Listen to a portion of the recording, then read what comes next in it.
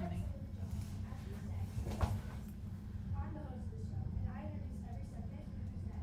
Where's the sound? Okay, it's coming. Yeah, they just got it. It's here. It's on. They can hear it then?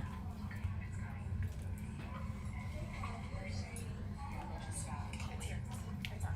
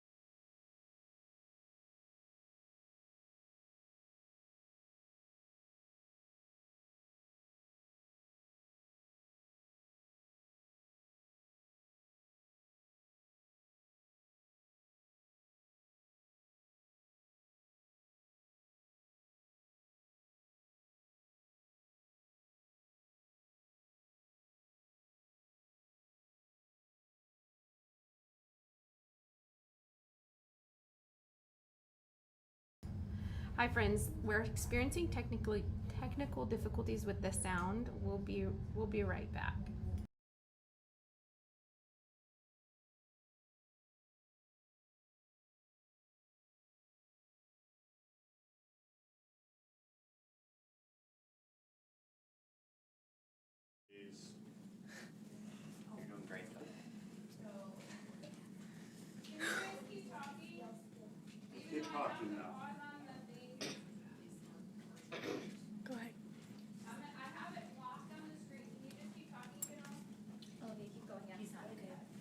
the mic too. That is right for right now. So see you another time. See ya!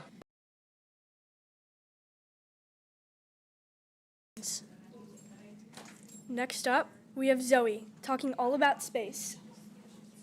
Sounded good. Okay. We're just gonna do it this way. Hi. Hi. So Is it working? hi. Okay, keep talking, kiddo. Keep talking. Howdy, hello. So all I'm here to do is talk about space. So I'm gonna get right to it. So there's this planet called WASP 107b, which has a really low density, aka a density which is like cotton candy or marshmallow, which is basically just a cotton candy planet except that you can't eat it. Really cool, right? There's speaking of exoplanets, there's TRES-2b, which is an extremely dark planet. We really rock. Light hits it because of stuff like vaporized sodium in its atmosphere. Yeah. And then this other planet called 55 Cancri-E, it rains diamonds. Sadly, we can't get it right now, but if we could, all of us would be rich. Now, I have an apology. Last year I talked about HD100546. That was actually HD189733B. So I apologize if my facts were wrong. Now, using an orbital telescope, we found a smiley face galaxy cluster. And be prepared, if you want to start this up, get out your phones, because this is a really long name. SDSS J1038 plus sign 4849. And now let's get back to our solar system. Uranus has sulfur in its atmosphere, which basically makes it smell bad. So, if you're ever planning on going there, cover your nose. And now, even closer to us, our moon. Did you know the black spots on the moon are called Maria, and they were originally thought to be seas? Now, let's get back out of the atmosphere. I mean, our solar system. Whoopsies. There's this humongous star, and by humongous, I mean absolutely huge. Its name is Stephenson 218. And if you search it up, it is massive, okay? Not like the sun isn't already massive, but the sun is like a speck of dust compared to it. So in performance to miss my last podcast, maybe because your fourth grader wasn't in here, the planet within the largest rings ever discovered, dwarf planet, excuse me, it's called J1407b. Search it up. It's pretty neat. Sounded good. I also talked about a Karat 7b in there, I'm pretty sure, which is weird, to say the least. Because it has extremely hot temperatures, but ice on its surface. So, that's odd, isn't it? That's odd, isn't it? Sounded good. I don't even know how that happens, but it's really nice.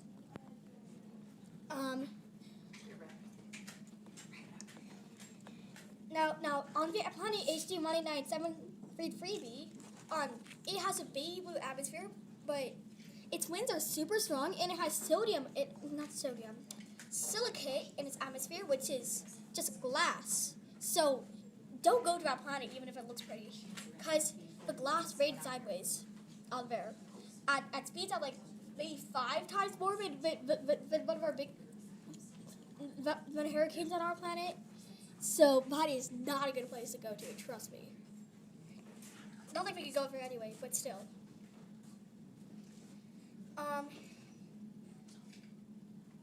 So all in all, if you want to get people to continue researching this, please donate, because some kids who might have cancer right now are thinking of researching this stuff later on in life. So I recommend donating to make sure that all kids stay alive, wanting to reach in space or not. Sounded good. Great job, Zoe. We have a YouTube comment. Let's go, Jack Bundelow. If you're just joining us now, welcome to the Ludwig School Podcastathon, benefiting St. Baldrick's. We're coming to you live from Lockport, Illinois, USA. Currently, it's 8:42 Central Standard Time. I'm your MC, Charlotte. We're so excited to have you listening and watching us on YouTube. You know what would be great? Pollution. Pollution is bad and it hurts and kills animals. So pollution caused by cars, planes, and other gas materials hurt the environment and world. Pollution has hurt the world for a long time and more years to come. If we don't stop polluting the earth, we will have bad water and food. Pollution hurts the environment and will endanger the animals for years. There are over 30 pounds of greenhouse gases because of cars. Trash can also be toxic to birds and animals, possibly even killing them.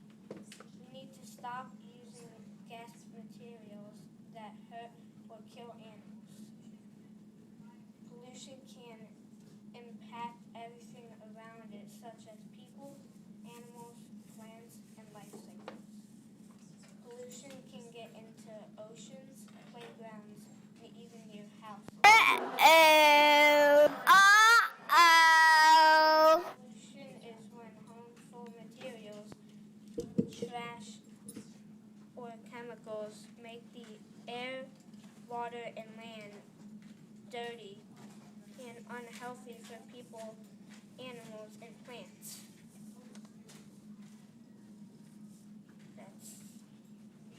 That's it.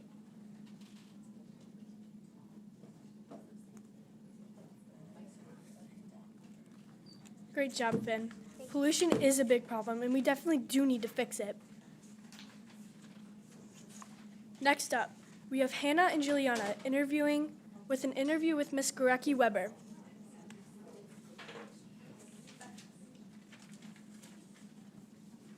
Hi, Miss Gorecki. Thank you for joining us. Hi, Hannah.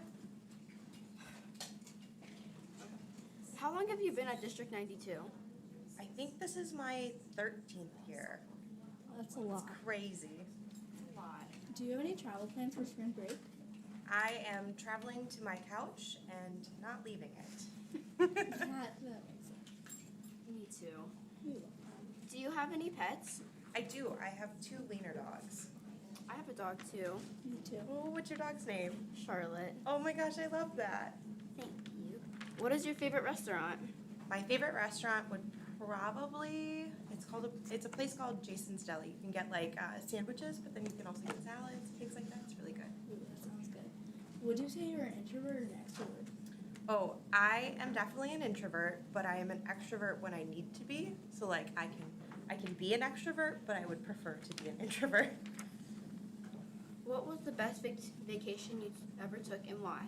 The best vacation I've ever taken was my honeymoon. We went to Paris and we got to travel obviously on a plane for a long time, but go somewhere new and exciting and learn a new language and get to experience everything like that. It was really fun. I've always wanted to go to Paris. It seems very pretty. It's That's my very dream pretty. place to go. Yeah. If you could only eat one food for the rest of your life, what would you choose? If I could only eat one food for the rest of my life, I would probably eat chicken tenders. We love chicken tenders. They're so good. Me and you both. What was the last TV show you binge watched? We are currently binge watching The Pit, which is like a medical show. So it's a really good show. Sounds good. If you could snap your fingers and become an expert on anything, what would you choose? Oh, that's a good question. Probably just like psychology and like motivation, because it's interesting to me to know why people do the things they do and to like learn about why people react the way they react to things. Sounded good. That's good. That makes sense. What's your go-to karaoke song? Ooh, my go-to karaoke song would probably be something from Taylor Swift. Probably anything. Right now it's Oh Boy. Oh, I love that song. It's so good. What was your favorite subject when you were in school? My favorite subject when I was in school was science because I loved doing the experiments and all the projects. If you could do any other job in the school besides your current job, what would you do? I would probably be one of the secretaries up front because they get to talk to everybody and they get to see everybody all day long. It's really fun. If you could live anywhere in the world, where would it be? Ooh, we would probably move to Ireland because I love like the scenery and the hills and the mountains, and you have a lot of fresh air, and it's a little bit rainy and we kind of like the rain, so it's a good place for us. Ireland seems like a really cool place. Yeah, I'm excited. We're supposed to go soon, so. I really want to travel. What is your favorite season? My favorite season is fall, when all the leaves are turning colors, pretty colors, and everything's a little crispy. It's my best. It's the best. That time is really good. What is your favorite store to shop at? My favorite store to shop at would probably, it's either Old Navy or Dry Goods, because they're very different, but I like going and looking through all their clothes. They have very different things, but. I like going to Goodwill. Oh, Goodwill is fun too. I love thrifting. What are your hobbies? My hobbies, so I coach dance, so I'm always at the dance studio, so I think it's a natural hobby to like dance, but we also like to cook, and we like music in my house. There's lots of singing going on and things like that, and musicals, so things like that. I love musicals. Do you collect anything? I do. I collect like unique coffee mugs, so we have a lot of coffee mugs in my house, but I always try to get one from like the different places we go, and then any that are like sentimental, so things from my grandmother or things like that. What's one thing that most people don't know about you? Ooh, I don't know. I'm pretty much an open book, I guess. Maybe it would be that we lived downtown for a really long time while I worked here, so a lot of people didn't know I lived in the city for so long. Was that like a long travel thing? It was a long drive here. It was over an hour a day, just with all the traffic, so. That's so long. Do you have a hidden talent? Oh, does dancing count? I guess the dancing would be the hidden talent, but it's not really hidden. What's one item you can't leave home without? One item I can't leave home without, probably coffee. I need it every day. What is one thing on your bucket list? One thing on my bucket list, we really, really, really want to go to New Zealand, and we are big Lord of the Rings fans and go see like the Hobbit house in the hills and stuff. It's so beautiful. What would be the first thing you did if you won the lottery? The first thing I did if I won the lottery would to probably buy some land and like start like an animal shelter so that all of the dogs that don't have families could go live on it. That would be really cool. What is your biggest fear? My biggest fear? Oh, that's scary. I really don't like heights. I really don't like heights, so it sounds silly, but I do not even like climbing on ladders. It's too much. Okay, thank you, Miss Peric. Thank you guys so much. Great job. You're welcome. The latest in our St. Baldrick's donations are, drumroll please,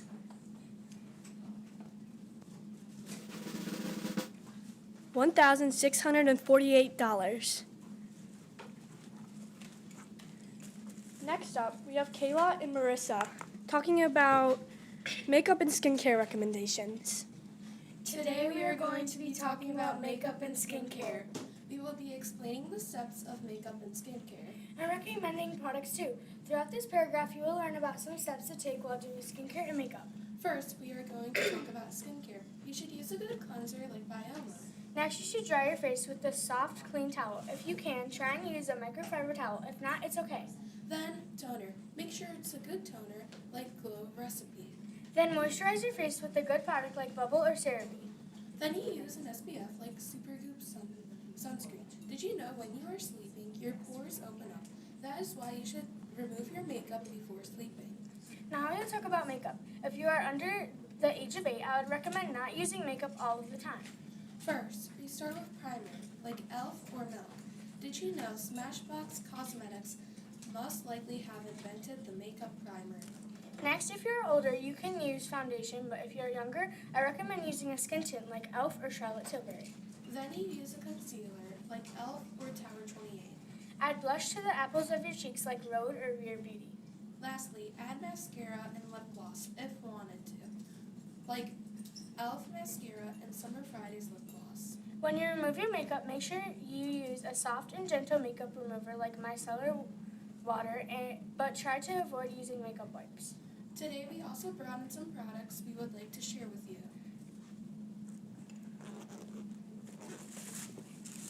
Today I brought in a skincare headband to show what it looks like.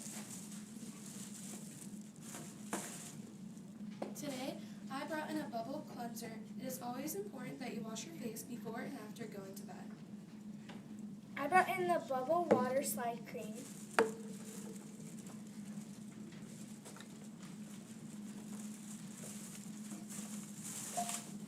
I brought in the Sol de Janeiro 68. I brought in a mini version of the bubble cleanser.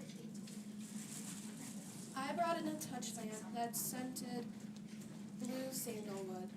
And lastly, I brought the Glow Recipe Plum Hyaluronic Cream. I brought in mascara.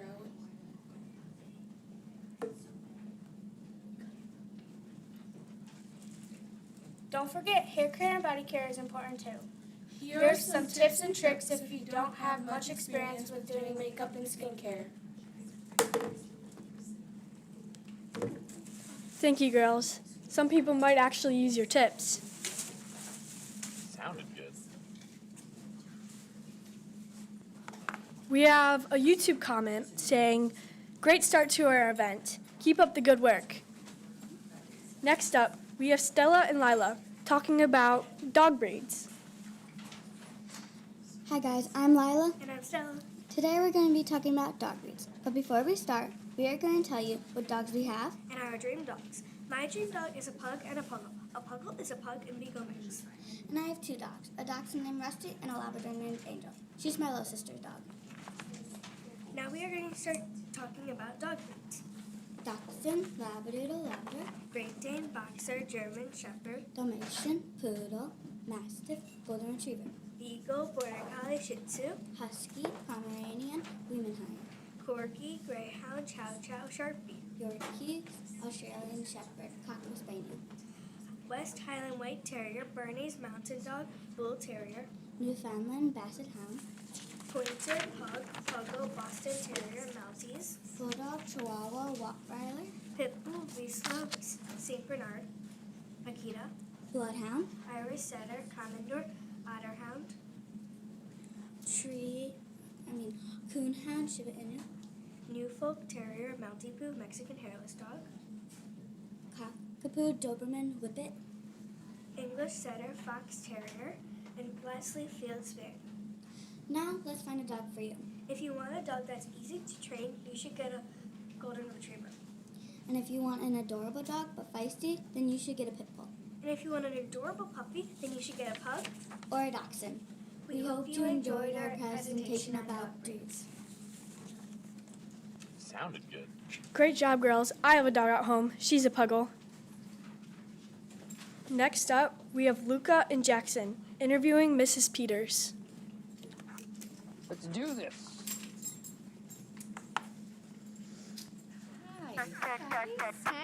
Hi, Mrs. Vickers. Hi, boys. Thank you for joining us. Thank you, guys. So today we're gonna ask you all questions. Okay. How long have you been at District 92? If you can believe it, this is my 19th year. I know, 19 years, and I love it here. What do you love about your job? Well, I love the kids, obviously. I love teaching reading, and the best part of the job is when the kids really start to understand the material and you see the excitement in their eyes. That makes my job worthwhile. No, that's respectful. Do you have any pets at home? I don't. I used to have a dog named Mitch, but no pets, just two little boys. What are your hobbies? I love to craft. So I have a crafting room, and I'm not as good as Mrs. Nelly, but I have a Cricut, and I like to make shirts and cups, and I love to craft. And in the summer, I love to sit outside and read, and I like to walk and run.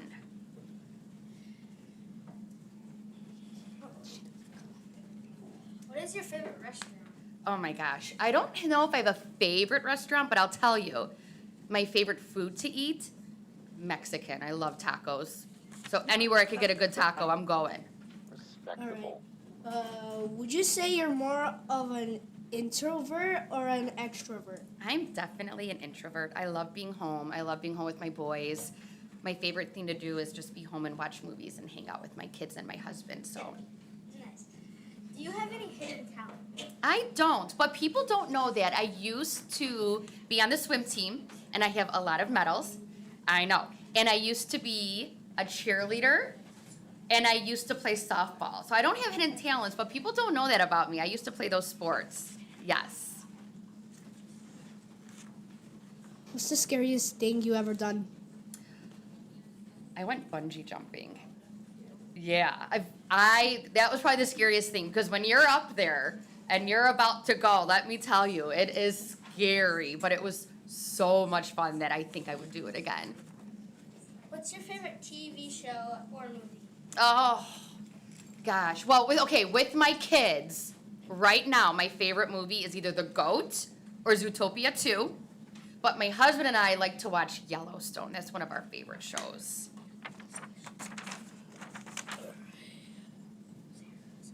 Yeah, things are going great.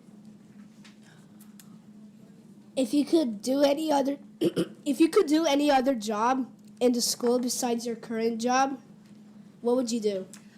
I would like to be a reading specialist. I have that degree. I love teaching reading, and if I could work with kids all day on their reading, I think I would love that. That would be one of my favorite things to do, for sure. Thank you for joining. Oh, thank you guys. Everyone's doing a fantastic job, so thank you. Sounded good. Thank you. That was a wonderful interview. We have an update. Our new total is $1,749.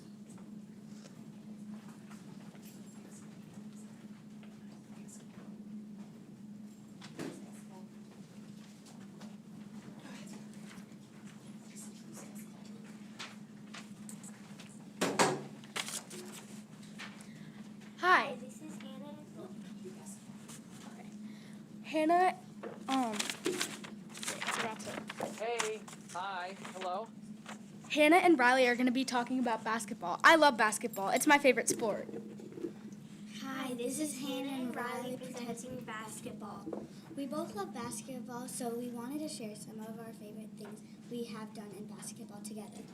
We've learned so much from our first game to the last game. Sometimes our coaches can be a little harsh, but whatever. In my opinion, and our whole team opinion, Riley is the most aggressive and shows no mercy and just tackles people down. In my opinion, Hannah shows way too much mercy. Let's get into it. Hannah needs to be more aggressive and get way more fouls. Hey, I was aggressive. No, you weren't. Well, that was the most aggressive I've ever been in my entire life. Whatever. Let's do what we were supposed to do. Jinx, white roof. Blackout. Okay, let's stop. Yeah, I agree. Anyway, there are a lot of sports. But we choose basketball. I'm going to talk about offense. And I'm going to talk about defense. I'm so much better than offense and defense. And I'm so much better at defense than offense.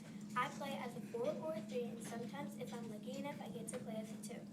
I play as a number 4 or 5, mostly 5 though, and I like 5 better. Offense is not that hard. You just have to get open and get the ball passed to you. Defense is kind of hard for some people, but not for me. It's not. And all you have to do is get in front of them and guard. This is all the time we have, and thank you for spending your time with us. Bye. Sounded good. FTFB. I can't say what that means. Sounded good. Thank you, Hannah and Riley. I love basketball. I played D92 basketball. Next up, we have Crystal talking about fun facts about Mr. Trula. It just says Crystal. Who? I can't hear you. we have Crystal and Betty talking about facts about Mr. Trula. Hi everyone. Hi, I'm Crystal. Hi, I'm Maddie. And today we're telling you facts about Mr. Trula. Mr. Trula became a teacher in 2003. That's about 22 years. Wow. She said she loves her job. Obviously, she loves to see kids and solve thinking by problem solving. Mr. Trula doesn't have pets anymore. Unfortunately, her gecko passed away last summer. She really likes to help people learn new things. When she was in 5th grade, she was able to help kindergartners learn the word of cats. She said she loved it. As a classroom teacher, she loved sharing books with her students. She had a huge classroom library, so it made sense for her to move in. Mrs. Trula found Concorde and Breakout EDU online. She thought those were great tools. She said those in books. Outer space is really interesting to her. I would definitely agree. And last but not least, Breakout News 3D Club is working on deciding new points for the summer.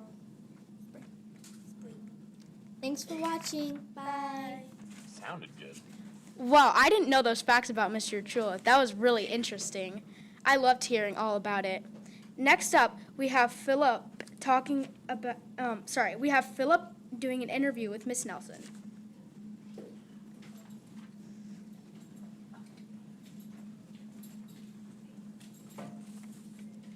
Hi, Miss Nelson. Thank you for joining us here. Hi, Philip. Thanks for having me. How long have you been in District 92? I've been in District 92. This is my 15th year. Wow. Yeah. That's a long time. What do you love about your job? I love the staff. I love the students. I love that I get to see different groups of kids every day and learn all about their lives and their cultures. And I just love being with kids all day long. We really Do you have any travel plans for spring break? I don't. I wish I did, but no, I'm going to be home. My daughter's on spring break too, so we're going to be hanging out. We're going to Seattle in June, so I'm looking forward to that. But no, how about you? I think I'm going to Kalahari. Really? That's so fun. Oh, awesome. What are your hobbies? My hobbies, I love to read. I like to do yoga. I like to be outside. Yeah, and just kind of relax. What is your favorite restaurant? Ooh, so there's this restaurant, it's in Orland Park, it's called Fuji Steakhouse. And it's one of those hibachi places where they cook at your table, and it's all kind of Japanese, like sushi and noodles and rice. How about you? What do you like? Texas Roadhouse. Oh, yum. Cool. Do you have any hidden talents? Oh, do I have any hidden talents? I don't think so, not really. I can do the splits, but that's really it. What is the scariest thing you've ever done? So we went to a haunted house last year, right here in Lockport actually. You had to like take a bus and it takes you into the woods. I was so scared, I almost cried. And it was so fun afterwards. I'd do it again, but I was totally freaked out. And then I think the second thing, going on, have you ever been to the Brookfield Zoo? Yes. Okay, so I don't like heights, and my daughter really wanted to go on the Ferris wheel. I've never been on that.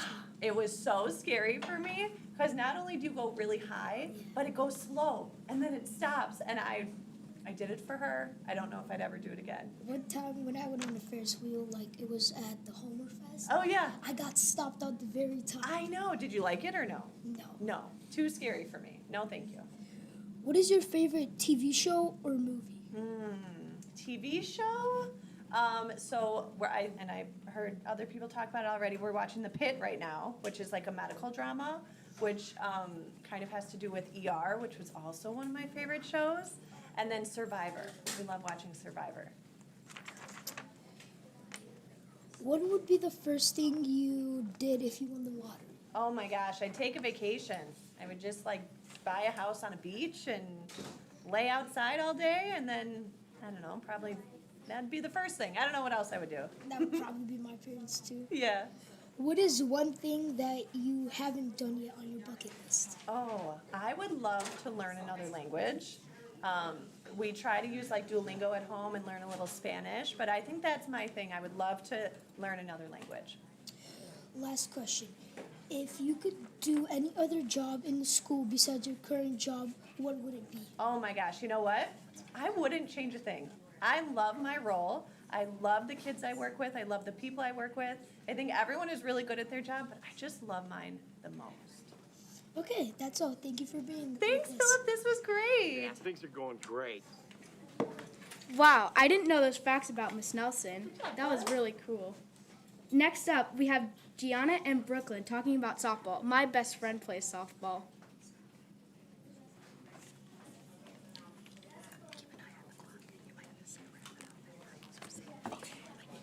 Hi, my name is Brooklyn, and today we will be talking about softball. I will be telling you important things and the things you need for playing also. The first thing we are going to talk about is what you need for softball. Let's start. The first thing you need for softball is a glove, because we have to catch the ball with our glove, and it helps us catch the ball in the air and get the other team's player out. The next thing you will need for playing softball is a mask, because it will protect your face from getting hit by a ball, and you put the mask on with your glove too. This item could really protect you. The next thing I will be talking about is the bat. The bat will have to you'll have to hit the ball and try to get a home run. The next thing I will be talking about is a helmet. It protects your head when you are batting. That is all I'll be talking about. Okay. Thank you. Next up, we have Claire. Oh, wait, sorry. We have a donation update. Our new total is $1,775. Next up, we have Clara, Kendall, and Sophia. Clara, Alex, Kendall, and Sophia talking about Benson Boone. The next one should be Alex. Oh, sorry. Next up, we have Alex talking about facts about the Concorde.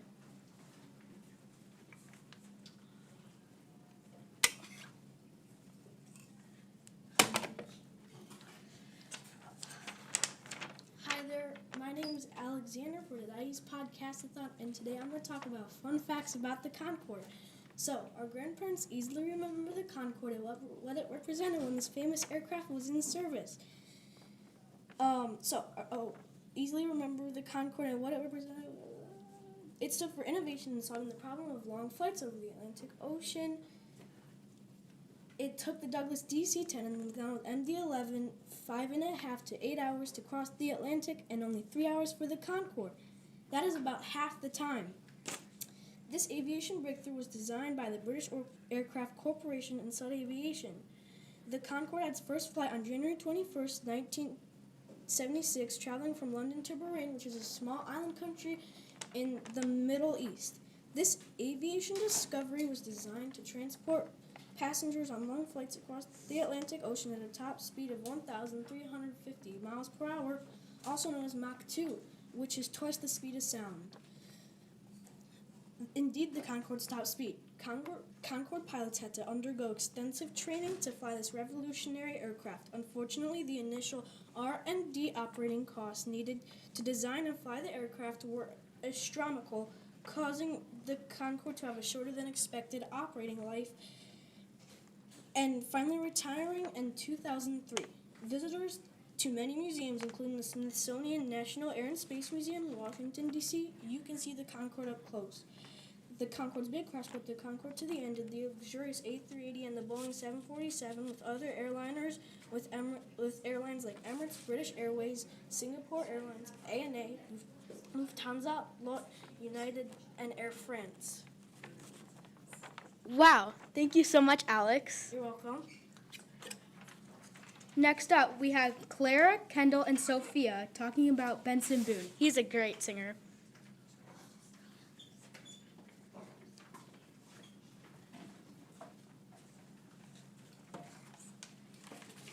Hello, my name is Kendall. My name is Sophia. And my name is Claire. Today we're going to be talking about Benson Boone. Just sit back and enjoy. First things first, Benson Boone's real name is Benson Boone James. Benson James Boone. He was born on June 25th, 2002 in Monroe, Washington. He is 23 years old right now. He sings pop rock, and pop rock. The instruments he plays are the piano, the keyboard, and the guitar. The members of his family are his 4 sisters, Kaylee, Emma, Natalie, Claire, and his parents.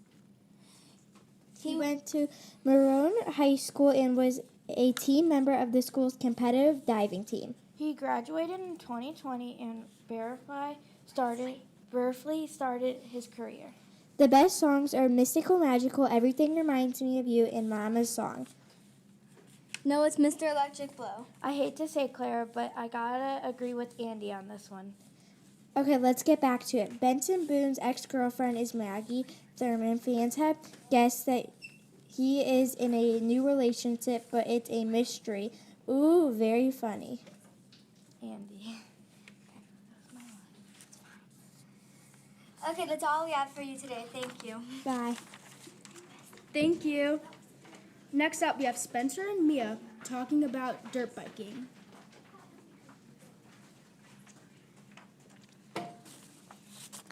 Okay, so this is the dirt bike things. Spencer, what do you wet on the bucket dirt bike and what do you put on it? Graphics and plastics. How do you ride a dirt bike? First you have to put all the gear on. Also you also have to put in the right gear. Well, how much gears are there? There is 5 gears in total. Okay. And what would happen if you went in the wrong gear? Sometimes you would go slow, and then sometimes you'll go flying. What would happen if you went flying? Would you fall off the thing? Sometimes, but not all the time. Okay, that would sound dangerous if you were going 4th gear. That would sound dangerous if you go to the 4th gear. And so remember the first time you rode your dirt bike? What happened?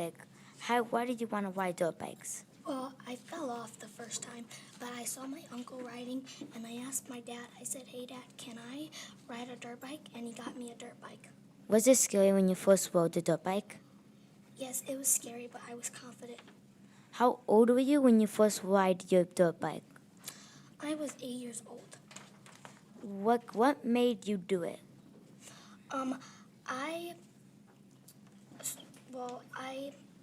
watched my uncle and I said I wanted a dirt bike, and I asked my dad, and he said yeah. Okay, that would sound cool and fun if you did it. What color would be your dirt bike? It would be green and pink. Okay, that's cool. That was the end. Thank you so much. We have a new donation update. Our new total is $1,946. Thank you so much for the donation. Next up, we have Pearl talking about cats versus cucumbers.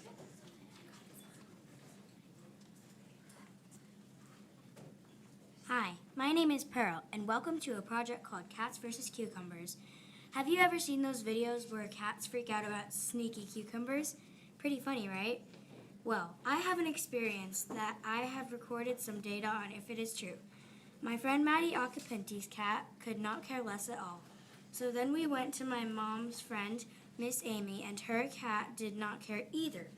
But that might have been because it was a zucchini. My Aunt Lisa's cat Mookie sniffed the cucumber and again didn't care at all. Now, on to the final result you've been waiting for. Drum roll, please. Another one of my mom's friends, Miss Leslie, has a cat named Tiger who was slightly surprised at first, but then he got a little too curious and began to eat it.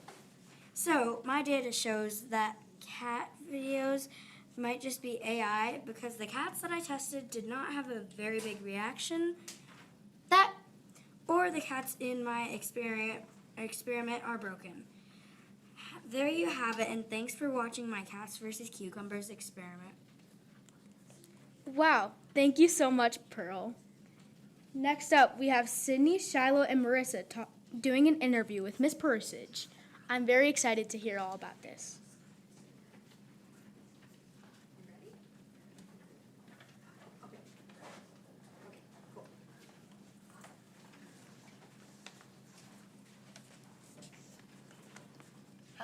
Hi. Hi. Can you hear me? Okay. How's it going? Good. How are you? I'm good. How are you guys? Good. I'm so proud of you guys. You're doing so many good things. Thanks for joining us. Well, you're welcome. First question, do you have a hidden talent? Oh, I don't know if I have a hidden talent. I think I'm really good at like researching how to do things and then like hyper focusing on them and then perfecting them. So I watch a lot of videos on how to do something like cricketing. You know what a cricket is, right? But then I hyper focus on it too much and then I don't want to ever do it ever again. So same thing with crocheting. I hyper focus on it for about 3 months and then I never do it again. So My mom's a big crocheter. She taught me how to crochet. I crocheted like a purple penguin last year. I crochet also. My sister crocheted. I like to do it for like 3 months and then that's about it. It's called ADHD. Yes, probably. Do you have any travel plans for spring break? I do, actually. We're gonna go to, everybody goes warm places. For some reason, we decided that we're gonna go to Green Bay, Wisconsin, where it's not warm. We're gonna go look at Lambeau Field, because why would I go there? Because the Green Bay Packers, of course. My son Wyatt is so excited to see Lambeau Field, and I think we're all pretty excited to go eat some cheese and go see where the Green Bay Packers play. What was the best vacation you ever took and why? Okay, well, there's a tie. So we've been to Disney a couple times, but our first trip as a family to Disney World was definitely one of the best. That was 2 years ago or 2 summers ago. It was just magical because my kids were little and it was my first time too. But also, I took my mom a few years ago to Ireland, and that was also a really, really good one. We went to the Wicklow Mountains and we went to the Cliffs of Moher and a bunch of castles, and that was a lot of fun too. What is the scariest thing you've ever done? Okay, scariest thing I've ever done. I think the scariest thing I've ever done is probably change careers, actually. I was not always a teacher. I was something else. I used to actually work in salons. I actually used to run a salon, and I didn't find a lot of love for that, and I changed careers. Mr. Kulig. Oh, sorry to interrupt, guys. She's a Packers fan. Ew. Ick. No, it's Do good. you have any pets? We have a zoo at my house, a small zoo.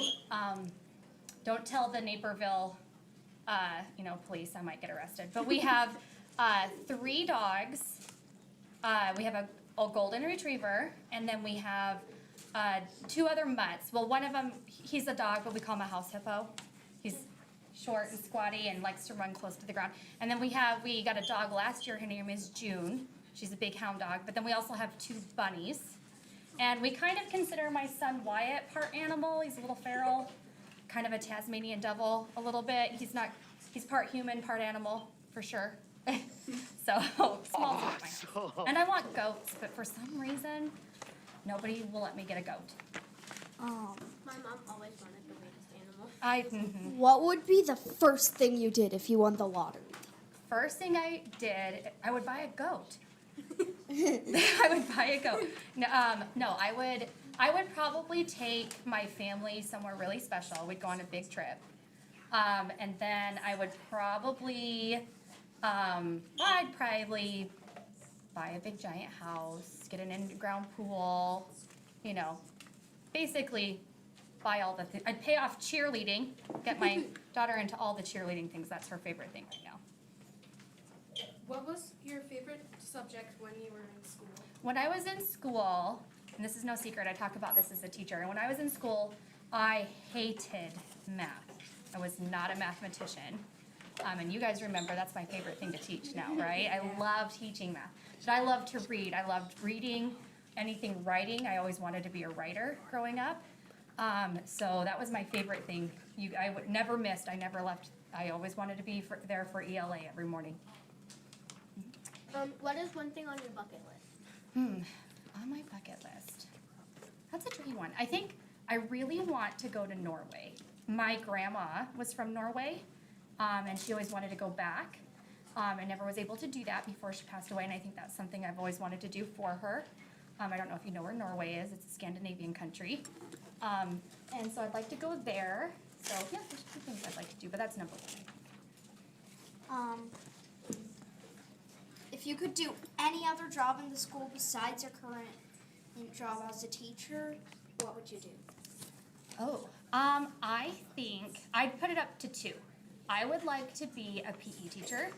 I think playing games and sports with you guys would be so much fun. Except for I just had to run down the hallway to go get a student, and I am struggling right now. But also I would like to be a math interventionist. I love what Mrs. Murphy does. I think it's a very valuable teaching position, and I think that would be cool. This What is your go-to awesome. karaoke song? I have a couple. I really like any Ace of Base songs. That's, you guys would know those. Those are 90s, early 90s, I Saw the Sign. Any Journey song, very cheesy. Any Lady Gaga song. I like all those. Yeah. I actually listen to a lot of like older techno music. Oh, yeah. One of my favorite bands is Tokyo Machine. Oh, I don't think I know them, I'll be honest. They're like techno music. Cool. What's your favorite store to shop at? I'm on a TJ Maxx kick right now. TJ Maxx, let's see, or Home Goods. I like Home Goods as well. So. Awesome. Only have 3 apps on your phone. What apps would you pick? Instagram. I have a problem. Instagram, Amazon. Again, I have a problem. And then probably just my text messaging. Please don't call, just text. I don't generally like calling people unless it's like a video call. Video calls are fine, but like calls, they're very staticky on my phone. Sure. I do like texting. If you could only eat one food for the rest of your life, what would you choose? Peanut butter, M&Ms. Thank you so much. Thank you. Hey, you guys are doing a great job. Donate, everybody. Thank you. Have a nice day. Thank you, guys. Bye. We have a new total. Our drum roll, please.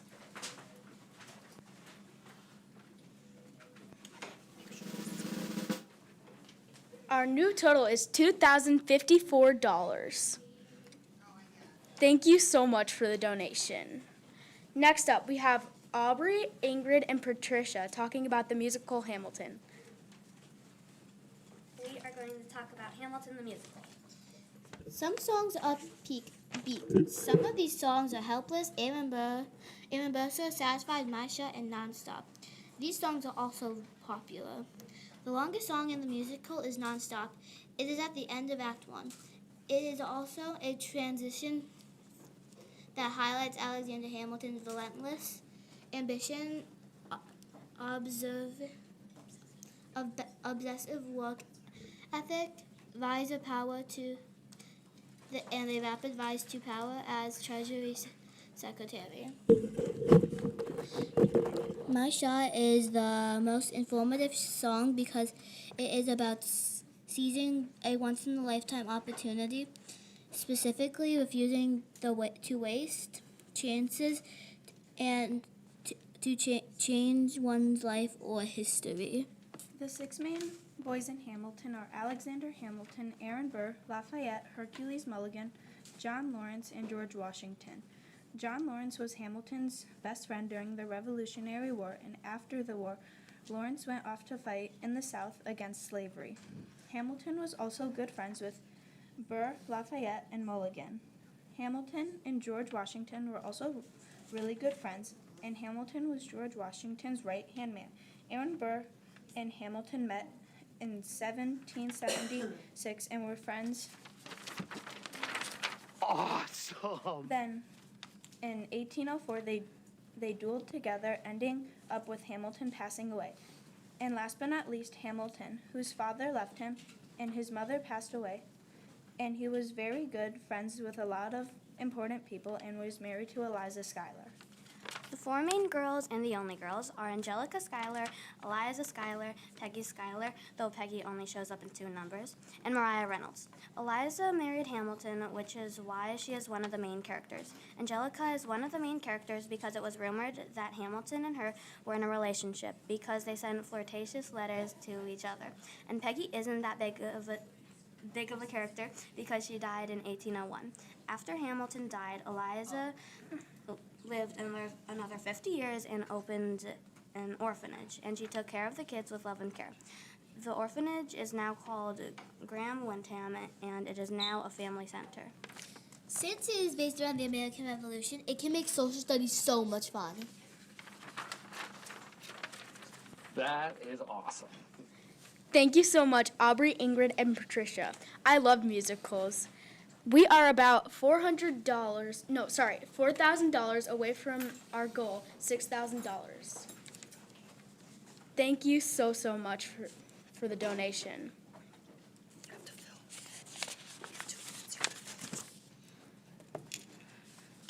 St. Baldrick's is a special organization that raises money to help kids with cancer.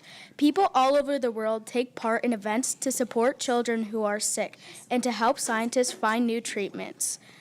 St. Baldrick started in 1999 when 3 friends wanted to do something good. They decided to shave their heads to raise money and show support for kids with cancer, who often lose their hair during treatments. They thought it would be fun and meaningful, and it quickly became a big event. Saint, because they wanted to do something good. Bald, because people shaved their heads to show support. It sounds like a real saint's name, but it was just a creative idea. Why do people shave their heads? Kids who get cancer treatments like chemotherapy sometimes lose their hair. People shave their heads to show support.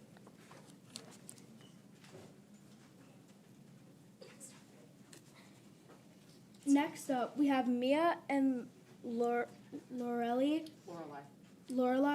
talking about facts about Miss Wright.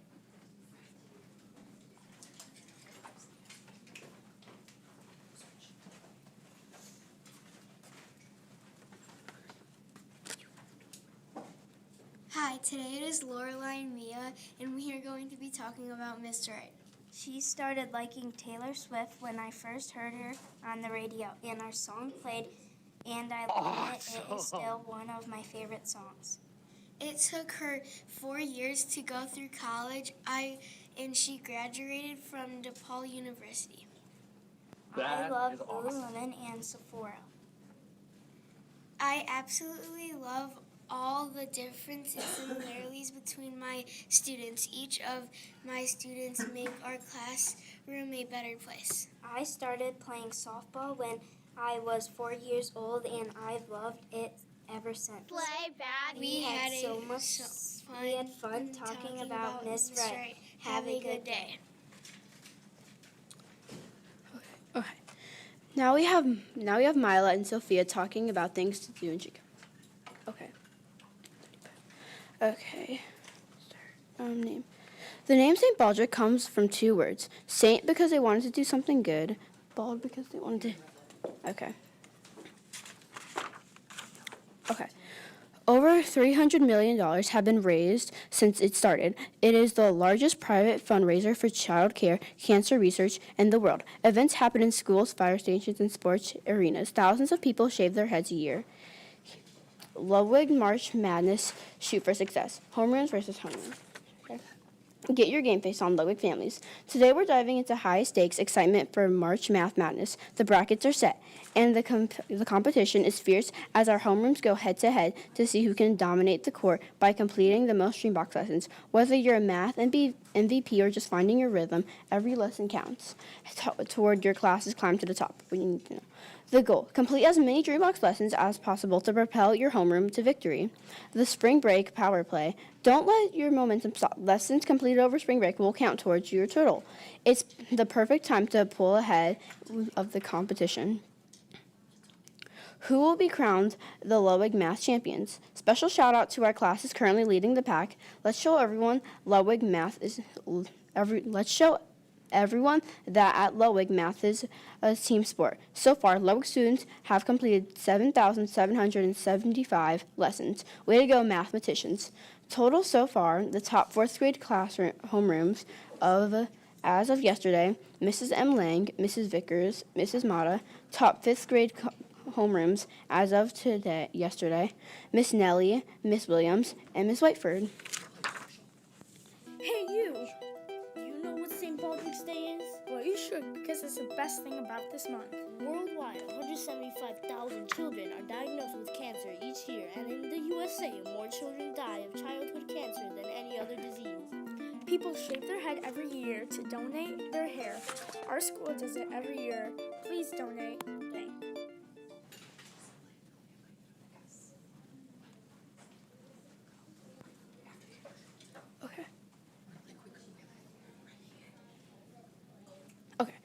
I have 4 legs, but I'm not a chair. I say meow and I love to chase mice. Who am I? A cow? No. It's a cat. I have 2 wheels and handlebars. You can ride me, but you have to pedal. Who am I?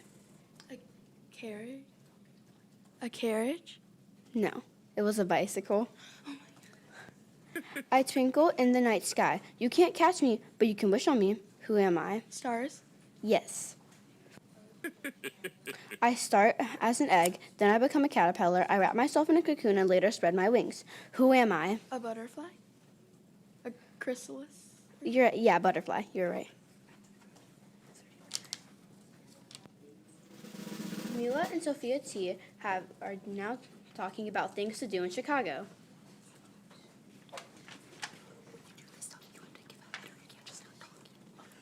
Hi, my name is Sophia. And Mila. We are talking about fun things to do in Chicago. First, going to Navy Pier. They have a Ferris wheel and Build-A-Bear. Lots of restaurants. It's like a mall. Next, Brookfield Zoo. It is so fun. I go all the time. You get to see monkeys. Next, we have a museum of science and industry. You can see an airplane hanging from the ceiling. Next, Shed Aquarium, and you get to see dolphins. Next, Slime Museum. You could see all the cool slimes there. Next, American Girl Doll. There are so many cool things to do there, and there are so many cute things there. Next, go to Dinner 16. They have the best food ever. It's at the Trump Hotel. They have the best burgers and fries. Next, we go to the museum of ice cream. You get to see a ball pit and eat ice cream. The ice cream is so good. Or iFly. You can have a trainer that helps you. It's so fun. It feels like you're flying. Ice skating? I love going ice skating. Guess what? I can do a spin on the ice. And all over the cool restaurants. It's like a pizzeria. Uno and steakhouses, their grills, and much more. Wait, I have been to a cool restaurant. It's called Steak 48. They have the best food. Me too. They have great food. Next thing, you can go on a boat and you could see the Chicago River. It is so cool. You get to see all the buildings and people. I love going on the boat. You can go see the beam in the Millennium Park. I just went to see the beam. Did you know that the beam is 66 feet long, 42 feet wide, and 33 feet high? That is so cool. And the food trucks are so good. OMG, I know. Bye. Thank you for listening. Now we're going to do animal facts. An owl can turn its head almost all the way around, 270 degrees. A group of hedgehogs is called a prickle. Octopuses have 3 hearts and blue blood. Ducks' quacks don't echo, and scientists aren't sure why. Some lizards can detach their tails to escape predators. The moon isn't round, it's actually shaped like an egg. Space facts. Okay, some space facts now. If you could drive a car straight up, you'd reach space in about an hour. Now some nature facts. The Amazon rainforest makes 20% of the world's oxygen. When there's something strange on your new iPad, who you gonna call? Computer Busters. When your computer's being weird, who you gonna call? Computer Busters. My computer just crashed. Who should we call? Computer Busters. Your brother threw your iPad and it made you mad. Who you gonna call? Computer Busters. Just call 123-456-7890. This is not real. Please do not call this number. Have a nice day.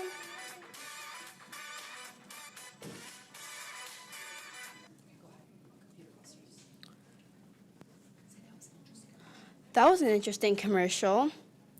Oh, the current donation update. We now have 2,192.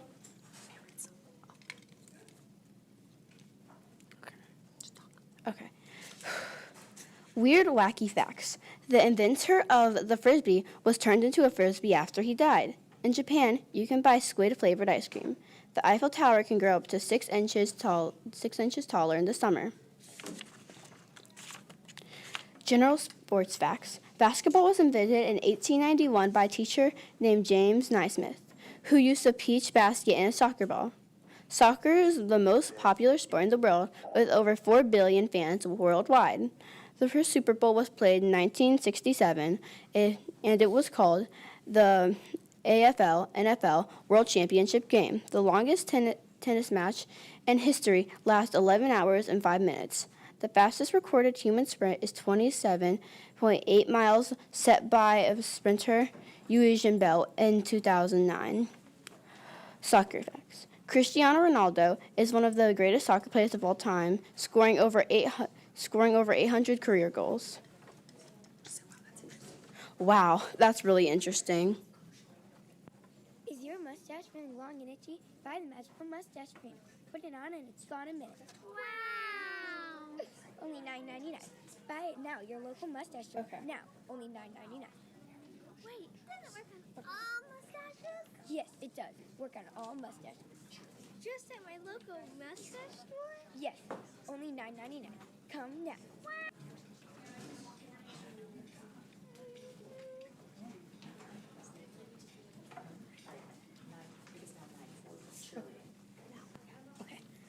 Now we have Grace and Sophia talking about cheerleading.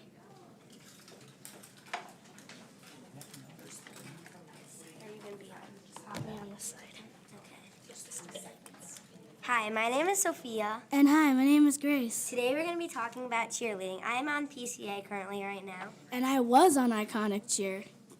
I am a back spot. And I was a front spot and a back spot. It was really fun. My favorite part about cheer is tumbling. My best tumbling skills are round up back handspring tuck, cartwheel tuck, and round up back handspring layout. My favorite part of cheer is stunting. My favorite position is being a back spot, and my favorite stunt 2 spot is an extension loop. We both began our cheer career at NAS in Lamont. We did NAS cheer at different times. When I was 6, I started Homer Stallion sideline cheer. When I was 7, I started competition until I was 10, and then I left to do PCA for spring. I joined competition cheer last year, and I'm currently loving it. We just had a competition on the 21st of February. I placed first, and we got a 79.79. We placed second, and we got a 71.61, but eventually we got 5 points higher on the second competition. We were on the same competition fall team. The Stallions was a good team. I knew most of the songs in their music. Fall season is coming up, and I'm going to be on Platinum Cheer Onyx team. I'm joining the Stallions again, but I don't know what the name of my group is. This is what we think about cheer, and I hope you enjoyed our presentation. Bye. Now we have Olivia talking some more about kittens.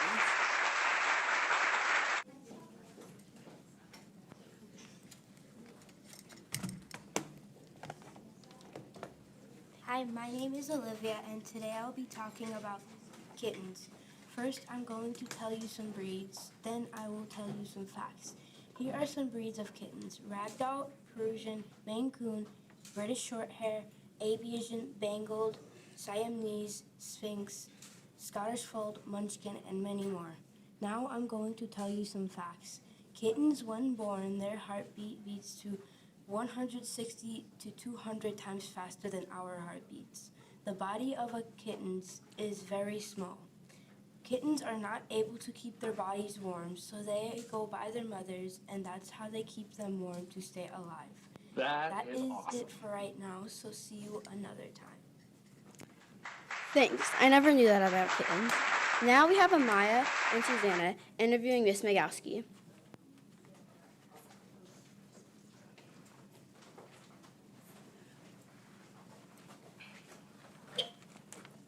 Hi, I'm Susanna, And I'm Amaya.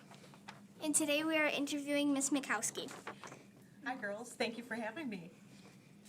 Do you have any pets? I do. I have 2 dogs. I have a Shih Tzu and a Yorkie Poo. Their names are Chloe and Nella. Do you collect anything? I do. I collect teapots and I collect concert shirts and band merchandise because I love music. Would you say you're more of an Awesome. introvert or an extrovert? That's a good one. I tend to be very introverted, but I am cross-trained to being an extrovert when I have to be. What's the scariest thing you've ever done? When I was a little girl, my uncle worked for Sears Roebuck. And when they built the Sears Tower, we got to go to the very top where there is a weather station. That's above where you go and they have the windows that you can look out over the city. This is the top of the building. It was terrifying. I still think about that to this day. What is your favorite TV show and/or movie? My favorite movie is an old movie. It's called It Happened One Night. It's a black and white movie. It came out in the 1930s. I love it. It's a really nice, happy story, and I watch it lots of times. My favorite TV show is Outlander. Awesome. Thank you for joining us. Thank you for having me. Thank you. Now we have Foods Around the World with Dylan, Kadrian, Isaac, Luca, and Nathan.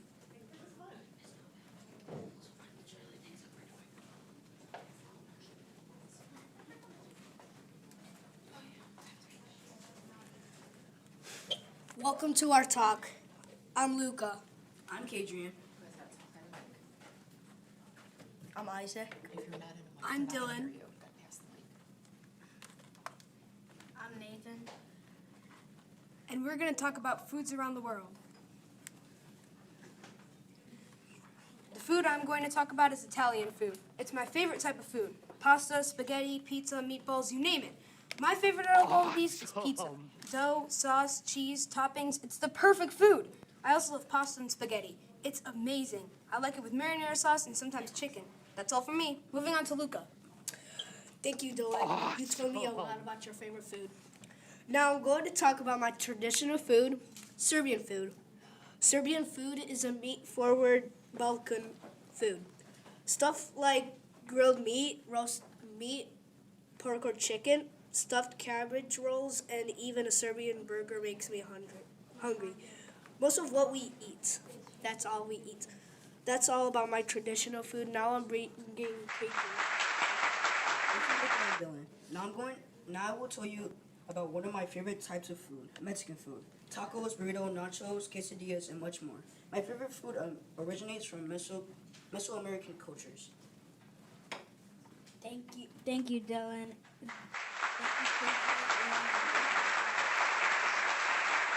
It's time tacos, pizza, quesadillas, tinga, pozole, grilled cheese, chicken, sandwiches.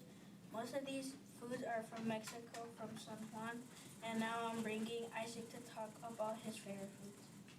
Awesome. All for telling them your guys' favorite food around the world. My favorite food is fried chicken and chicken sandwiches. Those are my favorite foods around the world. Hear me out. Popeyes is better than KFC and Chick-fil-A. Yeah. Thank you for listening to our talk.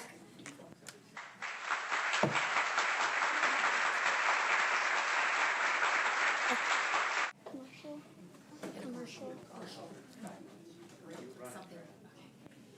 Do you like Hershey's? If you do, this commercial is for you. You can get Hershey's at Target, Walmart, anywhere you can go most. There are also other types Hi. of Hershey, My name is like Hershey Kisses, Hershey birthday cake, chocolate, and dark Hershey chocolate. I hope you can find yourself a tasty chocolate heaven. See you soon.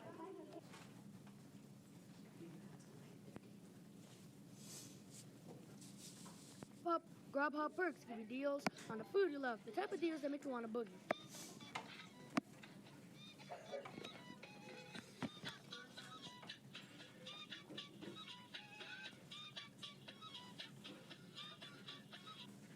Whopper, Whopper, Whopper, Whopper, Junior, Double, Triple, Whopper, Spring Grilled Taste, Perfect Toppers. I own this day.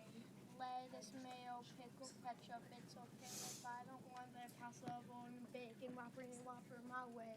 You rule your season today at BK. Have it your way. You rule. Credits to Burger King for making this song. Pokemon Go, the perfect game to play on the go. Play with cards or device and collect them with your friends. Find them at your local Target, Walmart, Meijer, and many more. Pick up your cards or game today by Andrew and Vinny.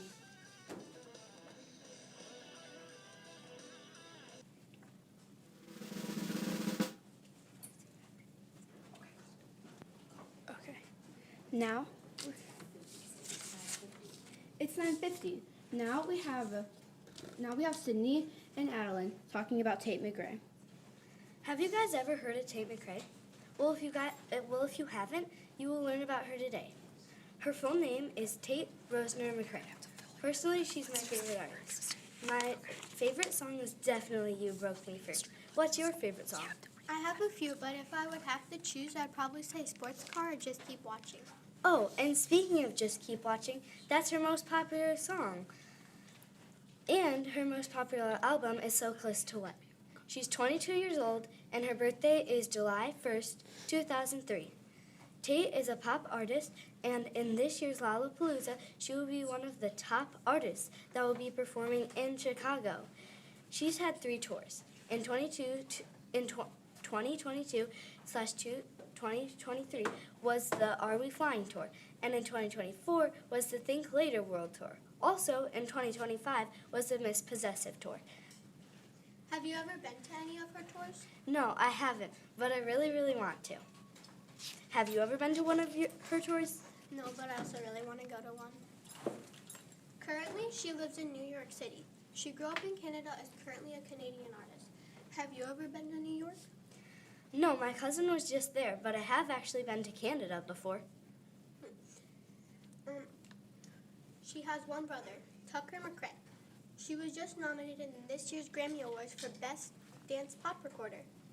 She has been nominated in so many different events, like the Grammys, obviously, also the Global Awards, Kids Nickelodeon Choice Awards, and Hollywood Video Music Awards.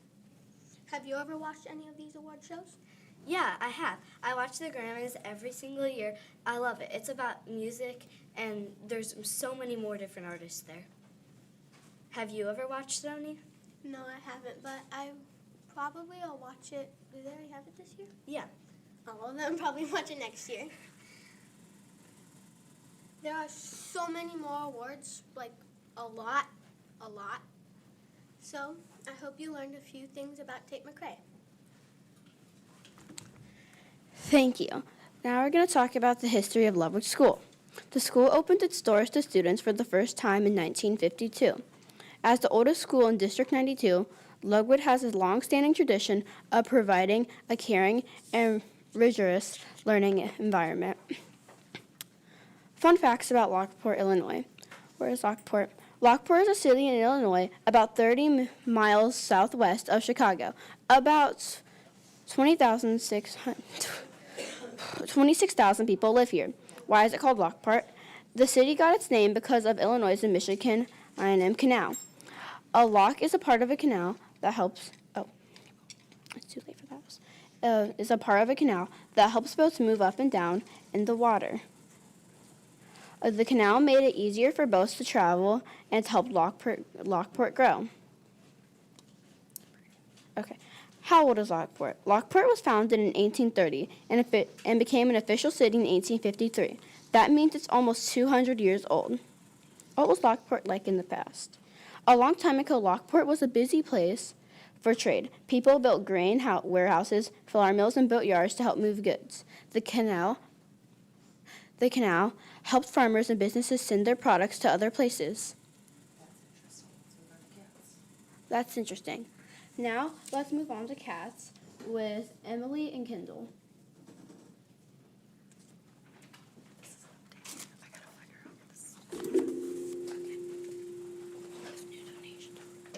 Hi, I'm Kendall. And I'm Emily. Today we're going to talk about cats at every age, starting with babies. Babies need 24/7 care when they are first born. They have a formula that is just made for them. And they have to be fed with a mini syringe for the first 4 weeks. They have to be put on a heating pad that's put on low with blankets just to keep them warm. Their environment has to be a small cage or a little bed with blankets. They need a litter box that's super small and not big for their toys. They can have toys with no strings and big toys, but the toys still have to be enjoyable. Next, we want to talk about the middle-aged type of cats. They're going to learn how to be a lot more independent, and they're going to be able to have wet food now. And depending on their age, they might be able to have dry food. They're going to need to have their own food bowl and normal-sized litter box and any type of home, like a little bed or a cage for their toys. They can have any type of toys, just no toys that have really small pieces, which basically means no chokeable pieces. Last, we're going to talk about old cats. Old cats can need more help because they're older. Some are blind and some are in good condition. If they're blind, they're going to need a lot of guidance. When cats get older, they could have health issues, but still important you give them food, water, and a nice safe place like a nice little cat bed or a cage because they're still important.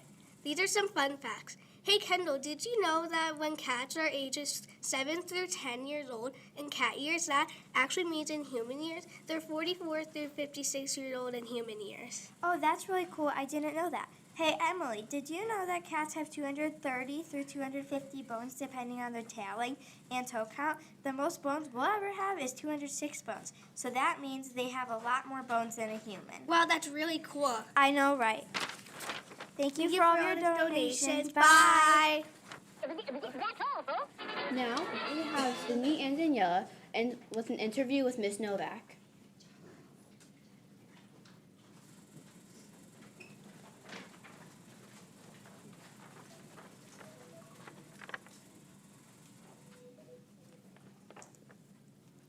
Hi.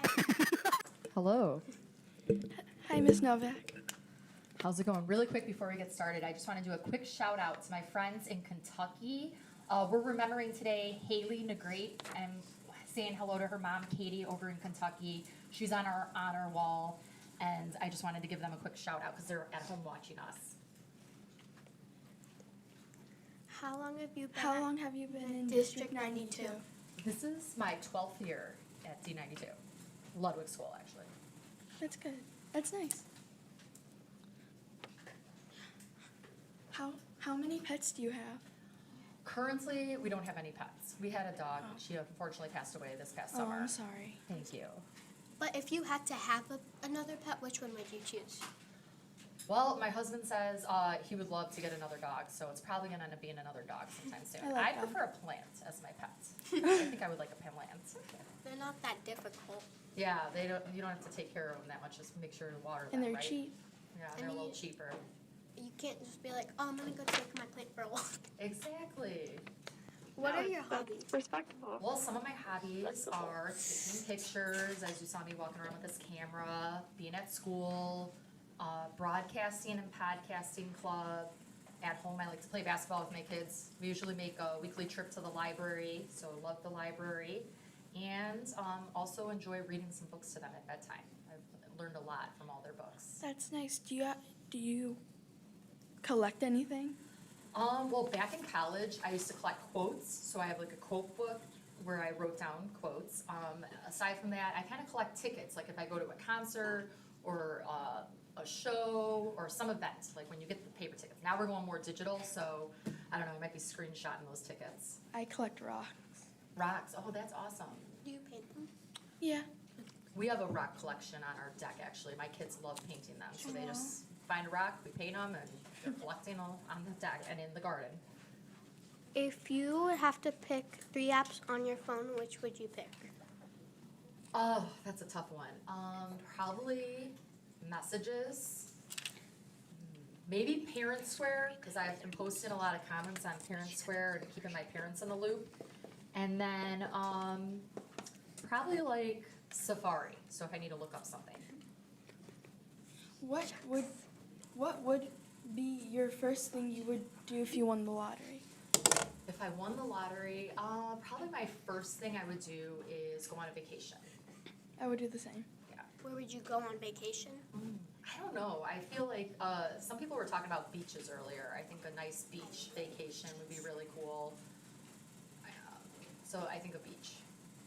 What is one thing on your bucket list? On my bucket list, I don't know. Probably I've ran a 10-mile race before, or 10 mile I think it was. No, 6 mile. It was a 10K. So maybe run one a little bit more than 6 miles. This is What is your favorite season? Fall, definitely fall. I love the bonfires and the fall foliage and all the different colors on the leaves and wearing hoodies and going to football games. I love how So definitely the fall. I love how it's hot and cold. Yeah, that's one of my favorite Fall. things about fall, because you could get like both hot and cold weather. Right, that is cool. What is your favorite store to shop at?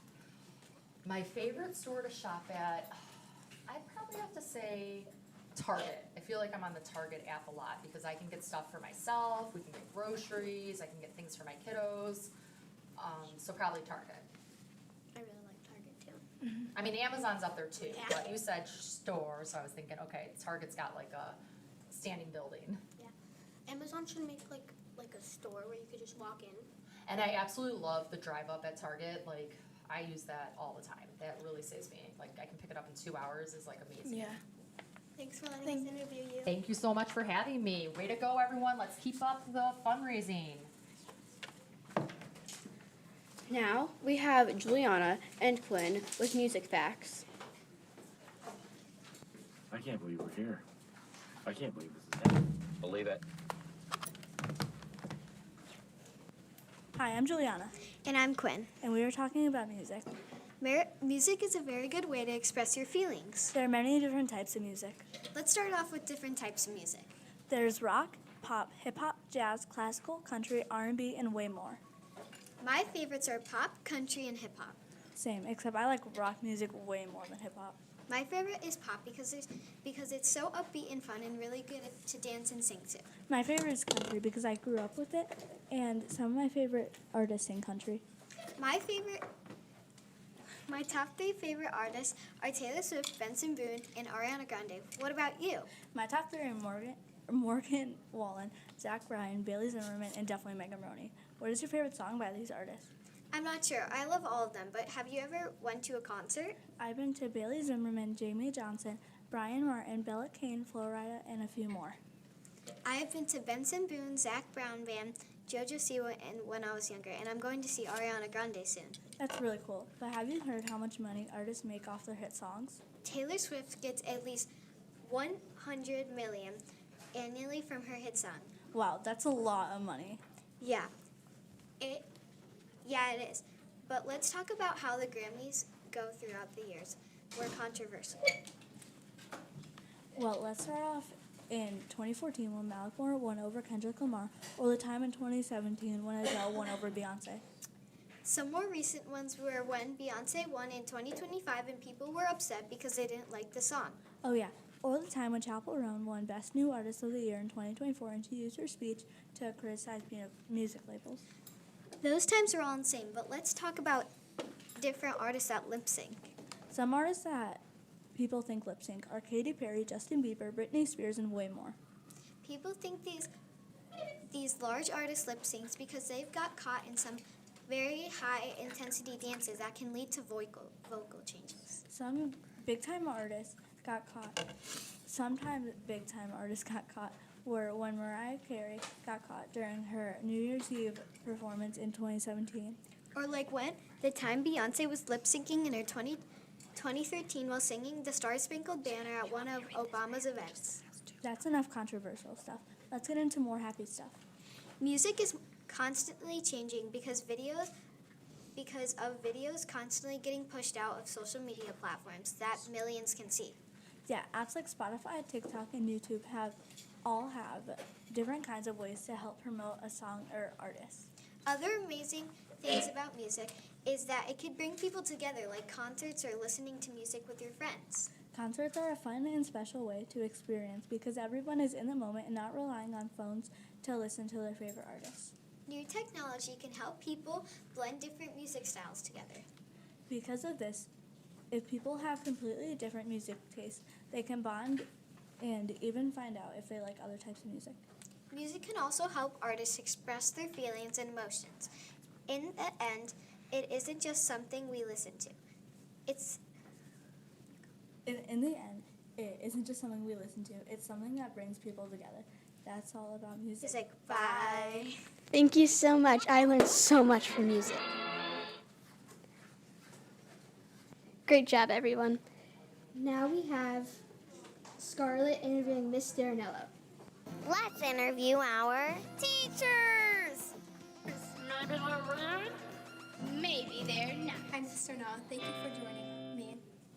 How do you have any travel plans for over spring break? I'm actually staying home and studying to take my exam to become a PE teacher. Do you have any pets? I have 2 dogs. I have a Great Dane and an Australian cattle dog.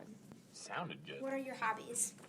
I like going to the lake in the summertime, hiking, and just being outside. What is one thing that most people don't know about you? Respectable. I would say that I have an older, sibling, in a way. What is your favorite restaurant? My favorite restaurant is Capri in Lamont. Would you say you're more of an introvert or an extrovert? I would say probably an introvert. Do you have any hidden talents? I learned how to ice skate when I was 3. What do you do on your drive to and from work? Usually to work, I listen to some music, and I'd probably say the same thing as on the way home. What is the scariest thing you've ever done? Probably go to a haunted house. I'm not really a fan of it, even though my birthday's around Halloween. What's the best vacation you've ever took, and why? I would say Clearwater. My uncle got married in Clearwater, and we turned it into a vacation, so it was super fun. If you could only eat one food for the rest of your life, what would you choose? I would choose vodka pasta with sausage. If you could only have 3 apps on a smartphone, which would you pick? I would say call, messages, and maps, so you always got to know where you're going. Oh, yes. What is one thing on your bucket list? I would say to travel. That's one big thing on my bucket list. What is your best childhood memory? Respectable. Well, it's kind of cool because I'm student teaching here at Ludwig, and I went to school here at Ludwig, so I would say that's a pretty cool childhood memory, full circle moment to come back on where I went to school. Oh, yeah. What is the last TV show you binge watched? What was the last TV show you binge watched? I don't really binge watch TV shows, but I watch a lot of movies on Netflix or Disney Plus or Hulu. What is your biggest fear? Probably being scared or being lost. What was your favorite subject when you went here in school?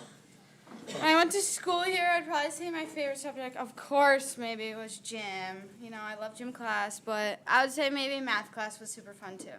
I love math too. What's your go-to karaoke song? The Cotton Eye Joe. Actually, when I went to read, Miss Deetz and Mrs. Krause were my gym teachers, so that's where I learned to do the Cotton Eye Joe. Oh yes, my sister loves that song. What's your favorite season? Either summer or fall. Since my birthday falls in like the fall time. I love fall. What is your favorite store to shop at? I'd say my favorite athletic brand is Lululemon, but my favorite like regular clothes brand is anywhere I can get a good deal. No, that's respectful. Thank you, Scarlett. Thank you for coming, Miss Darinello. I never knew that about you. Wow.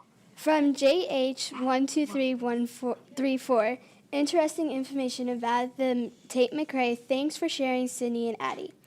From Susanna's grandma, she said, great job, everyone, watching everyone from Norkel, Poland. Now we have Maddie, Ella, and me, Harper, talking about volleyball. Let's do this.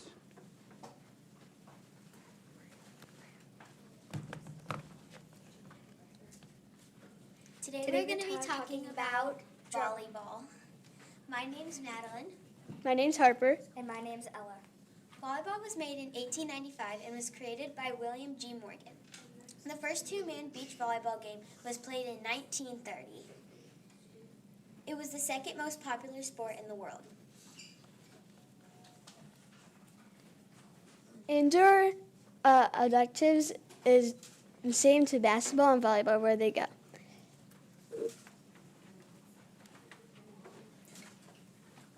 The game was created to combine elements of basketball, baseball, tennis, and handball.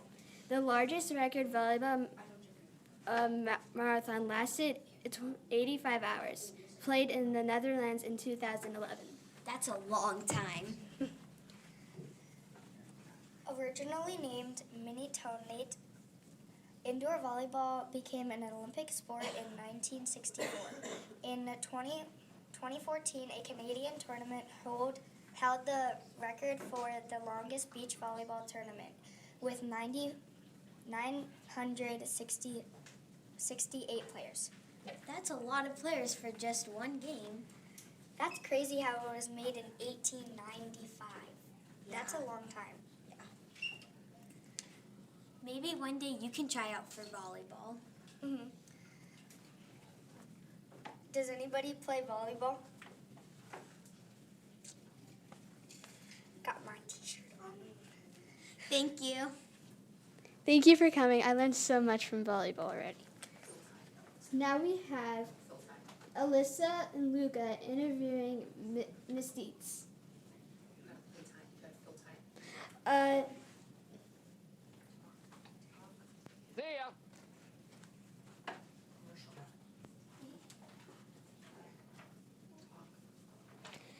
I never knew that about volleyball, and I studied it, and I never knew any of that.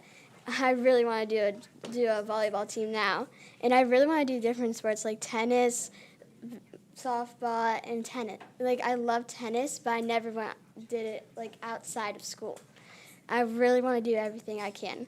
I love playing sports, and I really love to. I hope you give us donations and see how much we have. We are so excited to have people listening to us and donation money for cancer. Thank you so much for watching and donating for us. We're so excited to have our next a couple more Miss Deetz, Riddles and Jokes, interviewing with Miss Trula. I can't wait until all those come, and I can't wait to hear all about Miss Deetz, all about Miss Trula's, and different riddles and jokes. I can't wait to have a laugh with them. And for my spring break plans, I'm going to go to Michigan with my family, and I can't wait to go with my family and my grandma and papa. Now we have Alyssa and Luca interviewing Miss Deetz.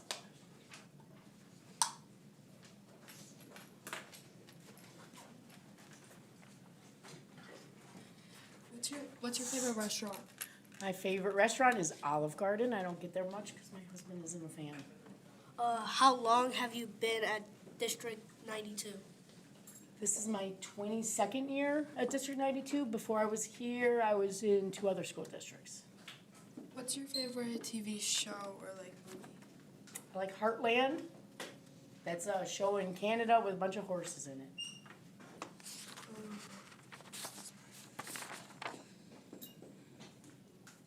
What was your favorite subject when you were in school? My favorite subject of course, was PE, and math was my second favorite subject. If you could live anywhere in the world, where would it be? I'd live in Alaska. You guys can all visit. If you could do any other job in the school besides your current job, what would you do? Mrs. Murphy, I would come after your job, math specialist. If you could only eat one food for the rest of your life, what would it be? Probably pizza, because you can have it from different places and it tastes different all the time. Sounded good. What is your best childhood memory? Best childhood memory.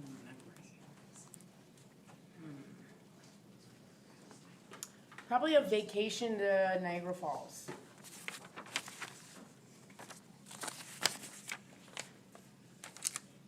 What do you love about your job? I love being part of so many children's lives.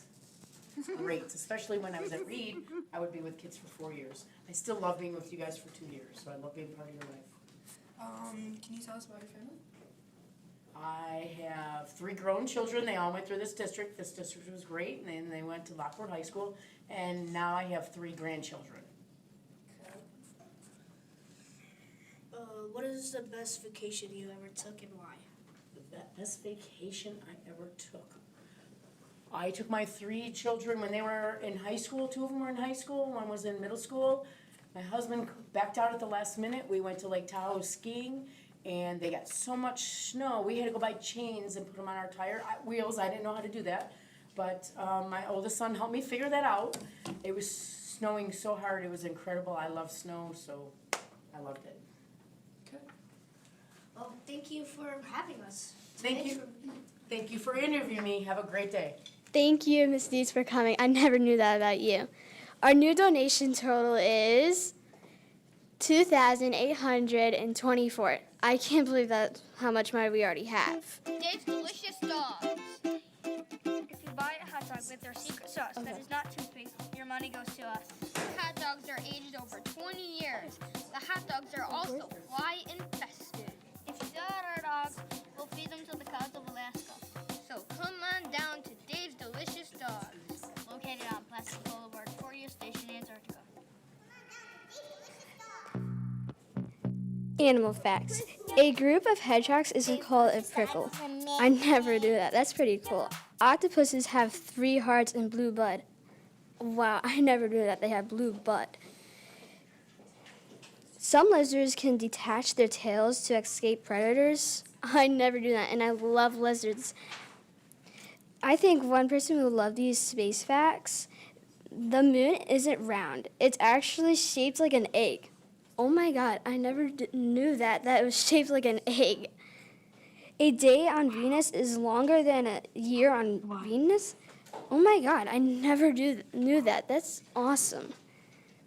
If you could drive a car straight up, you'll reach space in about an hour. An hour? I thought it'd take longer, like a day or a week. Oh my God. The Amazon rainforest makes 20% of world's oxygen. Oh my God, that's like so interesting. I never knew that the Amazon rainforest makes 20% of the oxygen. The double rainbow happens when light reflects twice inside a raindrop. Oh my God, I never knew that even though. Hey Harper, what's your favorite candy? I think Twix, that's my favorite one. I would say my favorite one is probably Nerds Gummy Clusters. Ooh, those are good too. Also, what's your favorite kind of salty, like sweet? My salty sweet is like chocolate covered pretzels because I like how sweet and then there's like a little savory in there. Yeah, I also really love the dark chocolate covered pretzels too. Those are my favorites. What are you doing for spring break? I'm gonna go to Michigan with my family, and then my grandma's gonna meet a new dog that she's gonna adopt.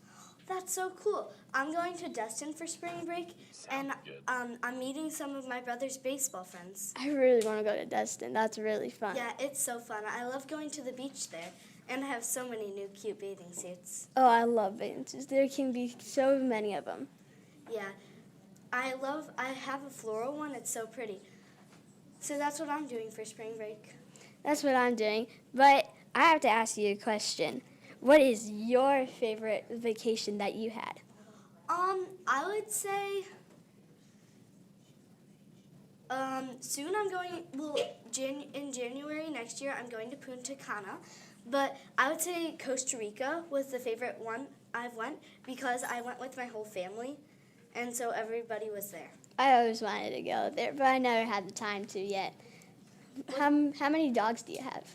Or cats? I have 0 dogs or 0 cats. I have no pets. But I do watch my grandma's dog. Her name is Shelby. Oh, that's a lovely name. I love that. Do you have any pets? Yes, I have one dog named Luna. She's just a little baby. All right. Thank you. Thank you, Addie.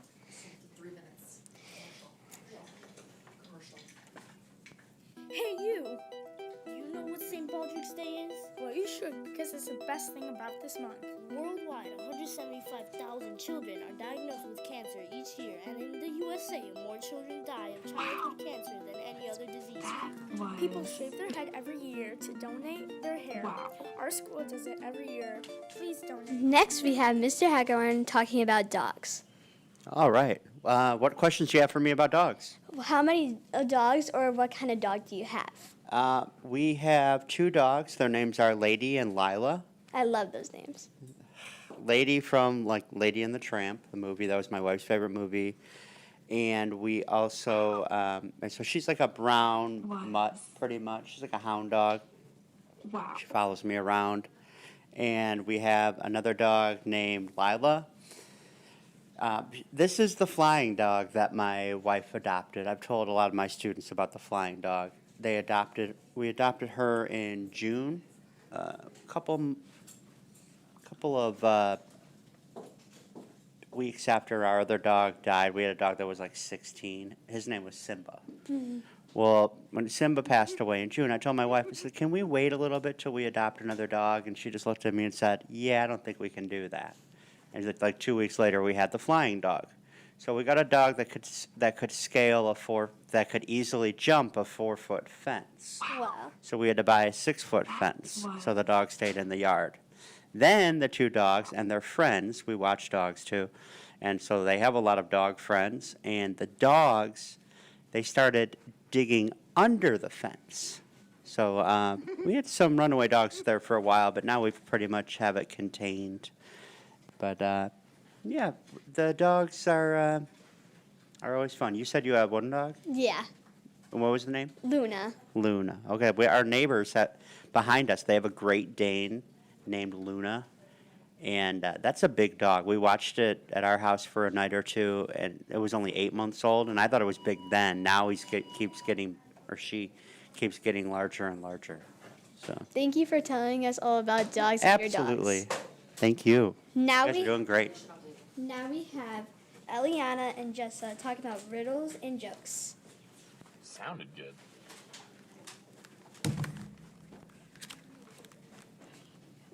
Welcome to Eliana and Jessa's Riddles, Jokes, and Fun Facts. Hey Eliana, where do sheeps go on vacation? I don't know. Where did they go? The Bahamas, get it? Why don't scientists trust anthems? Why? They make up everything. Haha. What do you call a fake noodle? I don't know what. An pasta. What can run but not walk? What can run but not walk? What? A river. What can you catch but not throw? What can you catch but not throw? A cold. What do you call a bear with no teeth? That's a good one. What? A gummy bear. Get it? Ha. Gummy bear? What do you call a cow in an earthquake? I don't know. A milkshake. What comes 2 times a week, 1 time a year, but not in a month? What comes 2 times a week, 1 time in a year, but not in a month? What? The letter E. Ha. What comes down but never up? Comes down, but never up. I don't know. The rain. How does a flower ride a bike? How does a flower ride a bike? How? It pedals. Ha. What can die but is not alive? What? A battery. What could cry without eyes and fly without wings? What can cry without eyes and fly without wings? What is it? A cloud. That's a good one. 5 fun facts about jokes. Fact number 1. The first recorded joke discovered in Samira is a piece of the toilet humor that dates back in 1900 BC. Another ancient joke dating back to roughly 1600 BC in Egypt tells a story about a pharaoh and his wife. Fact number 2. Laughing for 10 to 15 minutes a day can burn up to 40 calories. Furthermore, studies have shown that laughter can boost the immune system, improve blood vessel function, and increase pain tolerance by triggering and releasing Of endorphins. Fact number 3. In a study of over 1,200 laughing episodes in social settings, only about 10% were actually caused by a joke.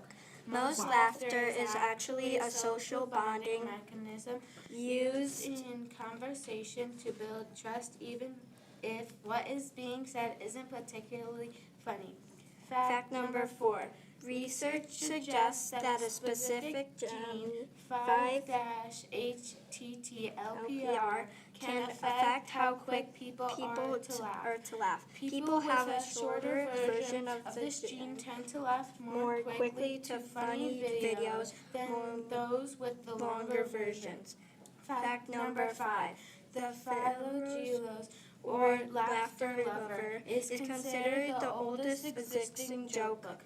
It is compiled by Hierocles and Philagrius, likely in the 4th century AD, and contains over 200 jokes. Thanks for listening to our jokes, riddles, and fun facts. Thank you. I love those jokes and riddles. Thank you so much for coming.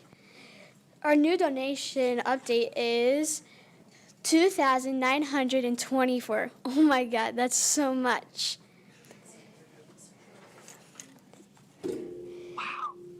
Awesome podcast, Ludwig students. I sure hope you reach your goal. A shout out to Miss Novak and her team. Nice job. Volleyball is my favorite, and I don't know all those facts. Now we have Charlotte and Chloe interviewing Mr. Trula.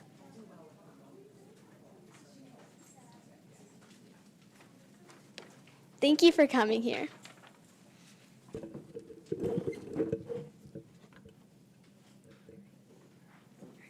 Hi, Mr. Trula. Thank you for joining us. Hi, I'm happy to be here. This is always an exciting day. Yeah, it is. Okay, first question. What do you love about your job? So what I love most is working with my students. We do so many amazing things in the LMC and also in our power time, and it's just so much fun to see kids learning and growing in what they know.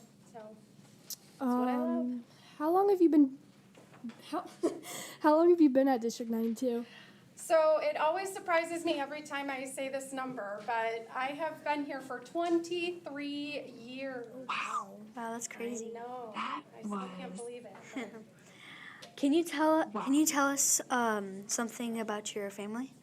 Sure. So I live with my husband, and it is just the two of us, but we have 12 nieces and nephews. So we have lots and lots of kids in our life. I have all of you here at school, and then we have all of them to go and run around and do things with, and we get to see them play all of their sports and be at all of their activities. We get to do it all, so it's a lot of fun. Sounded good. What's one thing that most people don't know about you? So I think something that people don't know about me is that I actually sing. So I sing in my church choir every single weekend, and sometimes I even do the cantering, which means I get up in front of the entire church and sing solo. And I don't think a lot of people know that I do that. And I've known you for 2 years, and it's a complete surprise. Sure.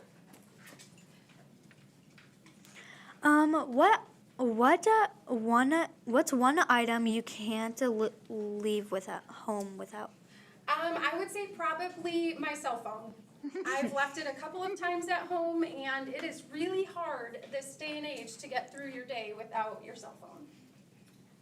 Do you have a hidden talent?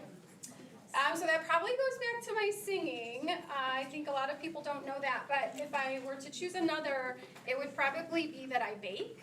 I have been baking birthday cakes for my 12 nieces and nephews since they were born. But most recently, in the past few years, I've started decorating cookies. I'm actually working on a batch for this weekend. Nice. What is the scariest thing you have ever done? I was wondering about this one. So I do not like doing scary things at all. But my best friend does. And we went on a trip out to California, and we were in one of the national parks, and there were railings to block off where we were supposed to go. She decided to climb over the railing onto a really big rock because she just wanted the perfect picture. So even though I didn't do it, that was the scariest thing I've ever experienced because I was really worried about her. What would be the first thing you did if you won the lottery? Oh, I know. Probably pay off all my bills. I mean, that might be what everyone says. Then probably buy myself a new car. Nice. What is the best childhood memory you've ever had? Oh, I have some really great childhood memories. I am one of 4.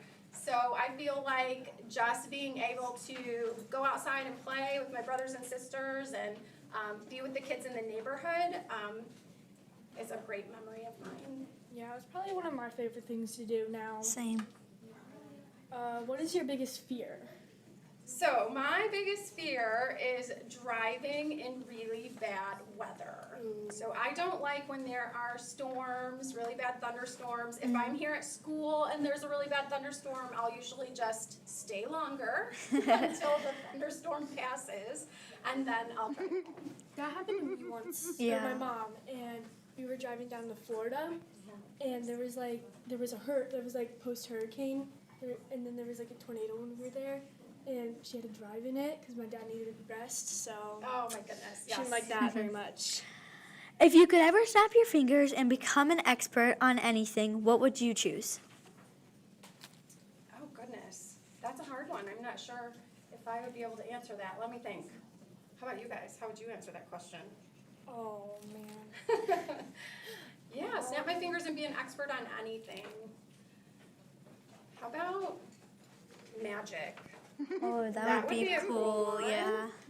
Yeah, if I could snap my fingers and be a really awesome magician, that'd be pretty cool. Yeah, same. Mine would probably be like, because I'm writing a book right now, and like, I'm having a hard time doing it.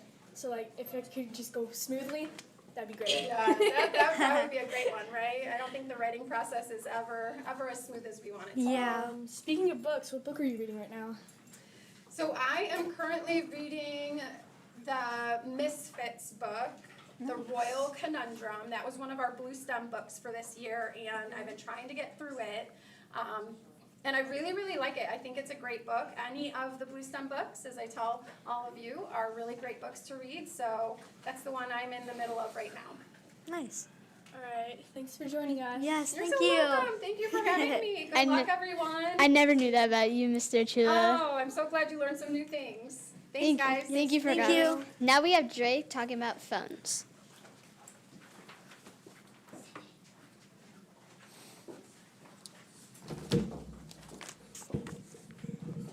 So, I work on some old phones, and I figured, well, people don't actually know what's inside some phones. So I have a phone that I'm actually going to be opening if I remembered the screwdriver. I didn't, so I'll show you the parts that I already took off of other phones. These are phones that like completely can't fix because like pieces were like damaged so badly that you have to get a new one, which I don't do. I just do simple like connecting. So this is a phone that I took apart. I completely took everything out. I have the little chip. Let me find the camera. This is actually what's plugging into it. So it's hooked up through solder and wire. Oh, I do have the screwdriver. So this is a iPhone 2 or 3, I forgot which one. And this is a 0.8 millimeter screwdriver, which is tiny compared to this. It's tiny. So let's see if I could get this phone open real quick. I always like to have plastic bags. Sometimes I use, like, when I do empty this out, which I do every now and then, I put the screws in there, but all the screws I usually put on here, then they go into a bag. Let's get out this last screw. Here. So I've been working on the phones for about a year, I would say, because last year I just started somewhat. So now that I have both the screws off, there's two ways that you could do it. You could take like the edge of it to get this off, or I use the screwdriver to cut off this extra film here. And then you hear like a little crackle. That means that you're getting off that film that keeps it on too tight. It's fine if you remove it because you're actually able to put it back. You don't put it back on, but you're able to put the screen back on for it. And let's see here. This phone I've never opened. Let's see if I could. I fixed this phone, which is currently dead. It takes photos because on this one you don't have to pay for storage. You have a SD card drive, so I use that a lot. Let's use the smaller one here.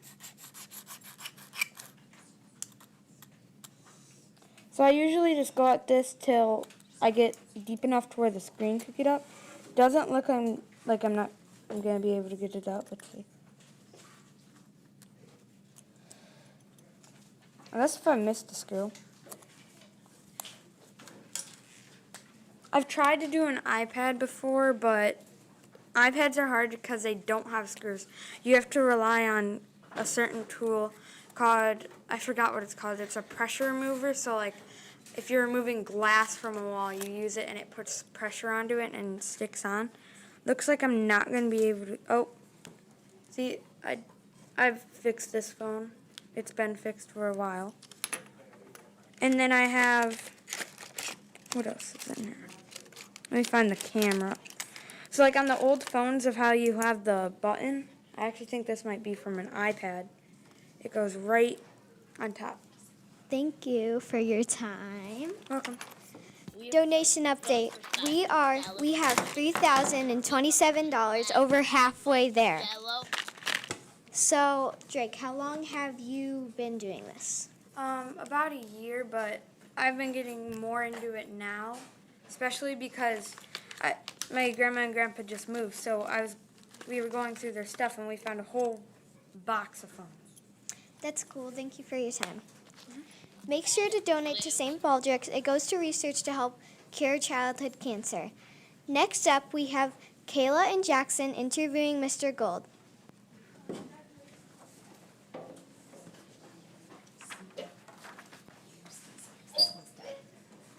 Green and rainbow.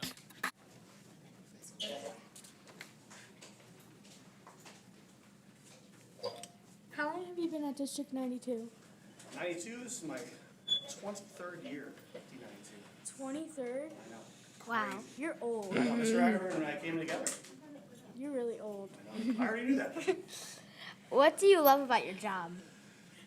Well, I gotta put up with you guys. That's not what I love. So, That's not nice.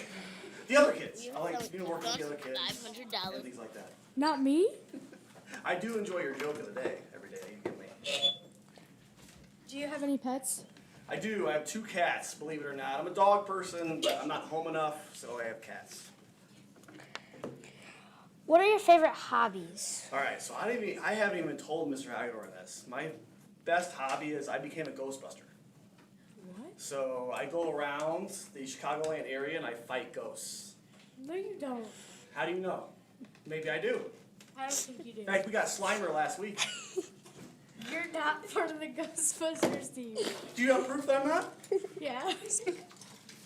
Whatever. Do you collect anything? I collect the ghosts that I fight. We keep them in my basement, in jars. What is your favorite restaurant?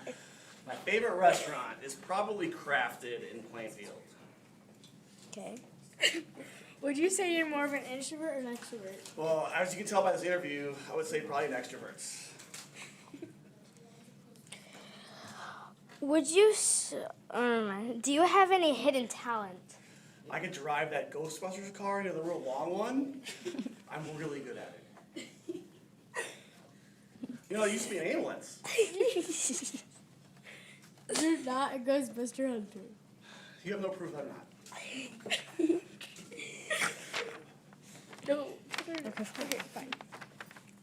If you could eat only one food for the rest of your life, what would you choose? That's a tough one, because I really like tacos and I really like pizza. So I'm going to go with both of those. What about the Ghostbusters? Well, that's what we do after we get the ghosts. We'll go and get some pizza, or we'll get some tacos. If you could only have 3 apps on your smartphone, which would you pick? Well, I got to have the messages. Ghostbuster app. I would have to, I got to know where the ghosts are, right? So there's a ghost, if you're a Ghostbuster, you have a special app. And probably the music app. Maybe sometime you should bring in your costume for your Ghostbusters. Oh, it's a uniform. It's not a costume. Well, then bring in the uniform. What would be the first thing you did if you won the lottery? Well, I'd expand the Ghostbusters thing and I'd make it more worldwide. If you could do any other job in the school besides your current job, what would it be? Oh, man. Oh, that's a tough one. I don't think I'd want another job in this school or the district. What about Ghostbuster job? Yeah. Well, there is no such thing as there's not a current Ghostbuster job in this school, so. But I thought you worked there. Huh? That's not in school. That's outside of school. Oh, okay. Come on, get with it. What's the last TV show that you binge watched? Let me guess. Ghostbusters. Ghostbusters. Okay. What is your favorite karaoke song? Karaoke song? Ghostbusters. Oh, man. Oh, yes. Who are you going to call? Ghostbusters. Definitely go to every time.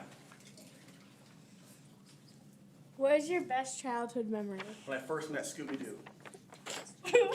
That was my best childhood memory. I can still remember it. I can still remember it to this day. Shaggy was there. Daphne. I've met them all. What? What is wrong? Okay.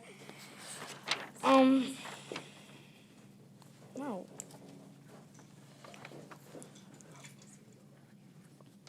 Okay, we're running out of snap your fingers and become an expert and on anything. What would you choose? Well, obviously, I'm already an expert. Guys, we're in running out of Ghostbusters, time. Let's right? wrap it up. So, I'll have to skip that question because we're running out of time.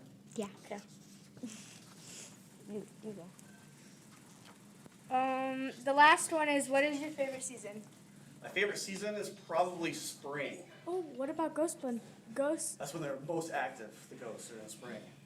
So you're hunting a lot of them? Yes, I'm very busy right now. Thanks for your time, Mr. Gold. Thank you. Thank you very much. Now we have Alex, Ethan, and Dylan talking about Roblox. I'm so excited to see. Oh, we have a current donation update. $3,052.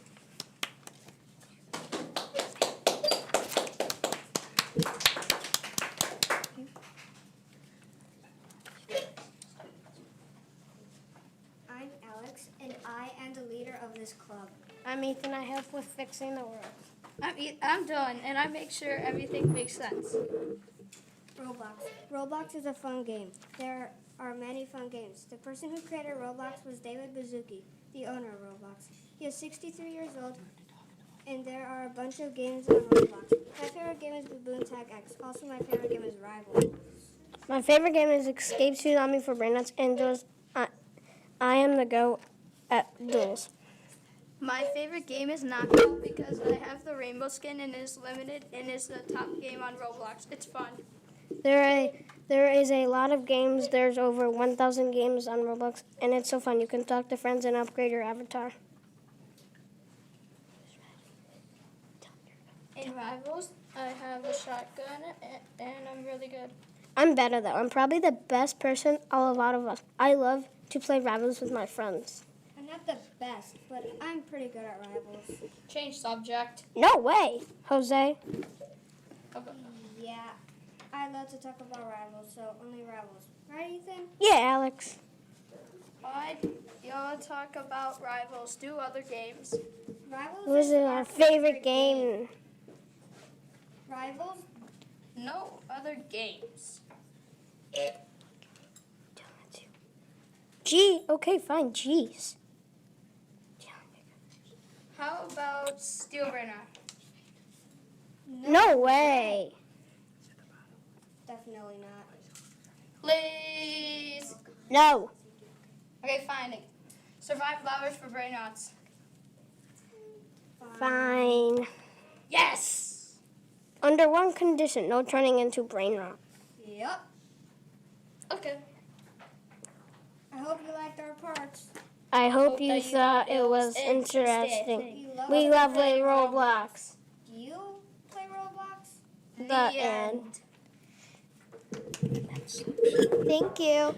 Wow, Roblox seems like a lot of fun.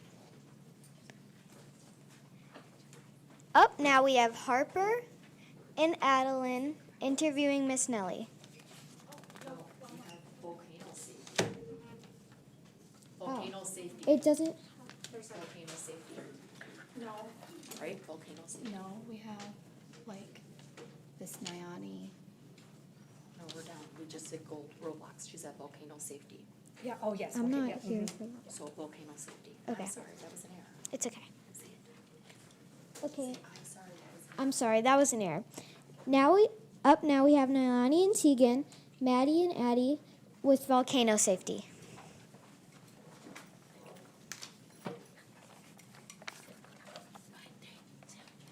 Hi, everyone. I'm Maddie. I'm Addison. I'm Tegan. And I'm Niani. Today we're talking about volcano safety. Hey, Niani, what do you think you'll do when a volcano erupts? Panic and run? Wrong. What you could do is stay indoors to avoid ash. Close all windows, doors, and vents so you don't breathe in toxic smoke. If you're outside when a volcano erupts, protect yourself from hazardous ash by wearing long sleeves, goggles, or an N95 mask. Follow all evacuation orders and stay away from low-lying areas and avoid driving. What if you're on vacation? Staying on a marked trail, obeying all closure signs, and monitoring local alerts for air quality and activity. Now here's another thing to note is volcanoes will send out warnings such as mini earthquakes or smoke will come out at the top. Those are signs to get out of the area. These are signs and tips to protect yourself from a volcanic eruption. How do you?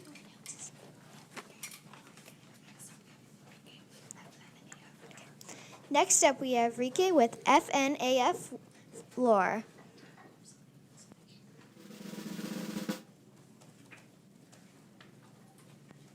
Hello guys, I will be talking about Five Nights at Freddy's lore. Remember, some of it may not be correct and might be in the wrong spot. There was a happy kid named William Afton. He loved a dancing bear. He was inspired and wanted to do that, but with robots.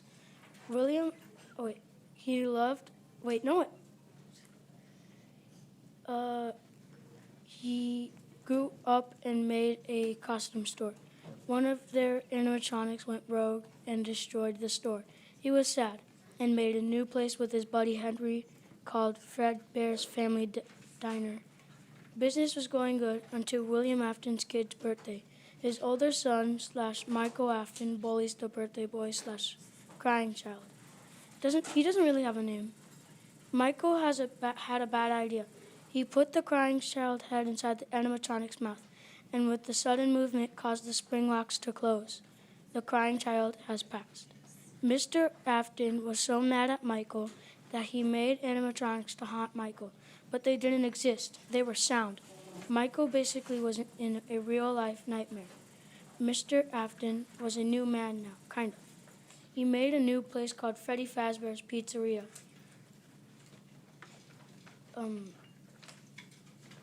Afton worked there too, and Afton kind of did the same thing to 4 other kids.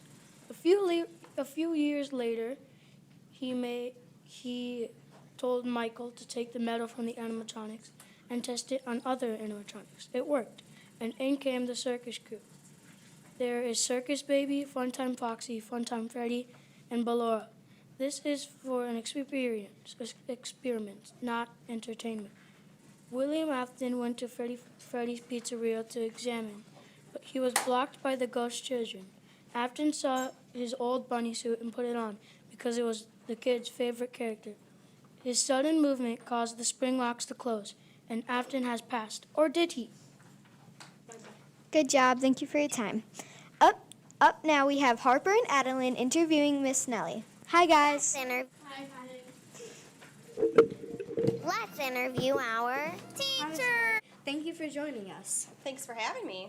How long have you been in this district, 92?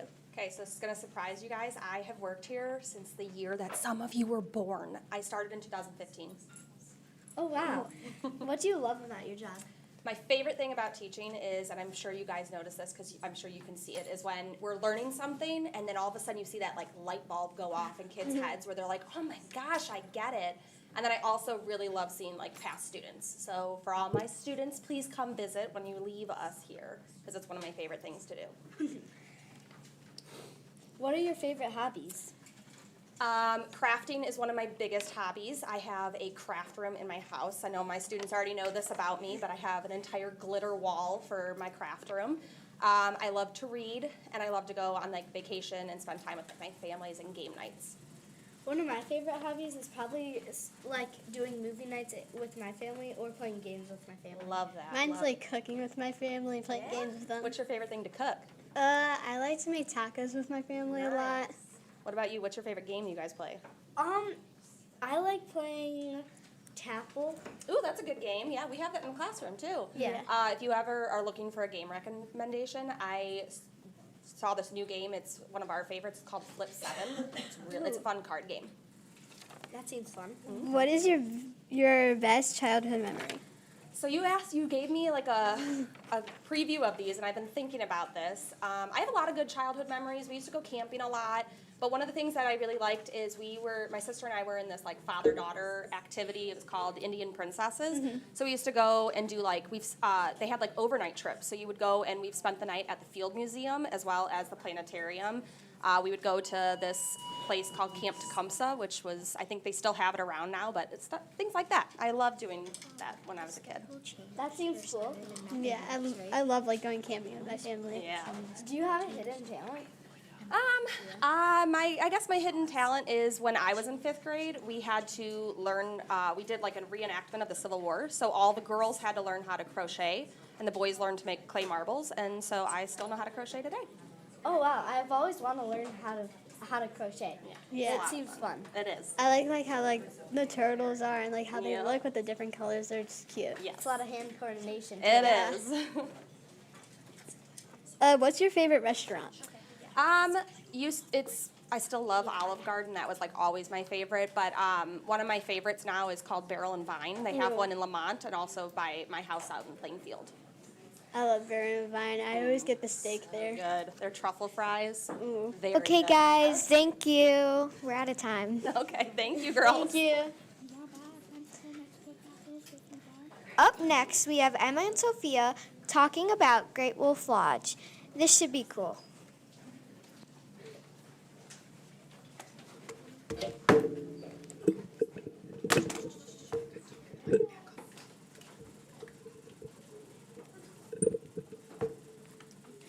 Hi, and welcome to the St. Baldrick, and I'm Emma. And I'm Sophia. And today we're talking about the Great Wolf Lodge. And if you're wondering why, well, that's a very good question. We actually went there for Emma's birthday party, which her real birthday was on the 19th. All right, let's get to the chase. First, we had a blast. Yeah, it was so fun. If you don't know what the Great Wolf Lodge is, it's a really big indoor water park, and you can even stay the night. And there's so many cool things you can do, like an arcade. Yeah, we got 12 hours to stay there. Yeah, it was the best. For me personally, I love the family water slide, the red one. That one, I love that one too. It was so big. Yes, the double loops on the slide were so fun. Yeah, there were so many things to do, like go on the wave pool. Yeah, the wave pool was really fun, and it was really funny how I almost died because of the really big waves. Yeah, we literally got lost from each other like 15 million times. And we were literally getting trampled, like literally. Yeah, it was crazy. And when we both like tied during the racing slide. Yeah, I can't believe we both won. Not me literally trying to ride the slides with everyone. Yes, though. Wait, I have an idea. What? At the end, we should rate the Great Wolf Lodge. Great idea. I know, I'm a smarty pants. Sure. Like, whatever. But yeah, that was a really great idea. But when we were in the lazy river, it was so nice. We were literally trying to just relax. But we were mostly just swimming through all the crowds or just doing weird tricks on the floaties. Yes. The food we ate was super good, too. Yeah, there were different types of food, such as Dippin' Dots, which, by the way, my favorite food. I love the Dippin' Dots, too. Oh, and we can't forget about how we got there. OMG, yes, we were jamming in the car. Yeah, we were laughing so hard. Yeah, girl, our faces turned red. Yeah, Riley's face is like a tomato. By the way, Riley is my friend from dance. While we're talking about people who were there, I'm going to say who came first.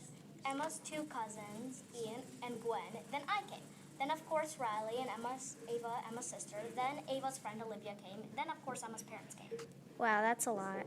Well, someone had to say it at some point. Yeah, I know. But we literally got, like, McDonald's at, like, 9 a.m. at night. And how I chugged the milkshake I got. Yes, that was funny, and I think I turned crazy. Oh, yeah. You were really crazy. Okay. What? It's time to rate the Great Wolf Lodge. Let's say in 3, 2, 1. 1 trillion out of 10. Okay, bye, guys. Bye. Hope you like the story of my birthday, and hope you get a little bit more information about the Great Wolf Lodge. Okay, and then I'll do it in a minute. Yeah, okay. Thank you. Reminder, our total donation total is $3,206. Now we have Claire and Allie with trends. This is awesome.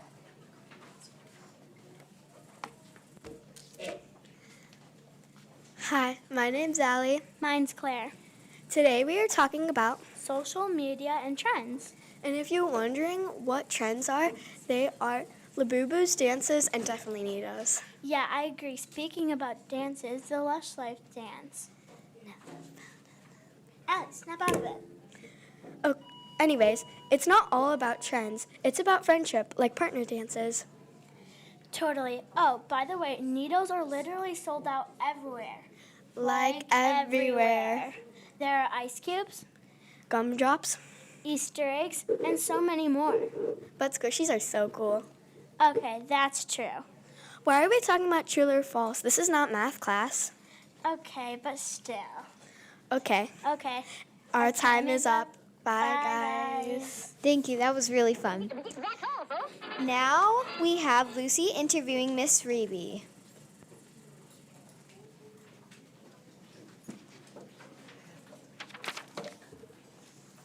Thank you for joining me, Miss Reby, today while I have a bunch of questions to ask you. Number 1, do you have any travel plans for spring break? Do I have travel plans for spring break? Not really. We are going to visit 2 colleges that my children are interested in looking at. So we'll go see one on Monday and one on Wednesday. And on Friday, I'll go pick up my daughter from college. So those are my only travel plans. Yeah, I'm not doing anything either. But I'm sorry. but you can relax and have fun at home.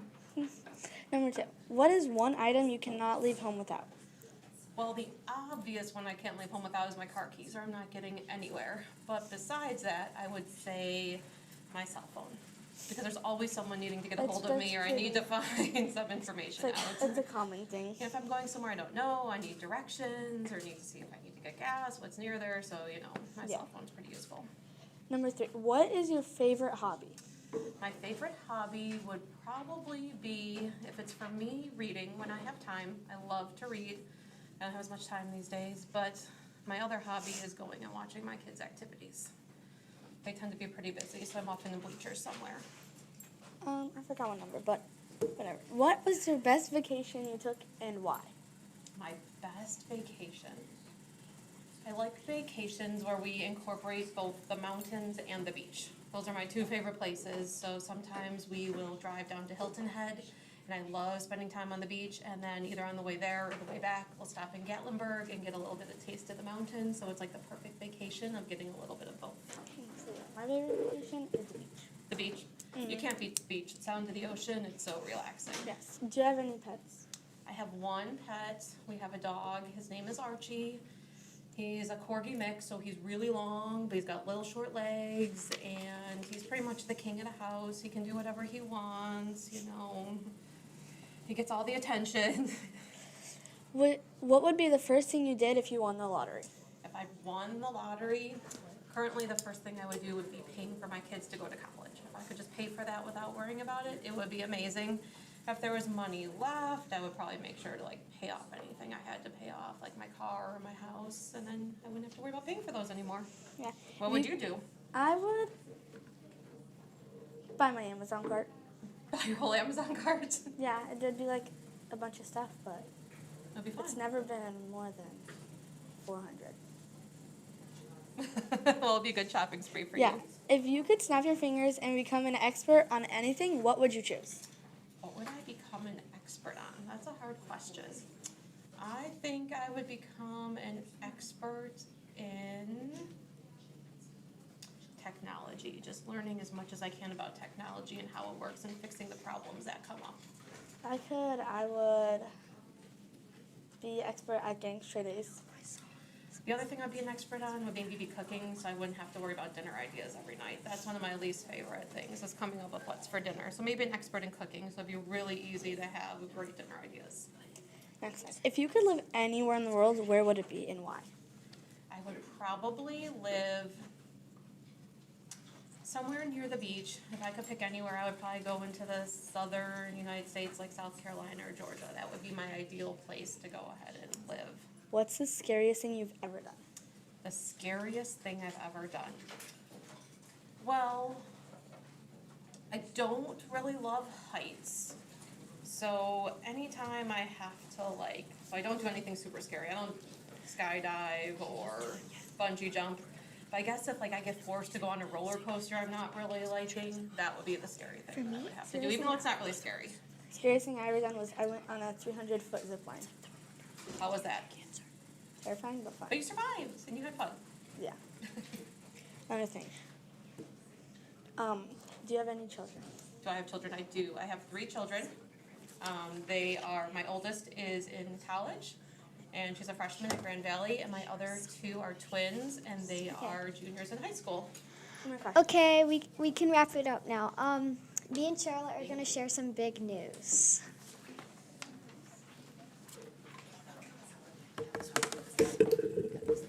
We are officially halfway through our podcastathon.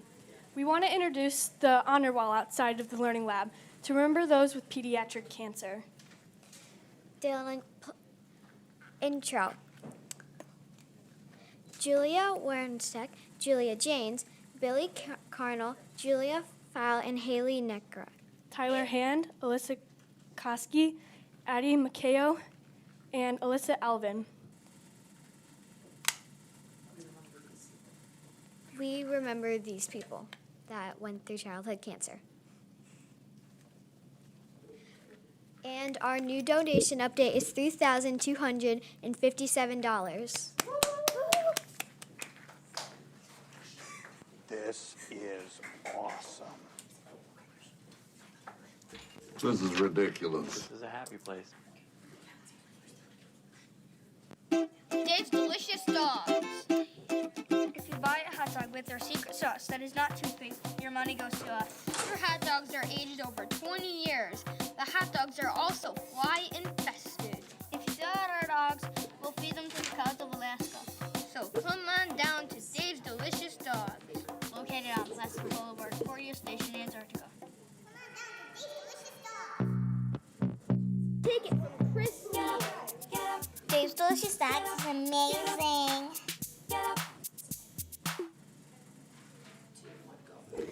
Next up, we have Maya G and Gabby W talking about their favorite vacation places. I like vacations. My favorite place I went to is California. I'm excited to hear about this.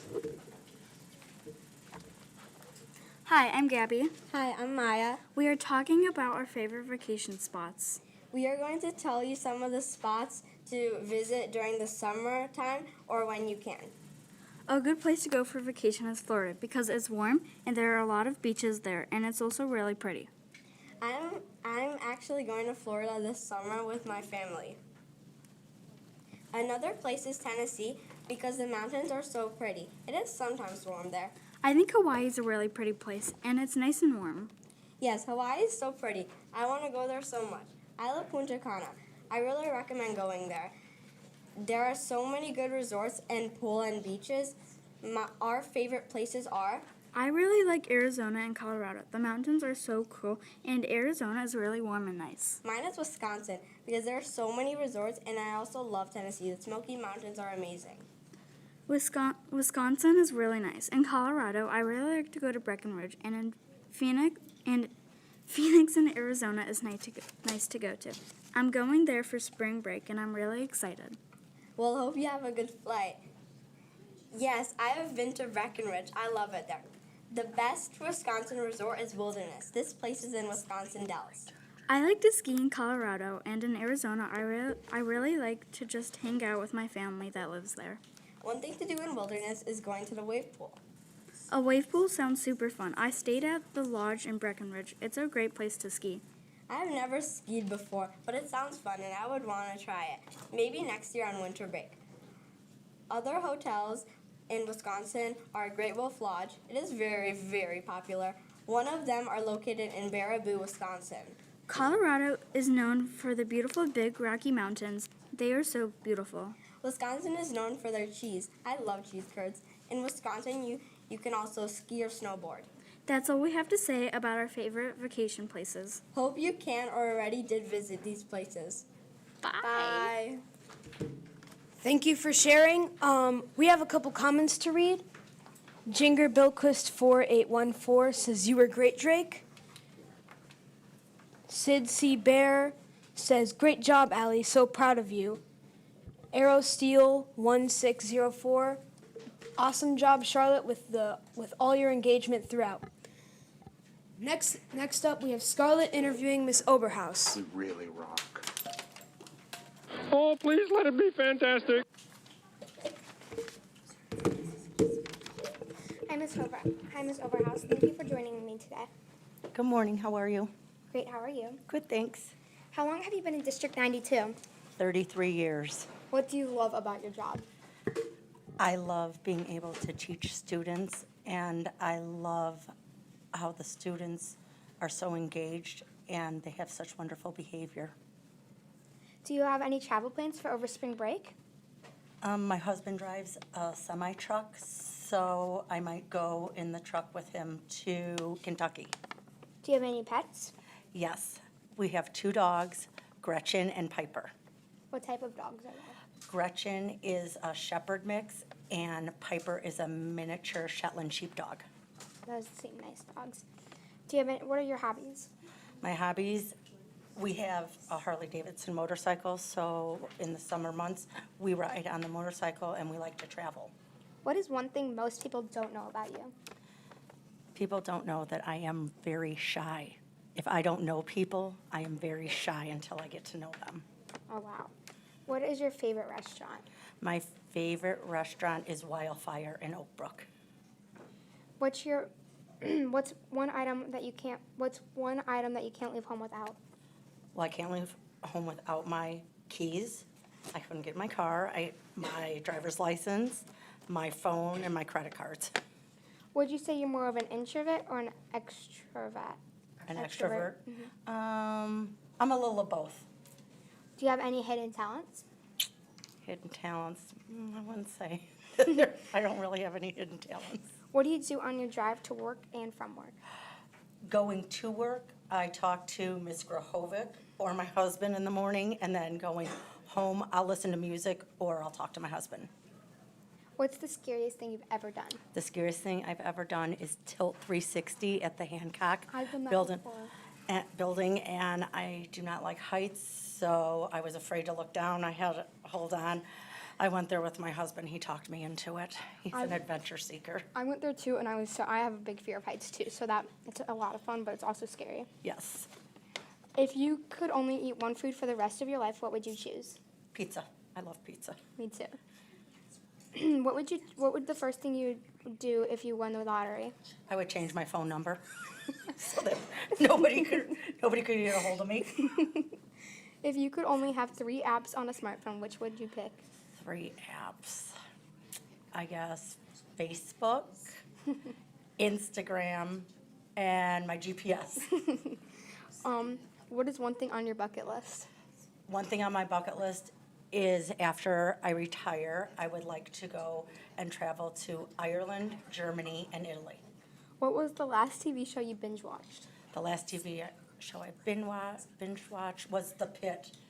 It's a medical show. And I've never heard of that. Yes. Well, that's all I have for you. Thank you for being here to be interviewed. Okay, thank you so much.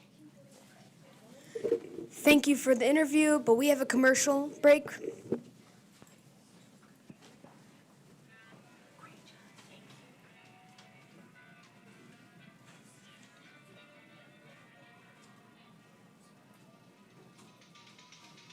Is something true in the Ludwig School?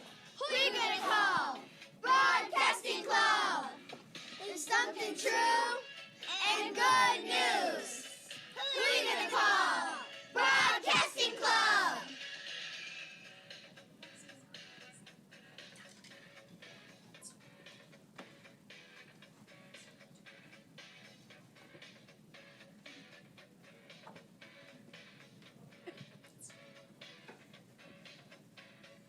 I ain't afraid of no news. I ain't afraid of no news. If you see anything, report. Who you gonna call? Ludwig Live. Who you gonna call? Ludwig Live. There's something true in the Ludwig School. Who you gonna call? Broadcasting Club. If it's something true and good news. Who are you gonna call? Broadcasting Clubs!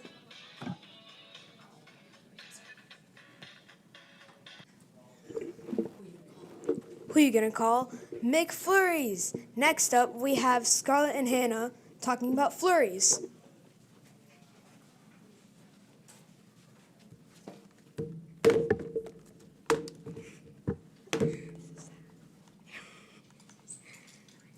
I'm Scarlett. And I'm Hannah. And we're here to talk about McFlurries. McFlurries are more than just a dessert. They're a whole experience. At first glance, they might look like a simple vanilla soft served with toppings, but once you take a bite, you realize there's something special about them. The creamy ice cream is smooth and rich, and the mix-ins, whether it's crunchy cookie pieces or bits of chocolate candy, it all blends into a perfect McFlurry. One of the best things about McFlurries is how customizable it tastes. Different flavors bring different moods. An Oreo McFlurry is a classic and comforting, and an M&M McFlurry adds a pop of color and a bit of crunch. No matter which one you pick, it feels like a treat you can always count on. McFlurries are also tied to memories. Maybe it's after getting one after a long day, celebrating something big or small, or just hanging out with friends. There's something about holding that cold cup and digging into the signature square spoon that makes the moment a little happier. Another thing that makes McFlurries so special is how simple they are. They don't try to be complicated or fancy, but they manage to feel like a treat. Sometimes the best things are the ones that don't need a lot of extra effort. They just work. The mix of creamy ice cream and crunchy or chocolatey toppings is a combination that's hard to go wrong with. Even the texture plays a big part in why people love them. The softness of the ice cream combined with a crunch or chewiness of the toppings creates a contrast that keeps each bite coming back. In the end, a McFlurry isn't just an ice cream. It's a simple type of joy. It's sweet, fun, and always hits the spot. I love ice cream and I love Oreo McFlurries, so I feel like that was a great talk. And we have a couple of comments to read. Katie Wokus says, "Yay, Emmett, part of all the D92 basketball players going back to an important cause." We have Ryan Chamberlain saying, "Great job, Dylan. You are all doing good work." We have Puzzle Fighter 8801. "Hey kids, great to see you all getting the word out." Kristen Grahovic 8027. "Thank you for all your hard work behind the scenes, Miss Grahovic." Miss Gustafson, I can't say it. Anyways, moving on, we have Susanna talking about interesting facts about animals.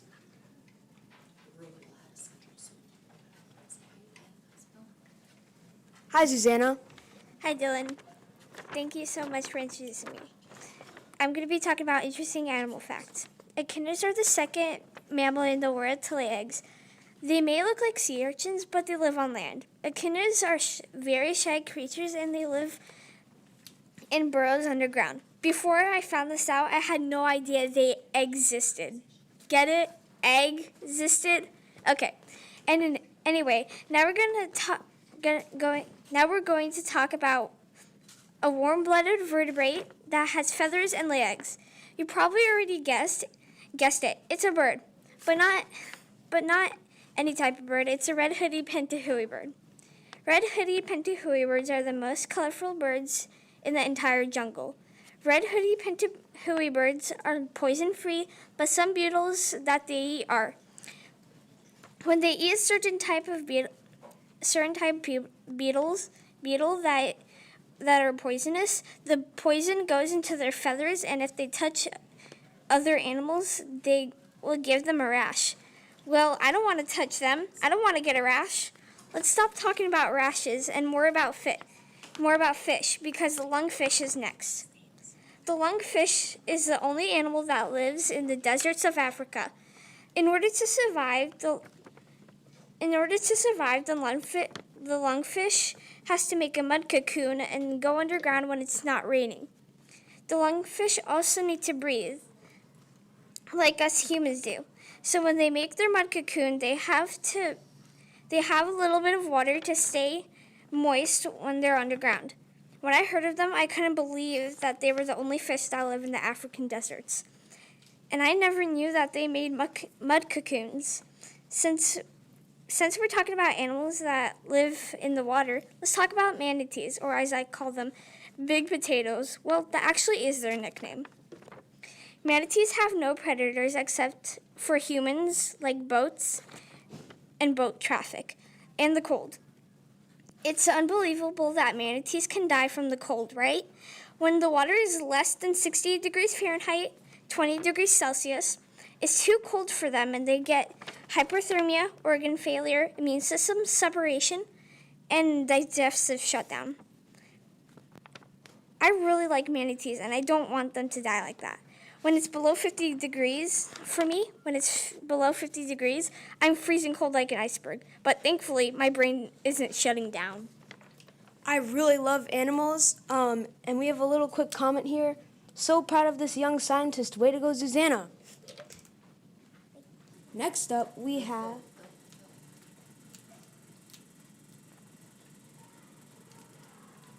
Fill it up. You gotta fill it up. We have 5 minutes talk. Oh, don't introduce talk.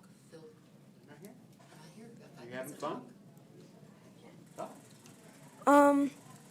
I'm having really fun at this podcastathon. I think it's super fun to be here, and all the different jobs were so tricky, and I feel like MC was the best one for me because I like talking in front of people, and it's just a fun thing to do. I hope future 4th graders or 4th grader parents, if you're hearing this, make sure the 4th graders do podcastathon in 5th grade because it's super fun.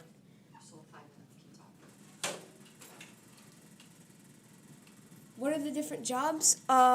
So there's It's hard to think. There's MC, which is basically what I'm doing here, introducing the stuff, asking a couple of questions here and there, talking to fill in, and yeah, there's producer, which is back there. They read the comments on the YouTube and see if there's any donations.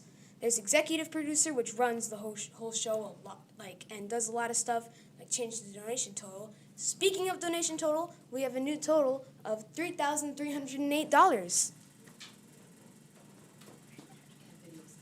Video assistant, he controls the camera. He'll move it around sometimes when there's podcasters between me and the podcasters. Video tech, who adds little pop-ups on the screen if you see any. And speaking of donation total again, we have a new total of $3,328. We're getting close to our goal of 6,000. I gotta think. There's podcasters which talk over here, and they do all the talking. We have meetings usually on Thursdays during our lunchtime, and it took a little bit of practice and stuff, but a lot of people made their scripts and rehearsed, and they got to do it in front of a lot of people live. Now we'll play a commercial.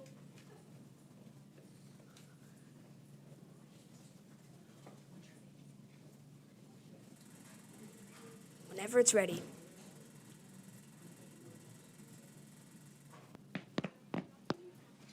Are you running out of room in your Easter basket? Well, you're in luck. We just have been selling our new never-ending Easter basket. It's a basket that can fit all your eggs and more. Not even one will fall out of the basket. Only $19.99. Would you want one? Well, I am running out of room in my Easter basket. That sounds like a good idea. They come in many different colors: red, pink, yellow, and purple. What color would you like? Purple. Wow, there's like 50 eggs I can fit in here. It can fit over 1,000 eggs.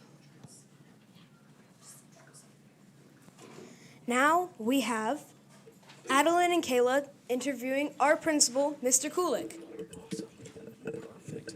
How's it going, everybody? Good. Good. Thank you for joining us. Absolutely. First off, before we even get started with the interview, I just want to thank everyone that was involved with putting this this podcastathon together, right? So from the staff members that have worked tirelessly behind the scenes to all of our student leaders who have been working for the better part of what? What do you think? Maybe a month and a half to put this together. It's such a great cause. St. Baldrick's does such wonderful work. They raise money, again, to fund that research to help cure childhood cancers. So thank you even just to the Ludwig school community, everybody that's tuned in today for donating. We can't do this without you. Thank you so much. And where are we at with money right now? How much have we raised so far? Speaking of, we have a new total of $3,354. $3,354. We're more than halfway there. If you're tuning in, please keep sending those donations in. We appreciate it very much. So let's roll. What kind of questions do you have for me today? How long have you been at District 92? So this is my 4th year being in our district. What do you love about your job? So I think the best part of the job is really just watching students grow and achieve. And we all have challenges, right? We all have hurdles. And when we can overcome those things and really achieve greatness, that's what it's all about for me, right? Seeing you guys grow and develop into awesome scholars. Do you have any hidden talents? Hidden talents. If you know me a little bit, I'm a little bit of a bowler, so I do like to bowl, right? I play guitar as well. Some of you have seen me play at some point along the way. I do play trumpet from time to time. I know I've stepped in to 5th grade band and played along with the band a couple times. So those are just some of the things that I enjoy that would be considered a little bit hidden, I guess. That's cool. Do you have any travel plans for spring break? So the family and I, we are going to go to Cincinnati. So we love doing road trips. We've been to St. Louis and Indianapolis and Memphis and Nashville and all these places, but we've never been to Cincy. So we're going to go see a ball game down there at the Great American Ballpark. We're going to go to the zoo. I think we'll go to the Children's Museum. It should be just a good little family getaway for sure. That seems pretty fun. I'm going to Destin, Florida for spring break. It's going to be a little bit warmer down there than Cincinnati, I bet, right? What about you? What are you doing? I'm going to Tennessee. Okay, love that. Maybe we'll see each other on the highway as we're driving down that way, right? What is one thing you can't leave home without?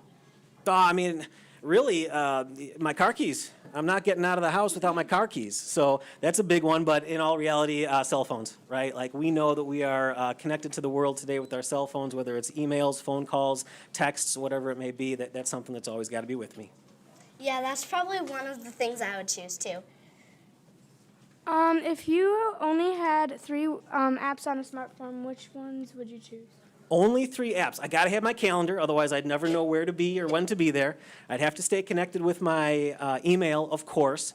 And then, as far as a third one, is like, yeah, the text app? Yeah, the text or the phone app for sure, just to stay connected. The big basic ones. What is your favorite restaurant?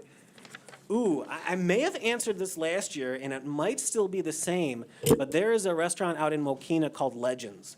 And I'm a big fan of buffalo wings, right? And they serve up the best buffalo wings. It is my favorite go-to place. I would say my favorite restaurant is probably, this is hard. It's tough, right? I have a lot. Probably Cooper's Hawk, though.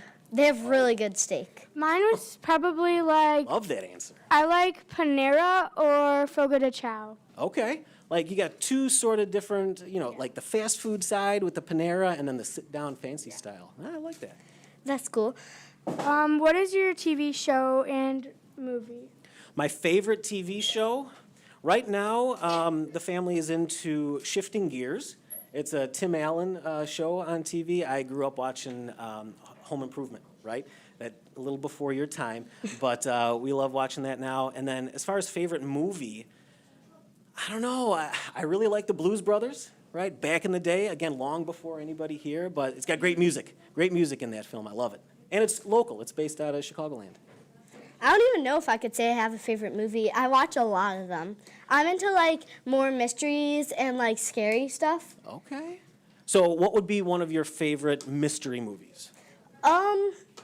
I watched one. It wasn't actually too long ago. I forgot the name, but it was where a family stopped at a rest stop, and it was a daughter. She got taken and kidnapped, and then they had to find her. Oh my gosh. Well, I hope they found her. They did at the end. What about you? I don't know. It's kind of hard to figure out what your favorite movie is because there's so many. But I would say one of mine is Zootopia 2, definitely, because I feel like they haven't added on to Zootopia 1 in so long that I feel like it's just a good reminder of like what happened. Very cool. I love that. What was the best vacation you ever took and why? So many good vacations to reflect on. Clearly going somewhere where it's warmer than here. I guess I always go back to my honeymoon, right? So we went to Costa Rica for our honeymoon. We spent 10 days there. We explored the whole country. And just seeing the different way of life down there and just the different environment was so awesome. We did some tours up into the canopy level of the rainforest. We got to see all those really unique animals. Just so different, so exciting. I went to Costa Rica once, and I would say that's probably also my favorite one. It was when I was in like 2nd grade, and I went with my whole family, so my like grandma, papa, and then my aunt, my cousins, and it was just really fun.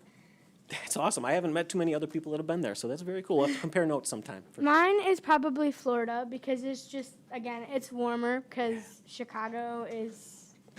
You can never tell what the weather is going to be in Chicago. Well, I think today is exactly what that's all about, right? Started really warm. I think tonight it's going to be super chilly with some rain coming. Yes, so or you like never know. a few days ago it was snowing. Now it's like 74 degrees, and we're also going to have thunderstorms today. It's pretty crazy here. Wild stuff.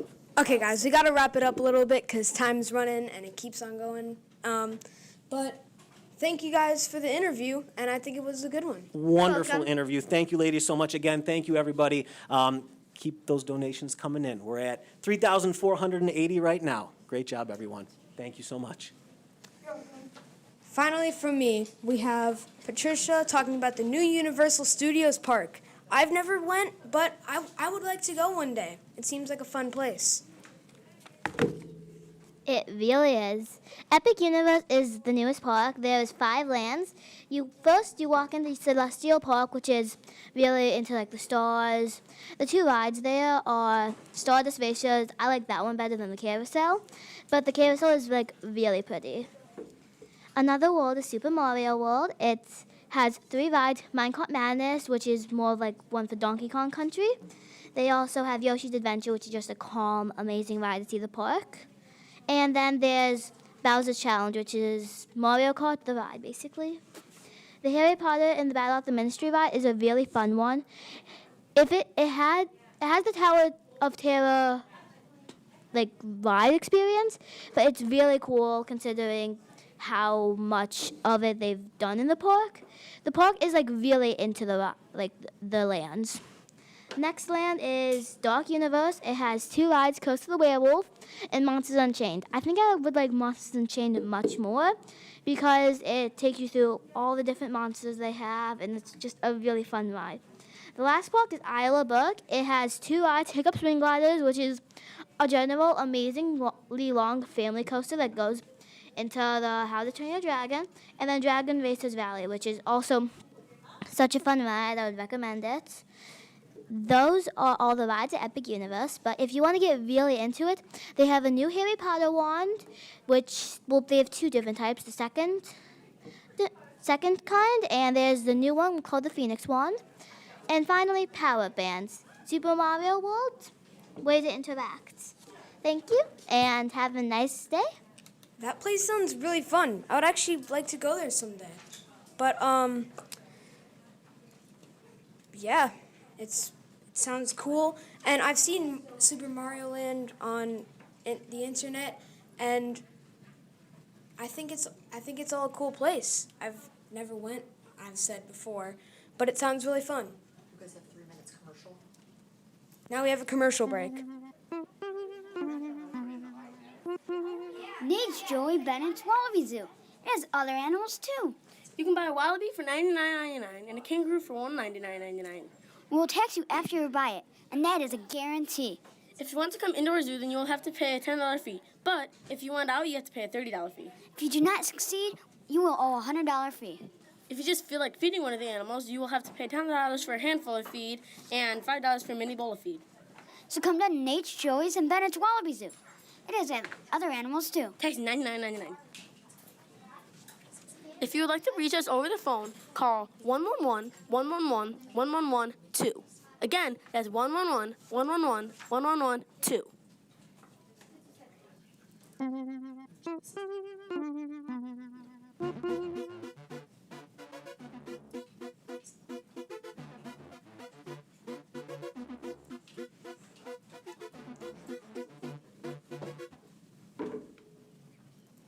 Called The Lemonade War, and it's about a boy named Evan, and he has a sister named Jessie. She is in 2nd grade, and Evan is in 3rd grade. And Jessie got a note that said, "Jessie, you are very smart, so you will skip 3rd grade and go straight to 4th grade." Evan is very mad because his sister Jessie will be in the same grade as him and the same class as him. So for a whole summer, Evan never even talked to Jessie. Every summer, Evan and Jessie would always do a lemonade stand.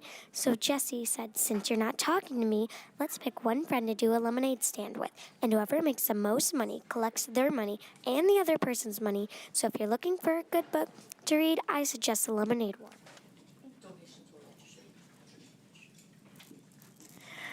Donation update. We have a new donation. We're at $3,532.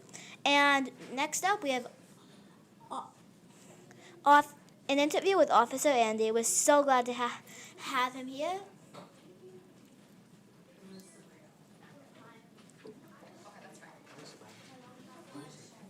He is one of our school's helpers for Too Good for Drugs. He's done a great job. He's doing a great job teaching us. And now let's have our interview.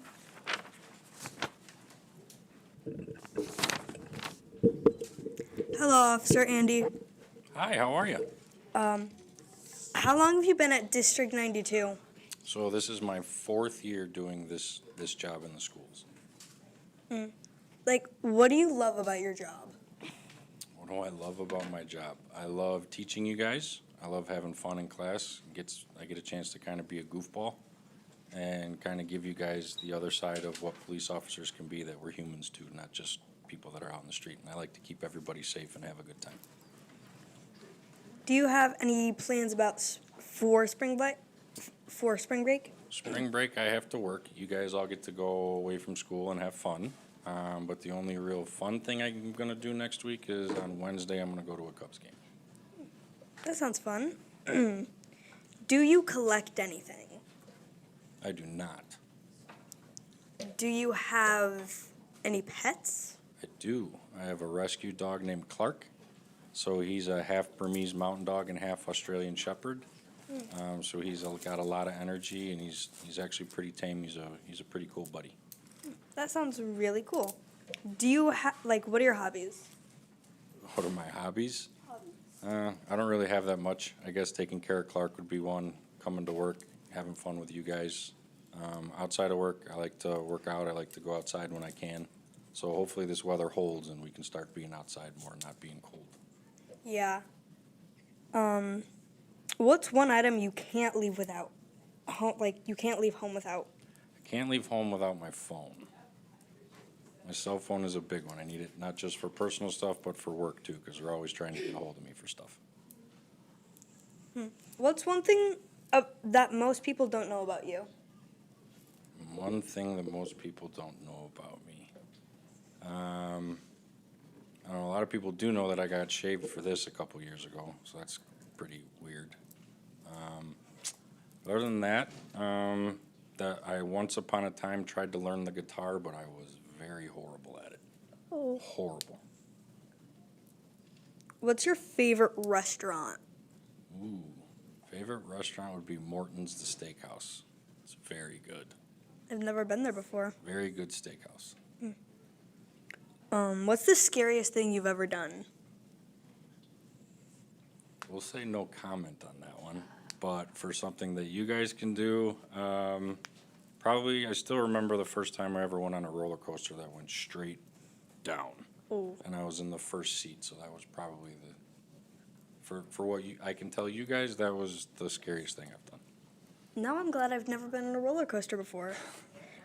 What's your favorite TV show and or movie? Ooh, I don't really watch that much TV, but my favorite movie is Goonies. My dad really likes that movie. That's a great movie. Do you have any hidden talents? I have 0 hidden talents. What you see is what you get with me. What do you do on your drive to or from work?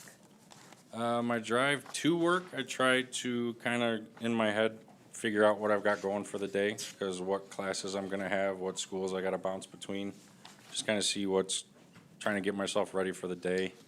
On my way home, I just like to listen to music and relax, just because it's been a hectic day and I just like to unwind. What's one thing on your bucket list? Ooh. One thing on my bucket list is actually what I'm doing in May. For my daughter's high school graduation, we're going to Greece. Ooh. If you could only eat one food for the rest of your life, what would you choose? It's easy. Steak. Fair. If you could only pick 3 apps on a smartphone, what would you pick? Oh, wow.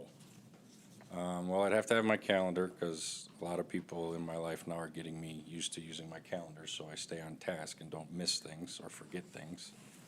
Obviously texting, and then I would have to say probably my bank app, so I don't lose track of my money. What would be the first thing you did if you won the lottery? Ooh. I'd pay the mortgages on my parents' houses so they didn't have to worry about it anymore. That's very kind. If you could snap your finger. We're running out of time for this interview. I'm so sorry to bug you guys, but I think I learned some new stuff about you, Officer Andy. Uh-oh. I'm excited for our next Too Good for Chugs lesson. See you guys next time. Have a good spring break, guys, okay? Keep it up. Good job. Goodbye. Next up, we have Shiloh doing Gravity Falls. Hello.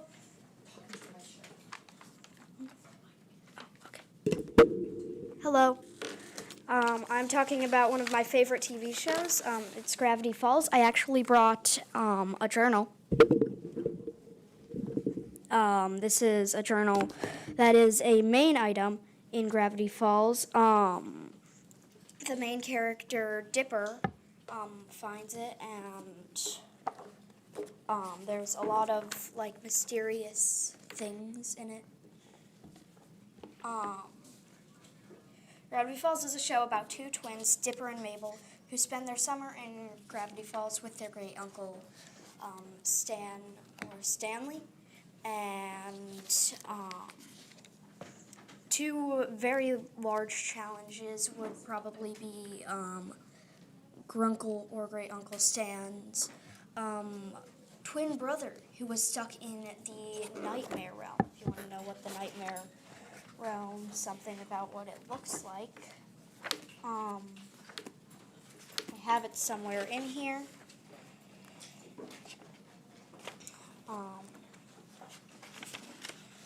But the Nightmare Realm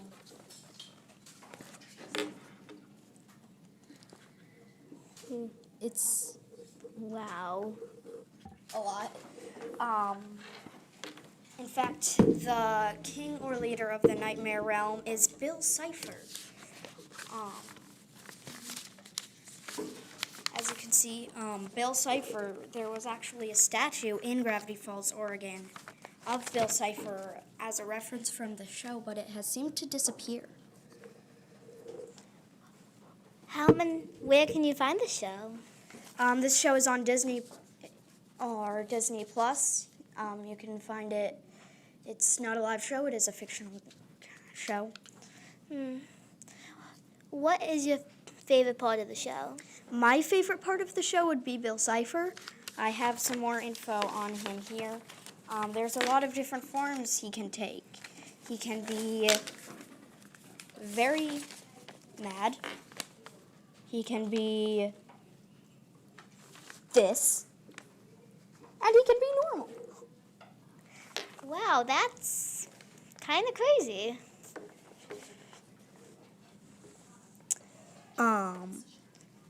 Bill Cipher is very, very, very, very dangerous. Even though he looks like a Dorito, he is very much not a Dorito. He is a lot more dangerous than a Dorito.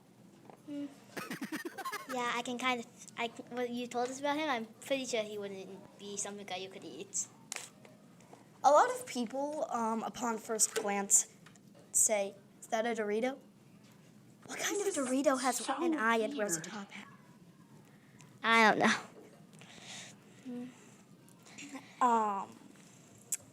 Let's talk more about Dipper and Mabel, who are the main characters about the show. They're 12-year-olds. When Bill Cipher invaded Gravity Falls, Oregon, and turned it into a very weird place and started turning people into eyes, he made a giant palace in the sky, and in the last episode of Gravity Falls, I'm not going to tell you all the details, you'll have to watch the show to find all of that out, but they did defeat Bill Cipher in his monstrous 3D form.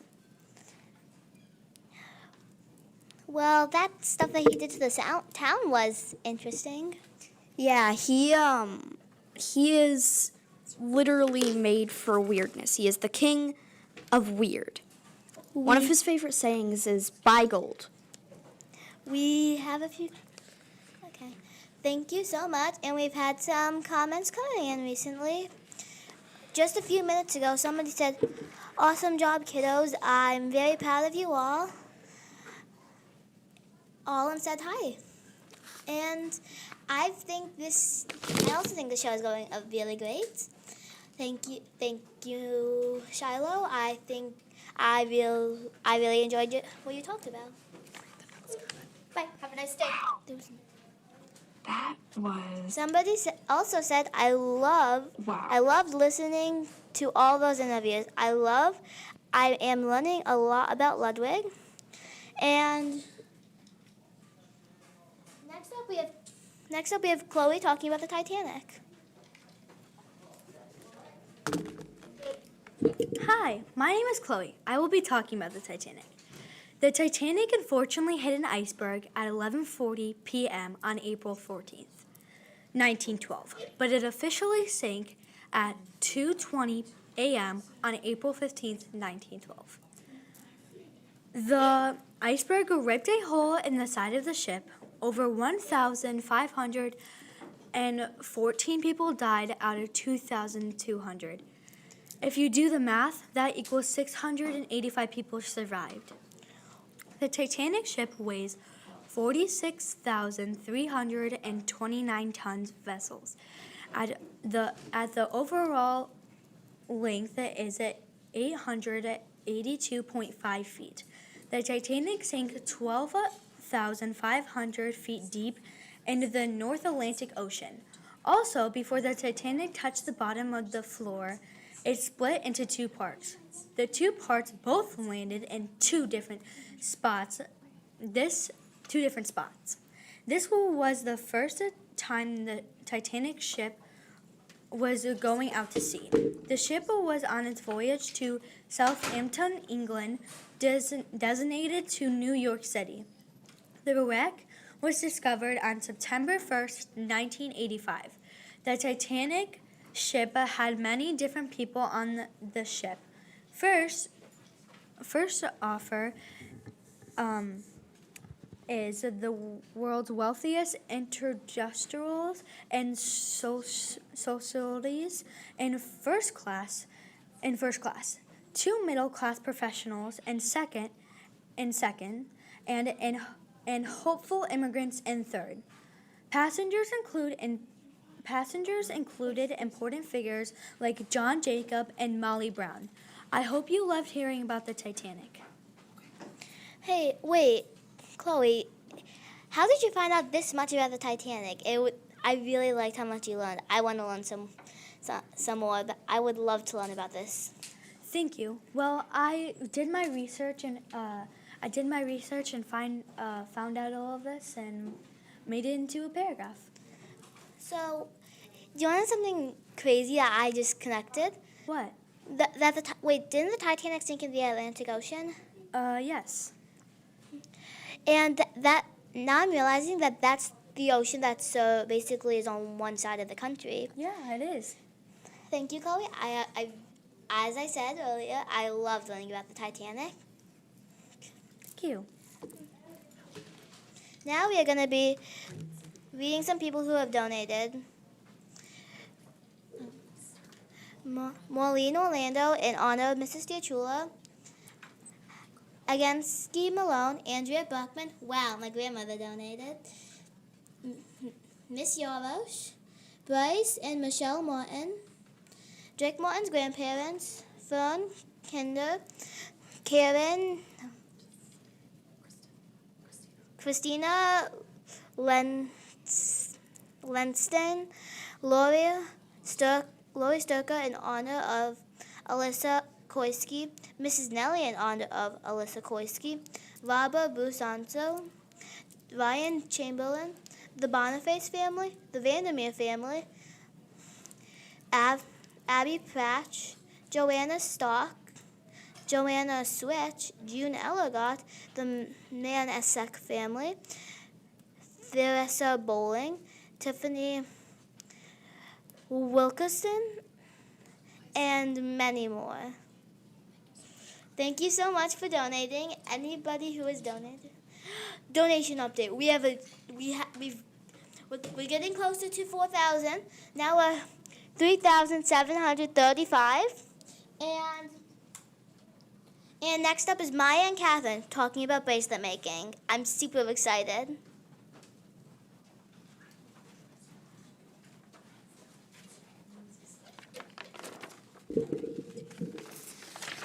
Hi, this is Maya Abershad and Catherine Guerrero.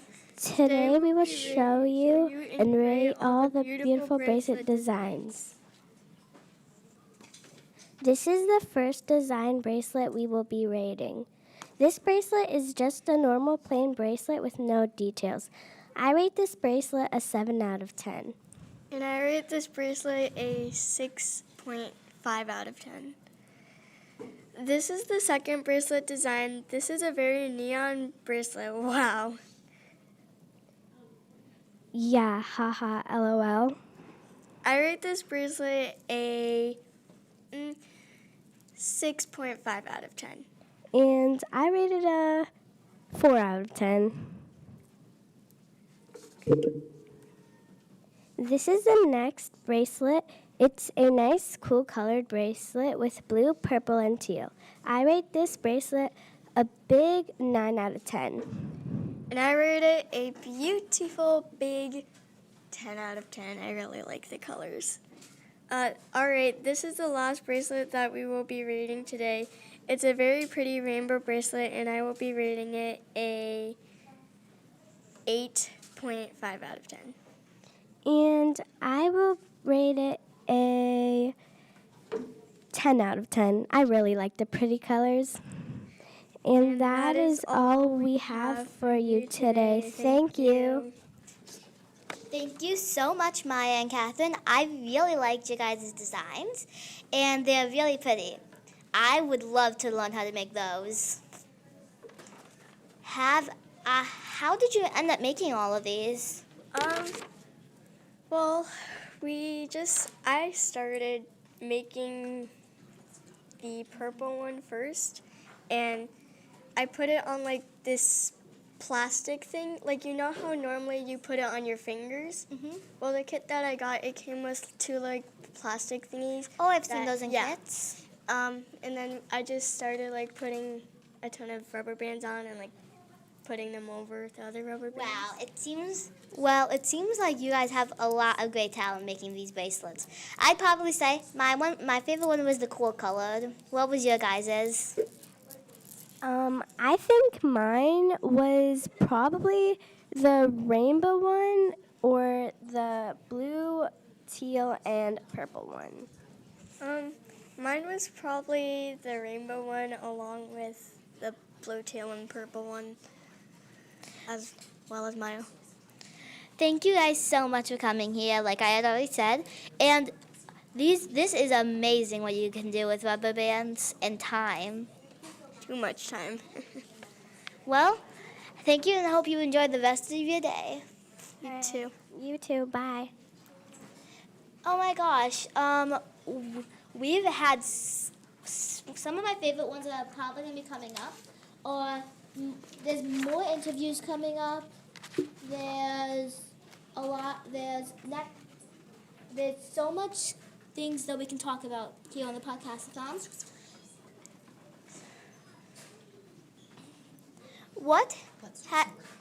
Let's do some riddles. What has keys but you can't open it? A piano. I'm taller when I'm what?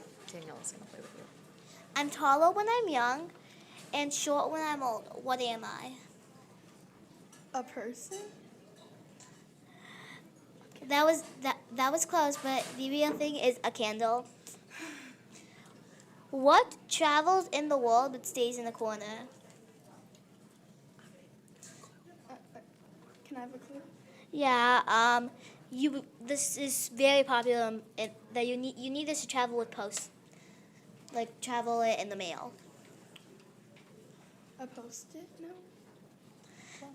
Close, but it was a stamp. Here's my brother made up this one. How can you spell candy with 2 letters? CNY. Yeah, I couldn't even get that first try, but you did. What starts with a T, ends with a T, ends with T, and has T in it? Caddy? That's what I would have thought, but it's actually a teapot because you put actual tea in it. And it has a T, and then it starts with a T and ends with it. And That's funny.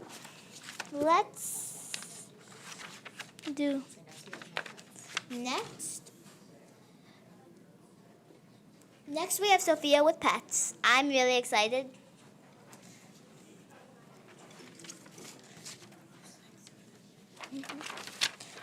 Hi, I'm Sophia, and I'm doing my pets. My pets are 2 guinea pigs, PB, short for peanut butter and truffle fry, and my dog. He's a miniature schnauzer. Not a lot of people know about miniature schnauzers, though. It's a schnauzer, but mini, kind of. Fun fact, Did you know that guinea pigs can, in fact, get depressed if they are alone in their cage? They might not live very long either. My dog herds my guinea pigs like sheep, but he's not a sheepdog. My dog can also handle my guinea pigs, cannot handle my guinea pigs. He whines whenever he sees them. And something gross but true, my dog likes to eat their poo. Okay, that's weird. I know. But my dog is weird though. But you have to admit dogs are really cute, so. Yeah.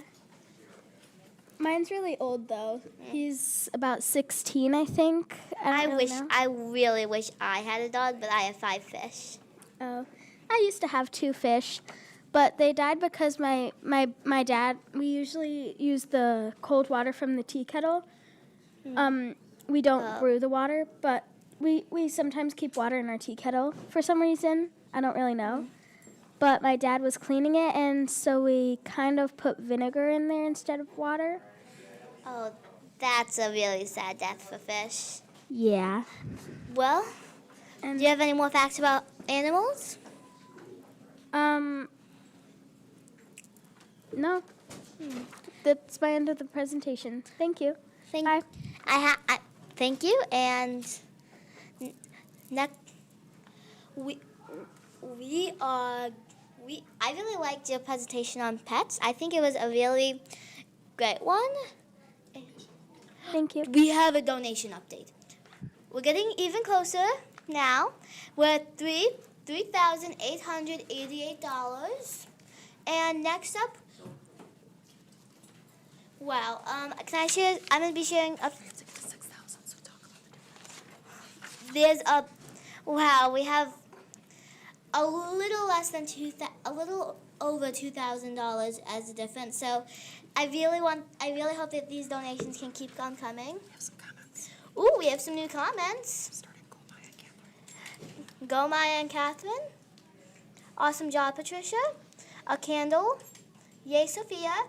A thumbs up. Good job, ladies. Nice work. I think I'm going along with what you said. Nice work. There's been a lot of work to go into this podcast, but I think this group has done an amazing job with it. And when I say amazing, if you've seen some of the presentations so far, it's probably been a little bit hard to come up with these scripts in less than a month. And also, if you've seen the graphics that have been going up, that's all from our job, Video Tech. We have our sound tech, who is the person who's right here. Producer is, they keep running the show and checking in on the amounts. Executive producer, running the whole show. And then behind the camera is video assistant. And I think this has been such an amazing podcast-a-thon, and I'm looking forward to the rest of the jobs. Next up is Amia, Elena, Athena, and Evelyn talking about basketball.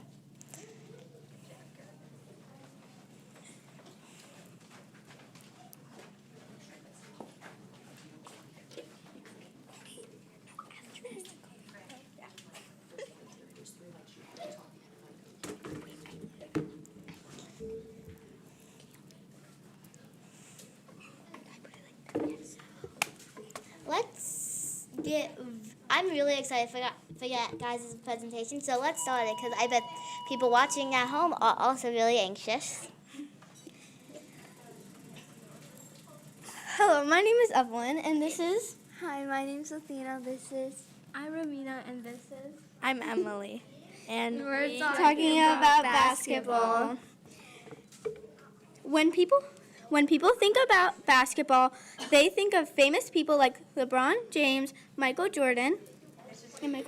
Now some people may think of NBA games. And don't forget Steph Curry. And Kobe Bryant. Yeah, how could we forget those people in the NBA? Now let's start off of how to play. First, you obviously need a basketball to dribble with.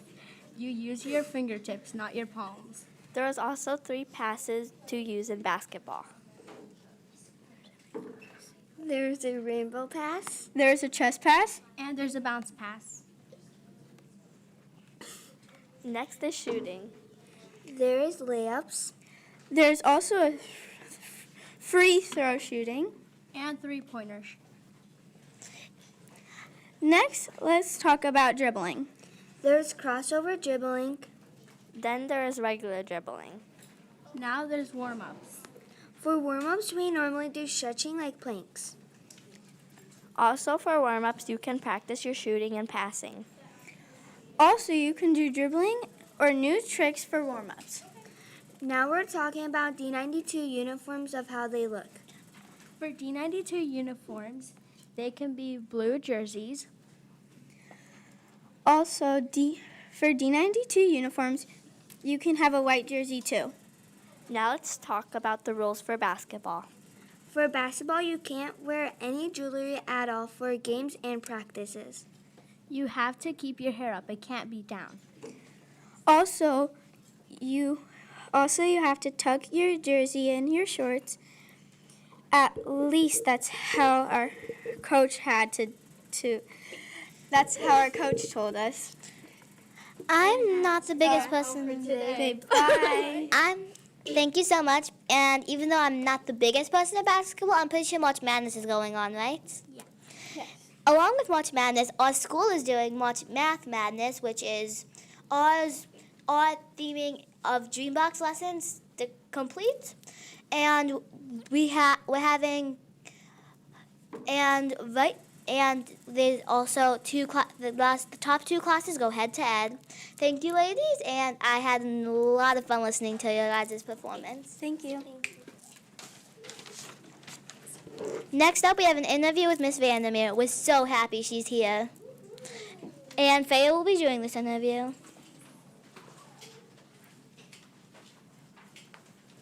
Why, hello. Is this one good? Yeah, all of the mics are good. Okay. Hi, everyone. Hi, Miss Vandermir. Thank you for joining us. I'm so excited to be paired with you, Freya. Thank you. How long have you been at District 92 for? I know I've told you this before, and shocker, but 22 years. So That's straight a lot. out of college, I got very lucky and landed here at D92. So I've been teaching, I taught fourth grade for 7 years and then have been teaching reading for 15. That's fun. Wow, that's a long time. I know, Yeah, that it's is surprising, right? Yeah, and what do you love about your job? My job, it's different every day. I get to see a mix of kids. I have about six, sometimes 8 classes a day, so it goes quickly, and then my day's just kind of filled with variety, so it makes the day go really quick. Do you have any travel plans for spring break? Not really. I feel like we do have a couple days that are like going to be family days, and we've got those filled with some adventures. Yeah. Do you have any pets? I do. I've got, we call her our pandemic puppy, but she's 6 years old. We got Maggie. We call her Maggie Doodle, or if she's misbehaving, she's Margaret. But yes, I'm a big black lab. She's adorable. What are your hobbies? Hobbies. More recently, I've gotten into running again, so I definitely love running for a race medal, like shine a little medal and I'll work for it. So I have a race at the end of May that I'm working for, so it'll be 6 miles. Ooh. Have you earned any medals yet? Yeah, for a long time I've run a couple of marathons, some half marathons. So this one's getting me to run 6 miles, which has been a challenge. So it's a long time. It's a good, so this nice weather is getting me outside and training again, so it feels good. What's your favorite restaurant? I don't know if I have a favorite restaurant, but I could definitely go. If you asked me to go out for sushi or tacos or fajitas, I would say yes any day. So yeah, those are my 2 go-tos. What's one item you can't leave home without? I struggled with this question because I don't want to say my phone, but geez, my phone, right? So it's everything from, it's got everything on it. If I need to know where to go, I go to GPS. If I, ordering things, pictures, just to be connected. So I really can't imagine I would feel very lost if I didn't have a phone. Or coffee. Or coffee. Do you have a hidden talent? Not really. I'm pretty boring. I guess, most people don't, my last name Vandermir is kind of misleading because I am actually 100% Polish, so I can speak Polish. To tak mówię po polsku, chodziłam do szkoły this, so I know it's a little shocker, so there's a little What challenge. did you say? Is that I do speak Polish, and I actually did go through 8 years of Polish school. Okay. Well, it's time to wrap it up. Okay, well, this was a pleasure. I'm so proud of you guys. And thank you to everybody that's contributed at home and is watching you guys. I'm so proud. Thank you, Freya and Mrs. Vandermir. Thank you. I learned some very interesting facts. You're welcome. All right, good luck to you guys. Next up, we have an interview with Charlotte and Charlie.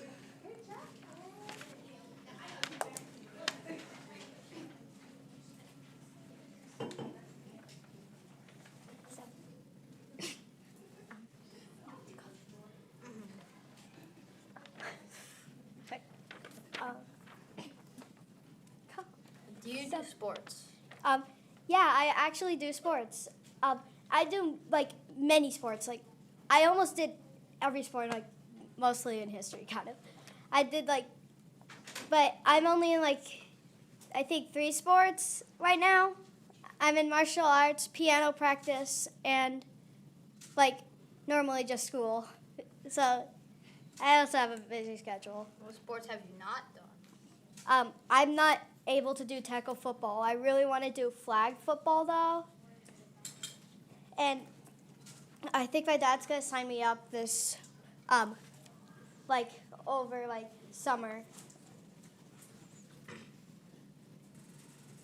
What is the best sounding instruments? What is the best sounding instrument in your opinion?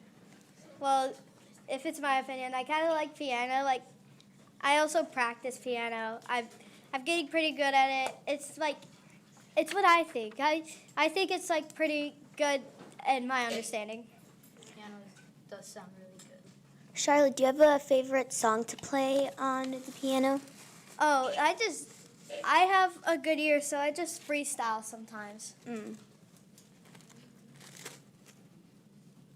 How long have you been playing the piano for? So, I go to Allegro, and I've been going for probably a year sometime. But I also been going a couple of years ago before. I even have a piano at my house I could practice with. What is your favorite movie/TV show? My favorite TV show, I like to watch Phineas and Ferb. It's a very silly show because it's funny in my perspective, but it's because they build and do things that cannot happen. No, I've never seen Phineas and Ferb, but I've heard people talk about it a lot. Yeah, someone in my class sometimes talks about it sometimes, but I try my best to not very bad. I watch that show almost every day. There's even I heard that there's a new movie of it coming out. There's already 2 movies and 1 TV show. This sounds great, but we're going to have to wrap it up. Let's look at some of our comments. Rick said, "Nice job, girls. Keep it up." Thank you, Rick. Aya said, "Go Maya and Catherine." And Joy said, "Listening to all of these interviews, I'm learning a lot about Ludwig." Joseph said, "Great job, basketball girls." Thank you. And "Good job, ladies. Nice work." All right, we have a donation total. Our new total is $3,888. Next up, we have Lucy interviewing Miss Matalis. I'm super excited to see some interesting facts about Miss Matalis. Wow. Hi, Miss Matalis. Thank you for joining me today while I ask you a bunch of questions. Hi, thanks for having me. No problem. Number 1, do you have any travel plans for spring break? I do. We're going to Gulf Shores, Alabama. I've never been there. Have you ever been there? No, I've never been to Alabama. No. Well, I have like a road trip many years ago. We just drove through, so I'm excited to go see another area of the country. So I'll report back when I get back. That sounds really fun. Thank you. Number 2, do you have any pets? I do. I have Piper. Since Mrs. Vandermir shared some pet like nicknames, I will. We call her Piperoni a lot, and Hyper Piper. But yeah, we have a dog. She's awesome. Number 3, do you have a hidden talent, and what would it be? Hidden talent. You might not call this a hidden talent, but I have a 9-year-old who I can ruin her life by telling her to clean her room in like 30 seconds. Is that a hidden talent? I don't know. That happened yesterday. I would count that. I would count that for sure. Okay, cool. What was the best vacation you ever took, and why? Oh, this past summer we went to Europe. So we went to Greece, and then we stopped in Germany for a day, and then we went on a cruise and got to see Italy and another island in Greece, and I almost said Croatia. We did go to Croatia. Sorry, I was like, it had a moment. Yeah, so that was the best vacation. I've never been anywhere out of the United States. Oh, well, I hope that for you. That'll be on your bucket list. You will. This is one of my favorites. What is the scariest thing you've ever done, and why was it the scariest? Oh boy, the scariest thing I ever did, and why was it the scariest? I don't know how to answer that question right now because I don't have anything. Maybe the scariest thing recent, I don't know if you know this about me, but I was diagnosed and I had to go through a lot of treatment, and that was really scary for me. So I was diagnosed with a type of cancer actually called lymphoma, and I was really, really scared to have medicine put in my body and be away from my family for many days. So if you notice, I wasn't at school a bunch, and now I'm back because I'm done with my treatment. So that was probably the scariest thing as of recent. Let's see. If you could snap your fingers and become an expert at anything, what would you choose? Oh my gosh, that's a really good question. I think for me, maybe, I don't know, a lot of people are talking about stock market and things like that. I think that would be something really, I'm fascinated by it, but it seems, I'm a reading interventionist, not a math specialist, so I feel like maybe if I could snap my fingers and know that, then I could be really rich. If I would snap my fingers and make my room clean. Oh, that's a good one. That's a really good one. Having to do my own. And if you can only eat one food for the rest of your life, what would you choose? I would choose sushi. I would choose Raising Cane's. Raising Cane's? Oh, would you like the sauce? I've tried like sushi, but it's okay. Sushi's so good. My so friends are refreshing. obsessed with it. Yeah, you should try it again. I have like one more. Yeah. Two more. What is your best childhood memory?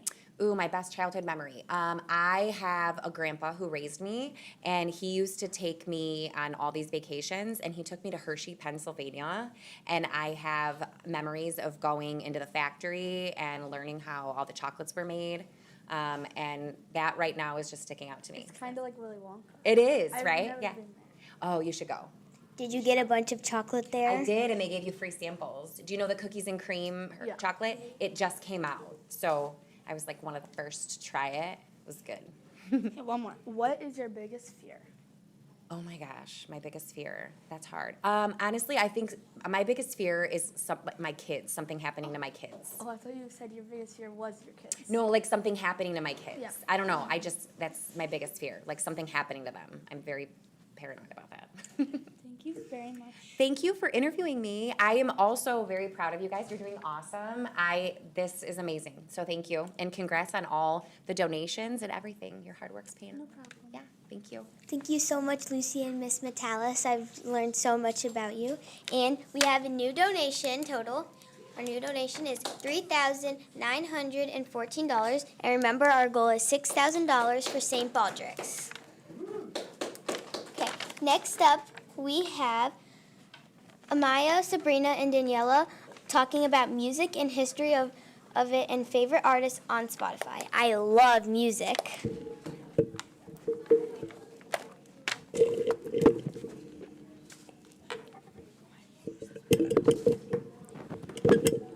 Hey Sabrina and Daniela, I was wondering, what's your guys' favorite music genre? Actually, I don't have a favorite genre.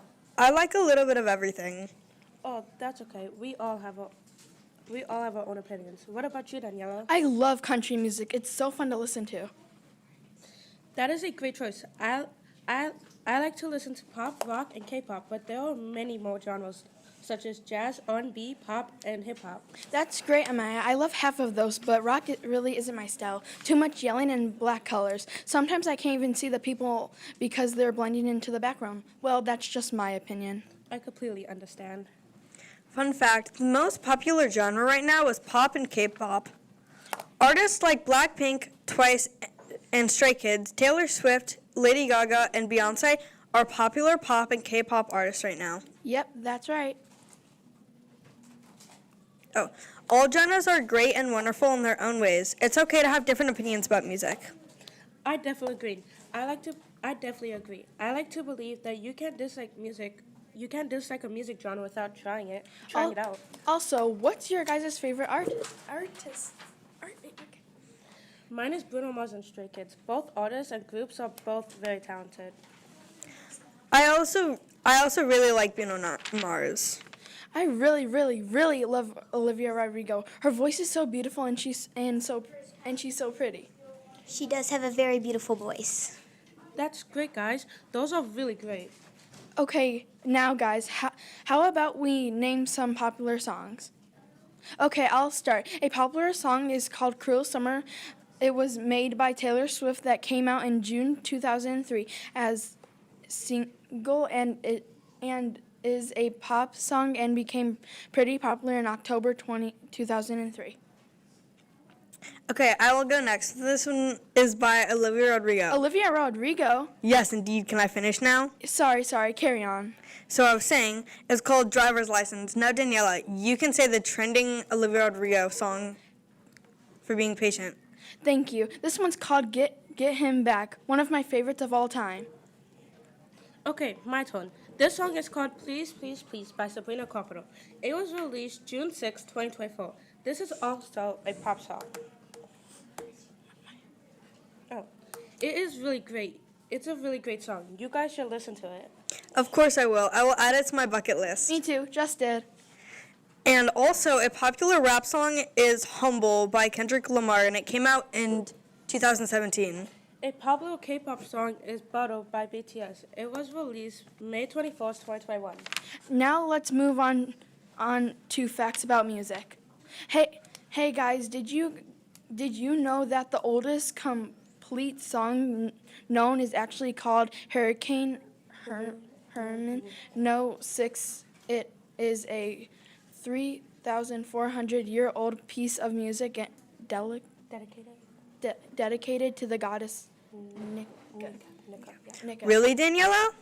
Yep, that's right. And did you know music didn't really get popular until the early 20th century? Wow, Daniela, I didn't know that. Neither did I. Talk about learning about something new every day. Yep, of course. Also, did you know that music is actually capable of improving memory, reducing pain, and lowering blood pressure?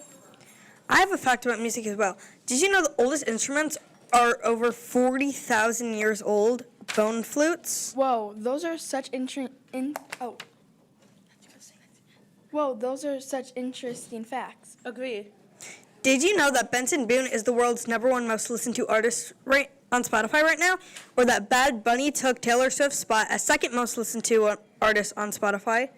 That's really crazy. And bumped her down to third most listened to. Well, guys, unfortunately, we have to say this is the end. We hope you enjoyed it. Thank you, guys. And I'm definitely going to be adding some of those songs to our playlist. We have a new total, $3,964. And remember, our grand total, our goal is $6,000. We also have some live stream chats. First, we have, good job, ladies. Nice work. Thank you. Yes. Great job, basketball girls. Great job, Charlotte and Charlie. Nice job, Madeline. Miss Matalis, amazing news. Bulldog strong. Let's go, Amaya. Robert, you're sneaking past, haha. Next, Next up, we have Alina talking about dogs.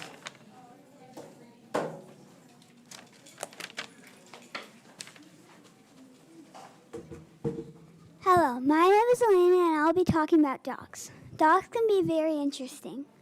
Dogs have been buddies for more than 15,000 years. That's way older than pizza or video games. A dog's nose is like a magic smell detector.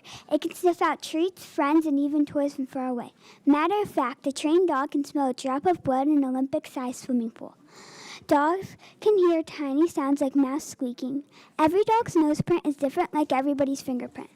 Some dogs can learn over 200 words and tricks. I wish my dog could do that. They have 2 air holes, one for airflow and the other for analyzing smells. Dogs have built-in compasses. That means they'll never get lost. Dogs' paw prints smell like corn chips. Yum, where's the guac and salsa? Dogs can smell feelings. Dogs can smell time, and they can smell how much time has passed down. When dogs stare at you while pooping, they're basically saying, watch me while I'm vulnerable. Dogs sit on your feet because they want to stay close to you, guard you, or protect you. Well, that's all I have for today. Thank you so much. I did not know anything about dogs, and I have a crazy one at home. We have a new update. It's a crazy one. $4,014. Thank you so much, whoever donated to St. Baldrick's. We also have, remember, our goal is $6,000. Thank you so much, whoever donated to St. Baldrick's fundraiser. We have some new chats in too. Hey, Madeline. Yes? What are you doing for spring break? I am going to Texas to see my uncle. That seems super fun. I'm going to Destin. That's crazy. Where is that located? It's in Florida. Ooh, it's going to be very hot there, I heard. Yeah, well, it's not going to be great weather, but it still should be way better than here in Chicago. But who knows? The weather could be snowing or raining or even hot. Yeah, you never know the weather in the Midwest these days. Next up, we have Jack talking about zombies.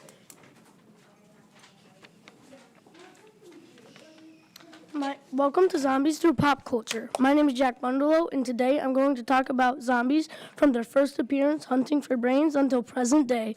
We're also going to talk about some of my most favorite zombie shows, games, and movies. When zombies first appeared, they were a part of folklore in the 1810s with the Haitians. They felt the concept was a very important part of their culture in the Haitian Revolution in 1804. During the 1900s, zombies appeared in movies in America. White Zombie was the first ever zombie movie that set up the undead looking for brains character of the traditional zombie. The Night of the Living Dead is a zombie movie made in 1968 and had a lot of success. The film follows 7 teens trapped in a Pennsylvania farmhouse, and they have to hold off the zombie horde. These zombies were the slow walker variety. Dawn of the Dead is a film that was made in 1978. The film follows some people stuck in a shopping mall and have to hold them off. Do we see a trend here? In some popular games, we've seen plants fighting off zombies. The 2000 shows and movies like The Walking Dead, Last of Us, and Shaun of the Dead. The Walking Dead follows Rick Grimes running through this zombie-filled world with his companions Lori, Carl, Glenn, and more. The show has many spin-offs and many seasons. Shaun of the Dead is a zombie movie that is a comedy. It follows Sean, who's in a struggling relationship with his girlfriend. When a pandemic hits, he goes to find her and sets off on this wacky journey. It also has a great soundtrack. The Last of Us was originally a zombie video game. It is about Joel Miller, a hardened smuggler haunted by his daughter's death, and a girl who is seemingly immune to this fungus infection. The zombie character moves away from a human form into a zombie mushroom creature. As you can see, zombies stick around through the ages. They're undead after all. That's it for today. Hope you enjoyed the show. Thank you so much. I didn't know anything about zombies. Next, we're going to be looking at some of our comments. Wow. We have, hi, Ella. You'll be great. Let's go, Jack. You guys are kings. Let's go, Jack. We're cheering for you. We also have a new donation. We have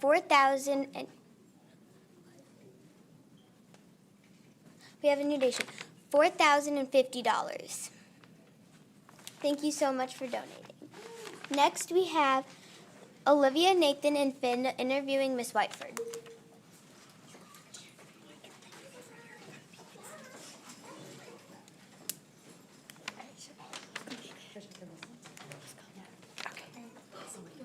Hi, guys. Hi. Hi, Miss Whiteford. How long have you been at District 92? I have been here. This is my 6th year. Do you have any pets? You guys know my pet. What's my pet's name? Riley. Riley girl. I love Riley girl. She's so cute. Favorite subject to teach? My favorite subject to teach would probably be science. I get to teach you guys and Mr. Hagedorn's class science. What was the best vacation you ever took and why?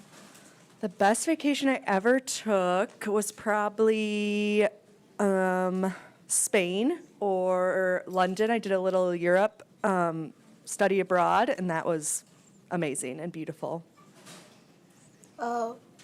What's one item you can't leave home without? One item I can't leave home without. I wish I could take Riley everywhere, but I unfortunately have to leave her. Probably my water bottle. I always am drinking water all day, every day. And coffee. Can you tell me about your family? My family, I have my mom and dad, and then I have 2 older sisters, Erin and Laura. I'm the youngest. Why did you decide you wanted to be a teacher? How did I decide I want to be a teacher? In high school, there was this really cool program where I got to go back to my old school and help my old teacher who taught me 2nd grade and help her with her class. And I just kind of fell in love with it, and I get to hang out with you guys all day. What do you love about your job? That I get to hang out with you guys all day. And you're really funny sometimes. Just kidding. But I love just seeing you guys every day and getting to teach you new things. What are your hobbies? My hobbies, I love to read. Probably another thing I don't leave home without is my Kindle. And just hanging with Riley, walking her.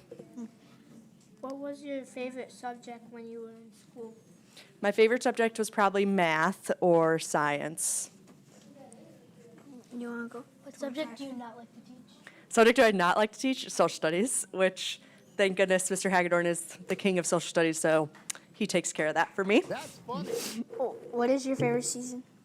Favorite season is spring because it's getting warmer. A lot of people don't like spring because it's rainy and muddy, but that just to me means that summer's coming, which is getting warmer, and I love summer too. What book are you reading right now? Book am I reading right now? In class, we're reading The Science of Breakable Things, which I really want to read ahead, but I'm trying my best not to, so then we could all read it for the first time together. Freddy, you want to do this? Yeah. What is your favorite store to shop at? My favorite store would probably be Old Navy, or is Amazon a store? I just ordered so many things. I got us new prizes, too, for my class, so. If you could do any other job in the school besides your current job, if secretary and principal, custodian, food service, different grade level, or special teachers, what would you do? I could do another job in this school. It would definitely be a PE teacher, because then I'd get to play around with you guys and tumble and shoot basketballs and have a lot of fun in the gym. What's your favorite place to go on vacation? My favorite place to go on vacation, well, I'm going to Florida Saturday. That's a great place to go, but I also love Arizona, but I also love Michigan and Wisconsin and all those too. Miss Whiteford, what's your favorite mystery to teach in science? My favorite science mystery? We're in my favorite unit right now, space. So I love all the space ones. When we get back from break, we're gonna get into the planets and stuff, so I love those. Unfortunately, we are out of town, but I did listen to some very interesting facts about you. Thank you, guys. Thank you. We have a new total, $4,050, and remember, our goal is $6,000. Next up, we have Ella and me, Madeline, interviewing Miss Wright.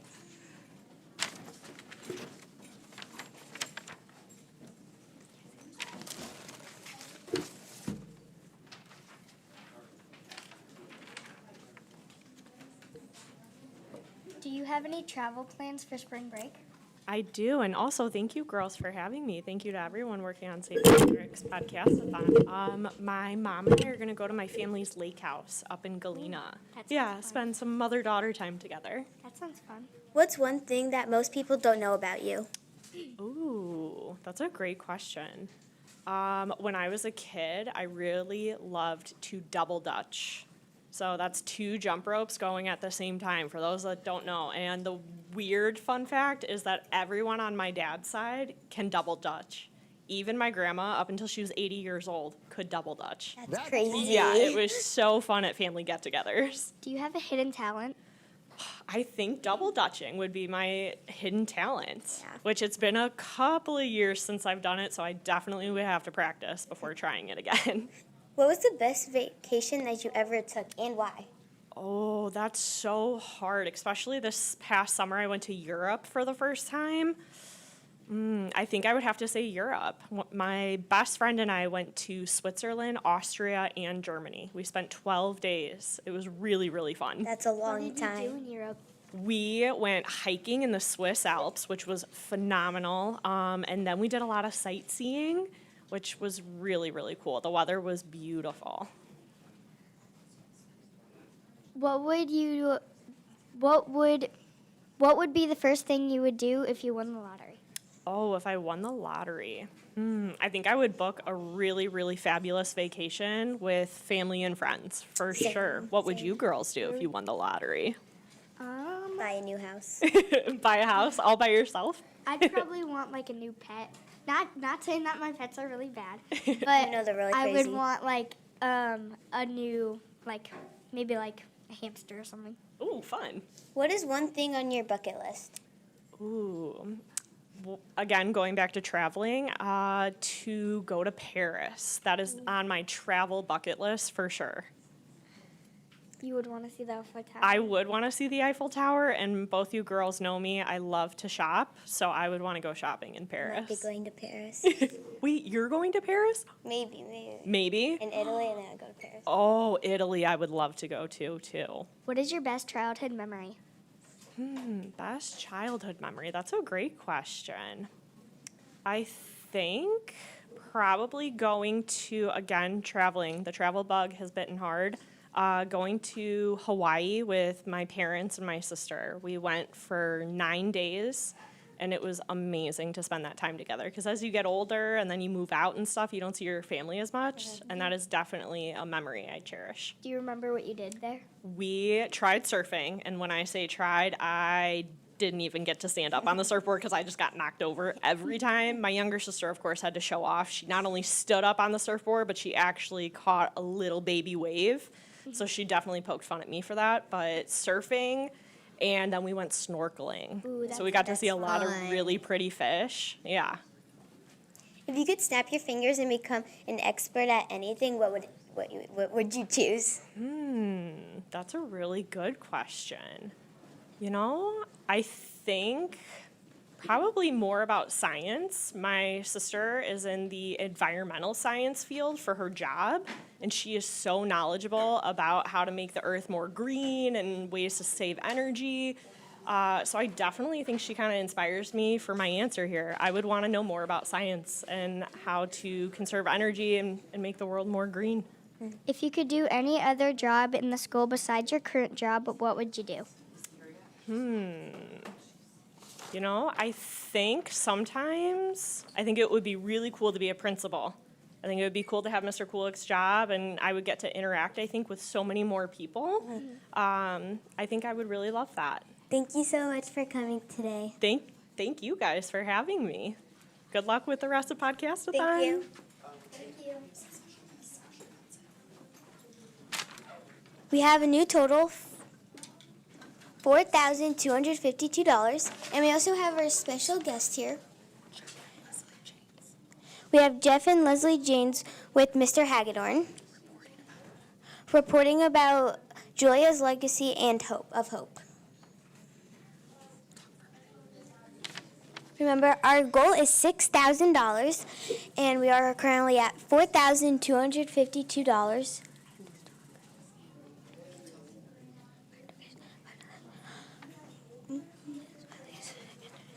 Thank you for everyone that we've had a lot of fun and everyone.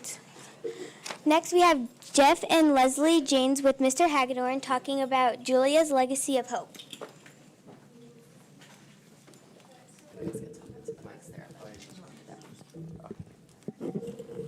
All right. First of all, great job, everyone, on the fundraising. This is actually our 10th year with St. Baldrick's. They had some little graphic that was on our page today. 10 years with St. Baldrick's. However, this is the first year that we're connected to a hero fund. And the hero fund that we're connected to is Julia's Legacy of Hope. And Julia's their daughter, and this is Jeff and Leslie Janes. Jeff Janes, believe it or not, was my teacher in high school. Taught me math and science, I believe. Yeah, at least those two, at least once each. That's right. So I'm very honored. We haven't seen each other in years. I'm very honored to have them here today and to talk about Julia and her legacy of hope. So go ahead. Great, thanks so much, Mr. Hagedorn. We are Julia's Legacy of Hope. I'm one co-president. Mrs. Janes is another co-president of Julia's Legacy of Hope.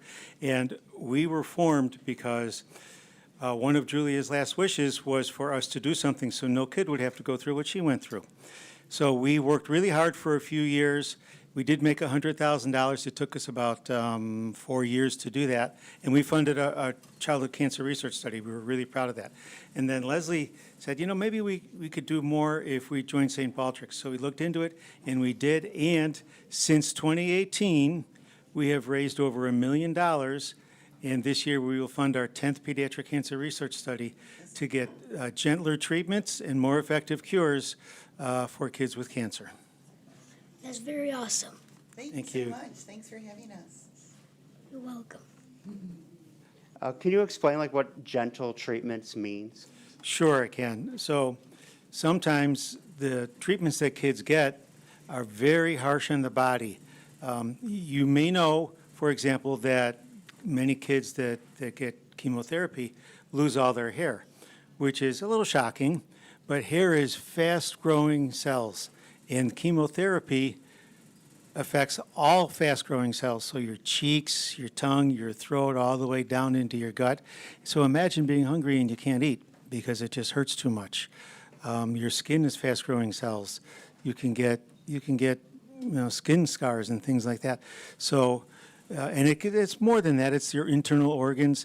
So what we do is we are funding research that is more targeted towards a tumor, let's say. So instead of radiation for the whole body, it might be radiation just for the tumor on a kidney or wherever it might be.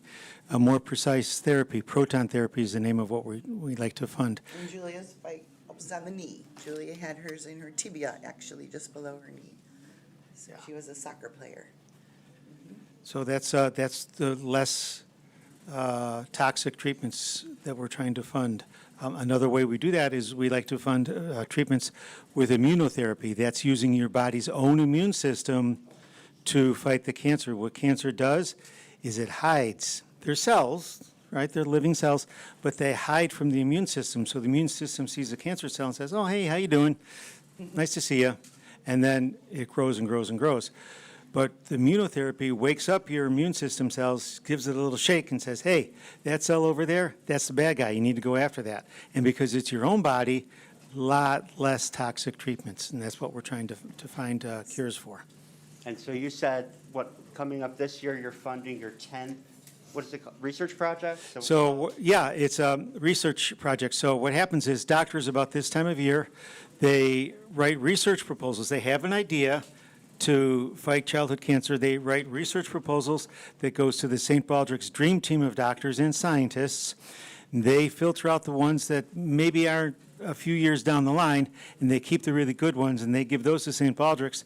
Then St. Baldrick's hands those out to the hero funds, and the hero funds get to choose which research studies that they fund. And 100% of money that you earned, did I hear you say $4,355? So what's our total right now? 4,000? We have an update. Our new total is $4,355. Wow, that's just amazing. Wonderful, everyone. And Thank you. every last dollar of that amount, or more, or if you guys get more, is going to be spent by a hero fund somewhere to fund pediatric cancer research.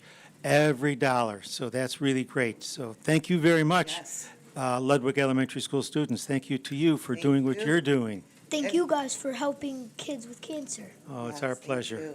One thing that we really love about St. Baldrick's is being a part of the Hero Fund. Being a part of the Hero Fund is a wonderful thing because we get to be involved on both sides. On your side, the people that are funding and the people that are working and have a mission and feel so passionate. And on the other side, where the scientists and the doctors are also so very passionate, and they are allowing us to be involved on their side as well. That's very fulfilling for us, knowing where the money goes and being a part of that and being allowed to participate in selecting the next grant. Yeah. So much so that we've done more than one grant with the same scientist because it's been such a positive experience. And so we've done two, I think. We've done that twice. In fact, these doctors are so, and scientists are so passionate about what they do. One doctor out of Boston Children's Hospital invited us to come out to Boston and meet her and talk about her research, which we did. Yes. Wonderful. That's very So, cool. yes, we've gotten to meet her. Also, we've spoken and had Zoom conversations with scientists and doctors, so we like that connection. They come back to us, tell us how things are going. Of course, in their master for language, they have to scale it down a little bit and explain in the terms we understand. But it's fascinating to learn the science, and Jeff helps me understand because he's a science teacher. And we're very interested in knowing precisely what they do. And I love knowing as a mom that they keep Julia's picture in their laboratory, so when they're studying, they are also remembering us over here on this side, the non-scientific side, and they have such compassion, and they really want to help, and they're doing the best that they can. There's only one problem, and Jeff's gonna explain it, the funding, right? So Everything's going well, but it's the funding. Absolutely. So people don't realize that kids get cancer. They don't, which you know, because you're standing there and listening to this, that kids do get cancer. They say that kids' cancer is rare. Well, it kind of depends on how you look at it. Compared to adults that get cancer, okay, not as many kids get cancer as adults get cancer. But to be honest with you, there's not a lot of kids that get cancer, enough for pharmacies, for pharmaceutical companies to make a lot of money. So they don't want to pour a lot of money into research for drugs that might work 25 years from now or something like that. There's not a lot of payback for their money like there is in adult cancers. And so we pick doctors to fund that are passionate about what they're doing, and we fund what we can, but we really need more government help and people to understand. And our mission is twofold. Our mission is to bring awareness of kids' cancer. Thank you very much for having us on your podcast-a-thon, as well as to raise money to fund pediatric cancer research that is less toxic with more effective cures. That's what we do. And I wanted to interject that children's cancer is very different than adult cancer. So the doctors and the scientists are looking at the correlations and also the differences between children and adults. You know, you guys don't smoke cigarettes, so you're not going to get cancer of your lungs, that kind of thing. The cancers that kids get are very different than grown-up cancers. So that's more cell-related, Jeff, if Yes. I'm not mistaken. Yeah. And those are the things we need to focus on is the kids' cancers right now. All right, well, thank you so much for sharing. They're going to be back on in a little bit for a few more minutes to talk. You know, hopefully the donations, keep going up. We've seen lots of good, That's there are wonderful. lots of good reasons to fundraise, right? Or Yes, thanks. one main one. They thank you very much, and we thank all our donors out there for donating. 100%. Thank you very much. I'm looking at the audience behind the camera. Great audience. Thank Look you guys here. very much. Thank you so much, everyone. Give yourself a round of applause. Thank you for coming here. Thank you. We look forward to speaking one more time. Yeah. Thank you very much. I'll just leave it there, right? Okay. Next up, we have Juliana and Hannah interviewing Miss Kaminsky. Let's interview our teachers. Maybe they're rude. Maybe they're not. Hi, Miss Kaminsky. Hi. Thank you for joining us. Well, thank you for interviewing me today. How long have you been on D92? I have been here for 6 years. Oh, wow, that's a lot. Do you have any travel plans for spring break? I do not have travel plans for spring break. However, I am going to travel to Hawaii over the summer. I'm very excited about the beautiful weather. Hawaii is very pretty. Do you have any, do you have any pets? I do have pets. I have 2 dogs. I have a Labrador whose name is Mac, and I have a pointer. His name is Rudy. Mac is 9 years old, and Rudy is going on 7. Mac is he's very well behaved, and Rudy is very naughty. I'm working on him though. My dog's really naughty too. Naughty too? Yeah, they get into things they're not supposed to. Yeah. Yeah. My dog is the best. Your dog is the best? No. Oh. No. Not the best. What is your favorite restaurant? I have a restaurant that I like in Orland Park. It's called Otimo. They have very good seafood. Oh, I love seafood. Would you say you're more of an introvert or extrovert? I would say I'm both. I think I was more of an extrovert when I was younger, and now I'm a little bit more of an introvert. If you could only eat one food for the rest of your life, what would you choose? Oh, this is a tough one. I remember this question, and I think Mrs. Weber helped me answer this. She thought my favorite food was a tomato, and I agree with her because I like tomatoes on everything. I put tomatoes on my pizza, my sandwiches, my salads. I like tomato soup. So I think my favorite food is a tomato. Tomatoes do go with a lot of stuff, so that makes sense. Yeah. What was the last TV show you binge watched? We are watching The Pit in my family. That's a really popular It answer. is, but I watch most of it like this because it's based in a hospital, so sometimes I get a little queasy. So many teachers have talked about The Pit. It's a good one. Yeah.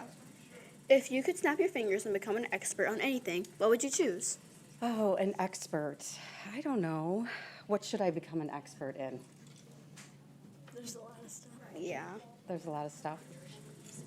Like a sport? Maybe volleyball. I like volleyball. I love volleyball. What's your go-to karaoke song? I don't have one. What should my song be? What's your favorite I'm more of an artist? introvert now, so I don't sing karaoke, so what should my song be? What's your favorite song then? I don't know that I have a favorite song. What should it be? I like country music, though. I love country music. Okay. Who's your favorite country band? Oh, band? Band, singer? Oh, I don't know, Zach Bryan. Oh, yeah, that's a good one. That's a good one. I like that.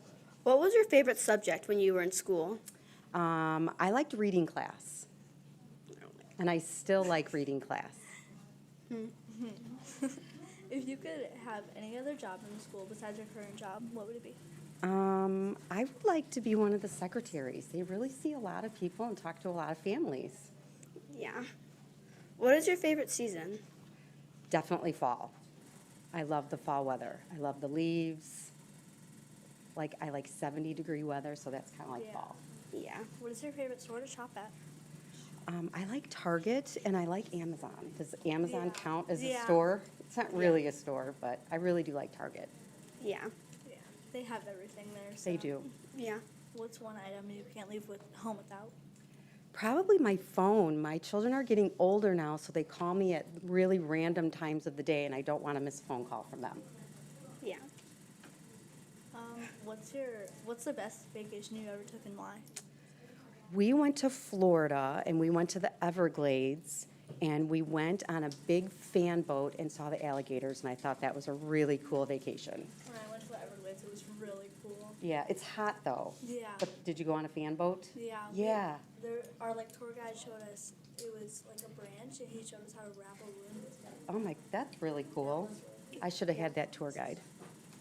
Sorry to interrupt, but we have to wrap it up. That's okay. Thank you for having me, ladies. You did a fabulous job. Thank you. We have a comment from Miss Whiteford. What a fantastic interview with Jeff and Lindsley. Thank you so much for joining us today. And we have a commercial break. Hello. Did you know that about 14 million people have cancer in the U.S. and there is 323 million people in the U.S. 2016? You can help by donating to our nonprofit organization by donating dollar by dollar and spreading the news to everyone in the U.S. St. Baldrick's will give the money to our top researchers and doctors in the U.S. We know. Thank you for donating your time and money. Thank you.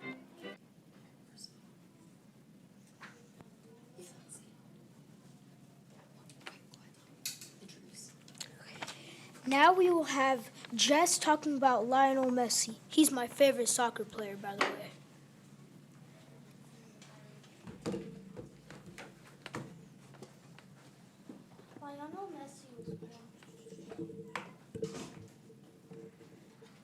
Lionel Messi was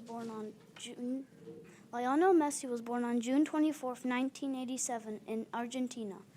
Messi holds a record for having 8 Ballon d'Or awards. He also won his team Barcelona 672 trophies. Messi has played for 4 clubs. Those 4 clubs are Spain, Argentina, Barcelona, and Inter Miami. In 2022, he won the FIFA World Cup.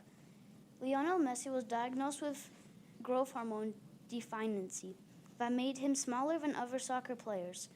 Messi had a grandmother. Her name was Celia Oliveira Cucintini. Celia encouraged Messi to play soccer. When Celia passed, every time Messi would score a goal, he would point his fingers into the sky to remember his grandmother. Messi made a record by 91 goals in a single calendar. Messi is my hero because he made me love soccer. Same here. Messi is my hero too. That's why I played soccer. Thank you for the great, amazing talk about Lionel Messi. Thank you. We have a new total. Our new total is $4,385.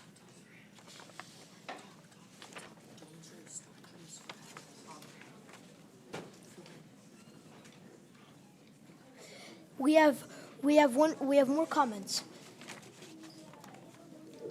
Great job, Ella and Brady. Carp Demodo. Oops, Ella and Madeline. Danid 43080. Amazing work. You are doing Jeff and Leslie and a hero funds.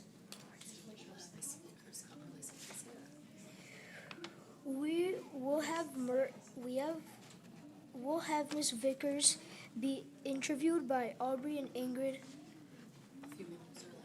a few minutes early.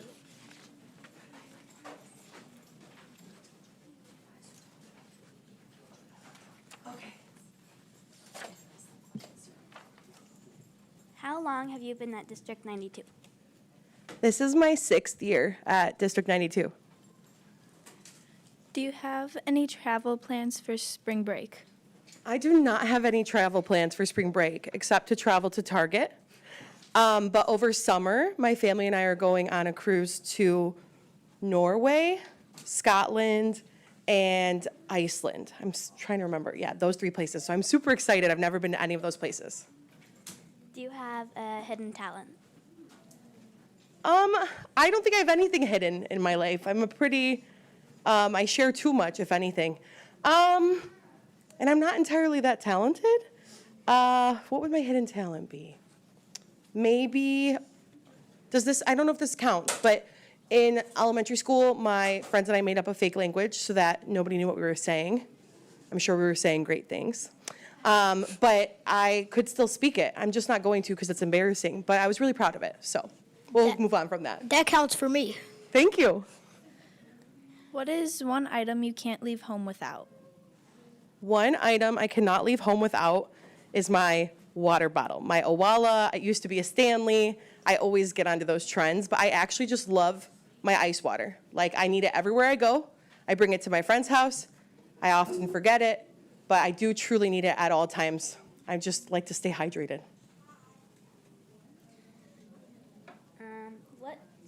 was the best vacation you ever took? Ooh, the best vacation I ever took was probably when I went to Dubai because it was just so different and it was really far and it was the farthest I'd ever traveled. And I felt like the city was really sparkly and they had really good sushi, so I was like in my element, you know? What is the scariest thing you've ever done? Oh, by far, the scariest thing I've ever done besides teaching is skydiving. Oh my gosh, I thought it was gonna be the coolest thing ever, and I absolutely hated it. I was standing at like the edge of like the plane, and we're supposed to jump, and I couldn't. My legs just were like, nah, we're gonna actually stay on the plane. And I was like, that's smart legs, like I trusted my legs. And the guy who's like strapped to me was like, nah, we're going, and like kneed my knees, and we just jumped off like head first, oh my God. And people are like, oh my gosh, don't you wanna go again? I was like, no, I don't. I am good for life. That was so terrifying. I felt like I was flying and dying at the same time, and it was like really cool. Like I love telling people that I did it, but I will absolutely never do that again. I would never do that. Oh no, it is, I can't even pretend to be cool like I can handle it. No, absolutely not. One time and done. Yeah. I want to do bungee jumping, but I don't want to do skydiving. Bungee jumping I feel like would be really fun, but I'm getting to that point in my life, I don't know, I used to really like heights, and I've gotten to like this age now. I don't know why, I guess it's my 30s. I'm like a little bit scared of heights now. I'm a little bit more scared of stuff, you know? What is your best childhood memory?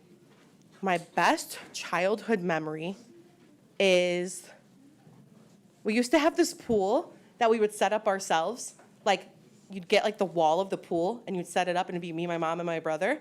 But we would take it apart and like get it ready for the summer, and we'd use it as a slip and slide. And we'd like slide into the fence down the hill in our backyard. It was my favorite memory ever. I think I got pretty hurt, but I loved it and had so much fun.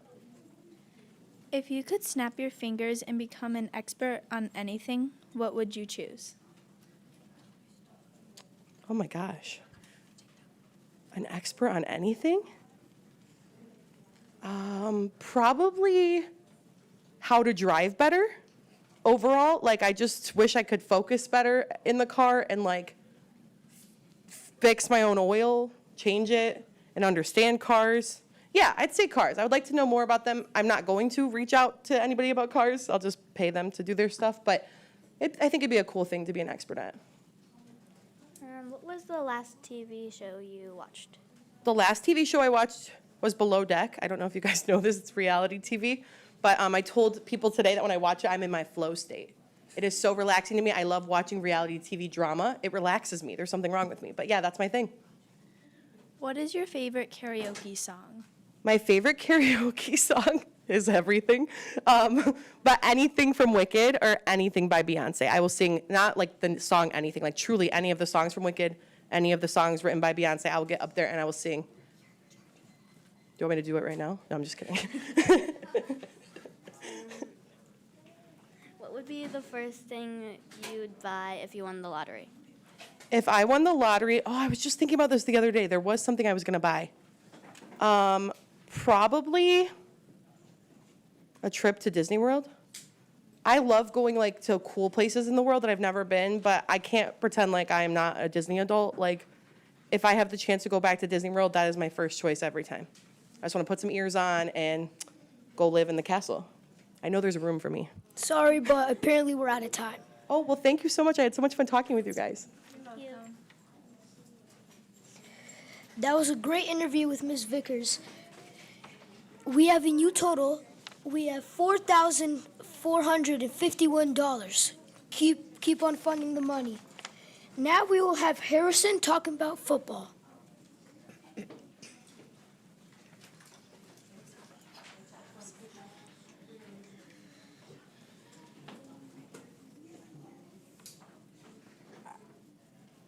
The Alabama Crimson Tide is a football team.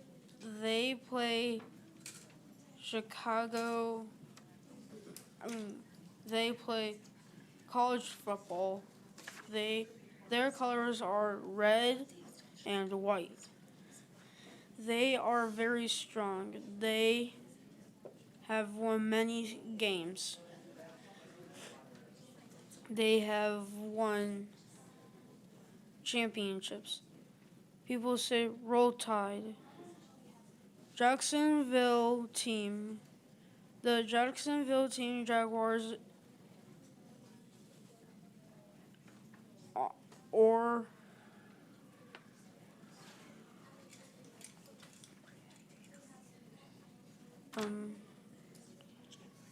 Jaguars are an NFL team. They play in Florida. Their colors are tan, black, and gold. Their mascot is a jaguar. A jaguar is a big cat. They played in big stadiums. They try their best to win. Both teams love football. Both teams have many fans. Football is fun to watch.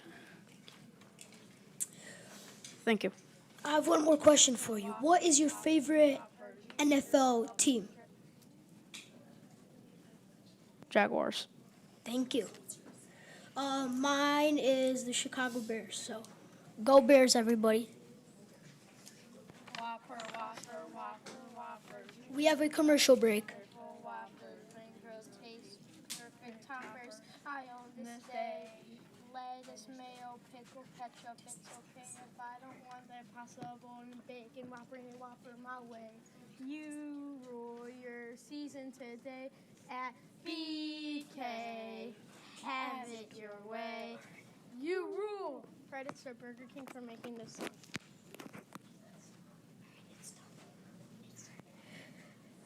We have a new donation total of $4,492. Now we will have Camila talking about Disney. My favorite Disney character is Mickey Mouse.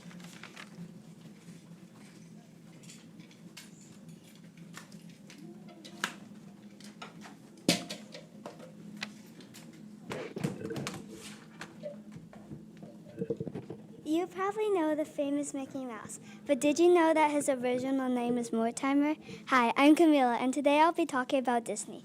For starters, Disney was created by a man named Walt Disney, and he won more Oscars than any other person in the world. That is amazing. But do you know what else is amazing? All the wonderful movies that have been created by Disney. More than 1,200 movies have been produced by Disney. That is a lot. But some facts that I find interesting are that in The Lion King, the roars of the lions are actually voiced by tigers because the lion's roar wasn't loud enough, and that there are 6 million spots in 101 Dalmatians. I mean, who has the time to count all those spots? And I bet you've heard of Disney World, but did you know that Disney World has been open to the public for 54 years? Wow, that is a long time.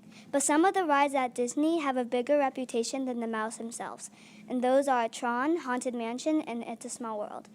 And is it just me, but I always go home with It's a Small World stuck in my head. I hope you enjoyed my presentation, and thank you for your time. Goodbye. I have some questions for you. What is your favorite Disney character? Probably Tinkerbell. And then, have you ever been to Disneyland or Disney World? Yes, I've been to Disney World 3 times. Last one. Do you like Disneyland better or Disney World? Disney World, way better. Okay, thank you, Camila, for having us. Thank you. One more thing, we have a new total. It is $4,507. Great job. Later, we will have a mystery guest. I wonder who it could be.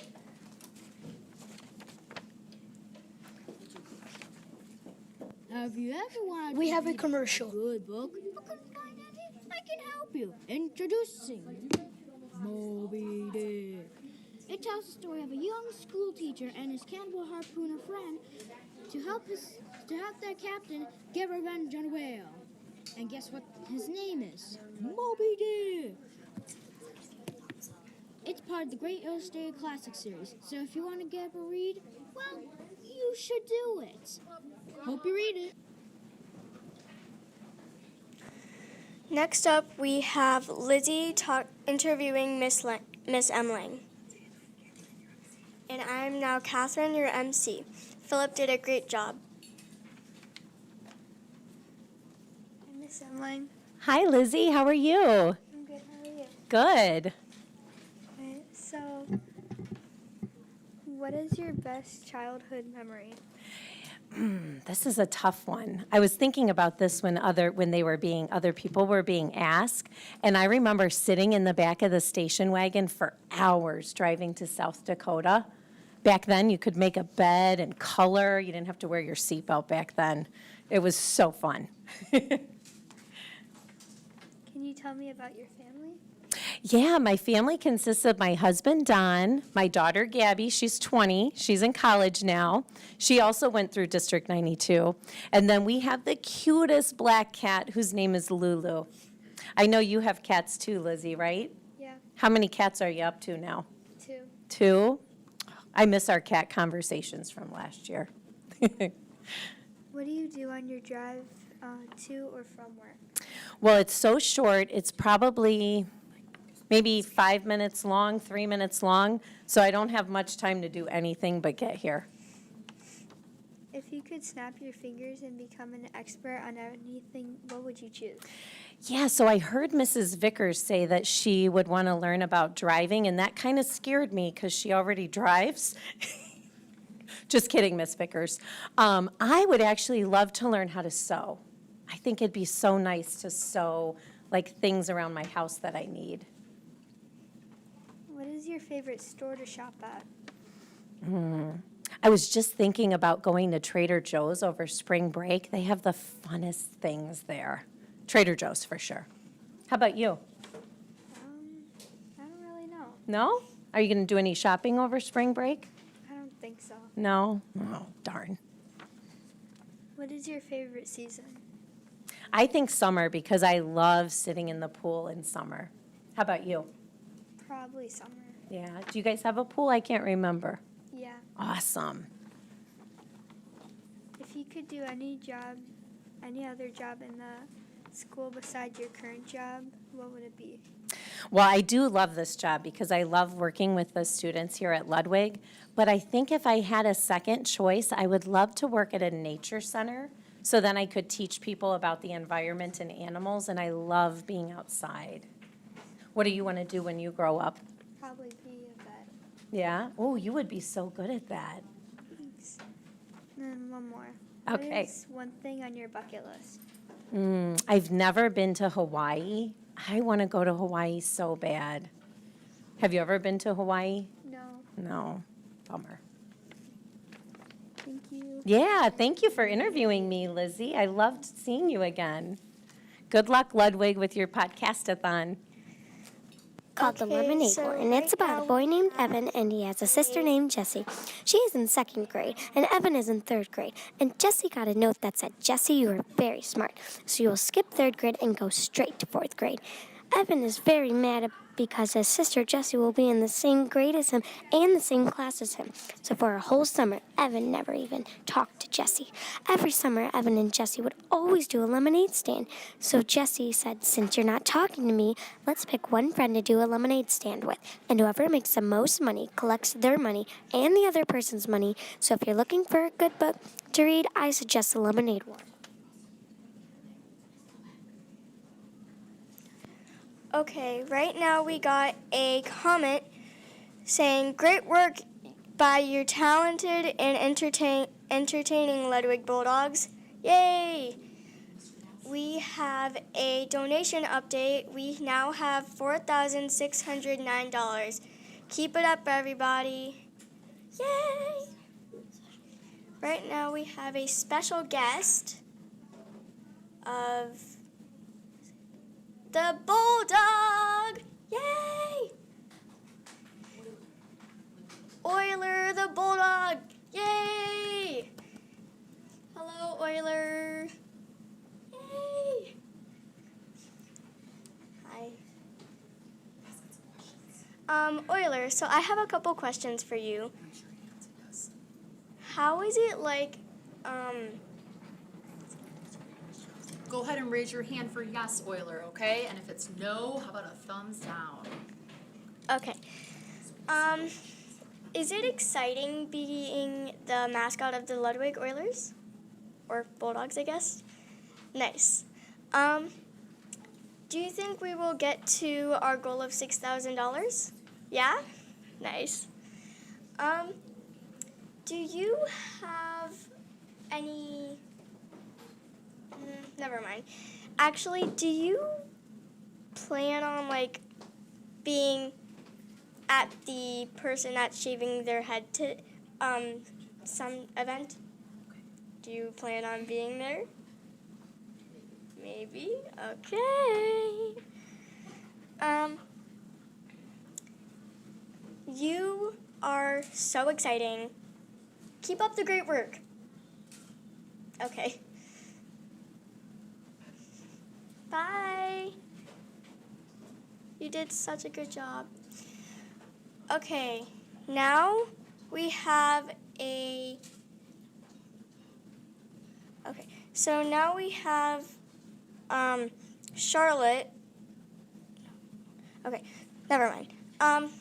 Right now, I'm going to give you guys some fun facts about poodles.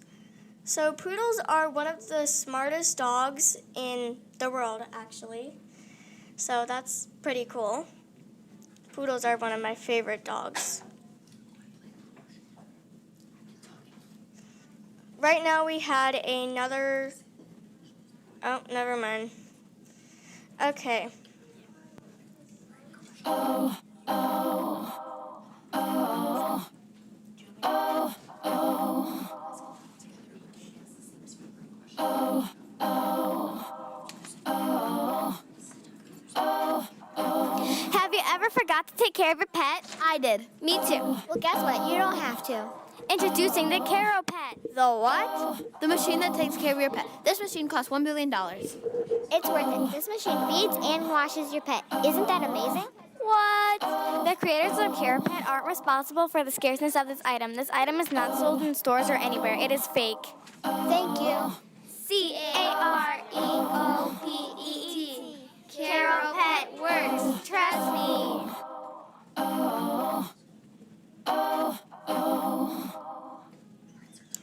Okay, we just got 3 more comments. One is from Positive Delta. It says, everyone is doing so great. Well done. So fun to watch everyone. And I learned too. And the next one says, is Euler the secret one that is going to shave their head? I don't know. Maybe. And then the next one says, this is actually from my mom and my dogs. Benny and Danny love you too. Catherine. Okay, thank you, Mom. Hi, Catherine. Hi. What is your favorite after-school snack? My favorite after-school snack, ooh, that's a tricky one. I like eating strawberries and Nutella, even though my mom doesn't really like me having That is Nutella. amazing. I actually just had that yesterday. Oh, wow. Yes, it's so good. Also, what I like to dip in Nutella is pretzels, too. Oh, yeah, that's really good. I would say also my favorite after-school snack is maybe, I like Cheez-Its. Oh, yeah. Or maybe like a little candy. Mm-hmm. Somewhere around that. Yeah. Candy's good, but you don't want to have too much or you'll get a sugar rush. Yeah. Okay. Next up, we have Charlotte interviewing Mr. Hagedorn. Okay, so I have a couple questions. I'm sorry, I'm still distracted. They were talking about sugar. Yum. But how long have you been at District 92? This is my 23rd year at School District 92, or at Ludwig School, too. Well, that's actually pretty cool. But do you have any travel plans during spring break? I do not. Last year for spring break, we went to Florida. This year, we're just staying home. We kind of go like every other year, usually to Florida, both in the springtime and in the wintertime. So we have like a schedule in a way. That's pretty cool. So, yeah, we're just staying home. There's lots to do. Do you have any pets?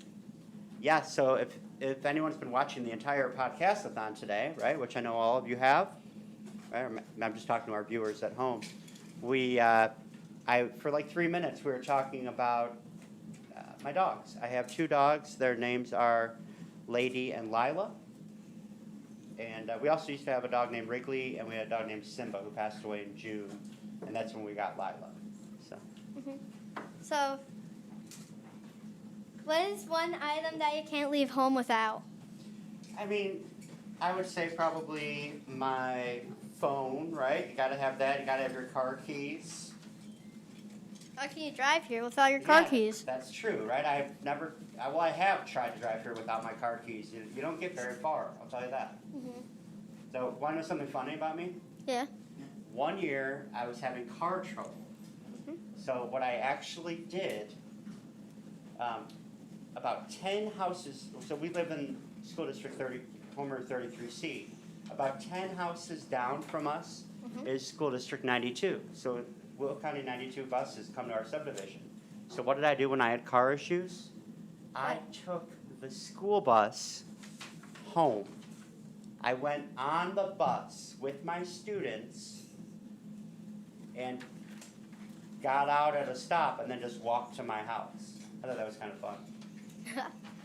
But do you collect anything? Do I collect anything? I used to collect baseball cards when I was a kid. Lately I've been doing a little bit of 3D printing, so I've been collecting filament, learning about that. Right? Mr. Kulik is teaching me a little bit about the type of filament to get to make really cool 3D prints. So I've been learning about that. And you've seen I made some pretty neat things for the classroom, right? Yeah. But I'm learning still. It's like anything you collect or any hobby you have. It's fun to just keep learning about it, right? So, do you have a hidden talent? I have a not so hidden talent, and that would be my headstands. In fact, I think I've done too many of them this year. I'm not going to do one right now. I did one for PE, a couple days ago. Yeah, I think it was just both yesterday. Classes weren't even that impressed because I've done headstands before, right? I was really impressed. You were? Okay, well, thank you. And actually, I will say that probably my favorite headstand of the year. You know why? Because it was on those comfortable mats. Those are great. I've tried doing them on like the bare floor before. That's not fun. What's the scariest thing you've ever done? The scariest thing I've ever done? I would say, it's not really the scariest thing I've ever done, but it's more scary movies. I don't like them. And I think I've told my students that before. They talk about scary movies, and it's just not my thing. They're kind of scary, and then, I don't know, I've seen a couple of them, but that's it. Too scary for me is what I usually say when you start talking to me about those. I really agree with you. You agree? Yeah. In high school, I watched a couple of them, I think. That's about it. And luckily, my wife doesn't really like them either. So. What's your favorite TV show or movie? I have so many favorite TV shows that I love, like The Office, Seinfeld is always a favorite of mine. Current shows, Breaking Bad, not really school appropriate. What else? What do you got for me? What about you? What's your favorite show? My favorite show, I also had an interview with Charlie, and I also said this too, but I do like Phineas and Ferb. Okay, I don't think I've heard of it, but I've never seen it. It's really good. I'll put it out. Can I put it out for my kids? Yeah. Okay. It's like a TV show. It's meant for like kids. My dad watched it when he was a kid. Oh, okay. I'll have to give it a shot. So. Anything else for me?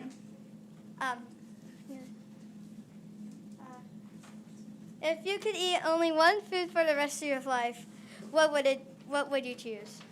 Here's the thing about me and food. Like, I'm not picky at all.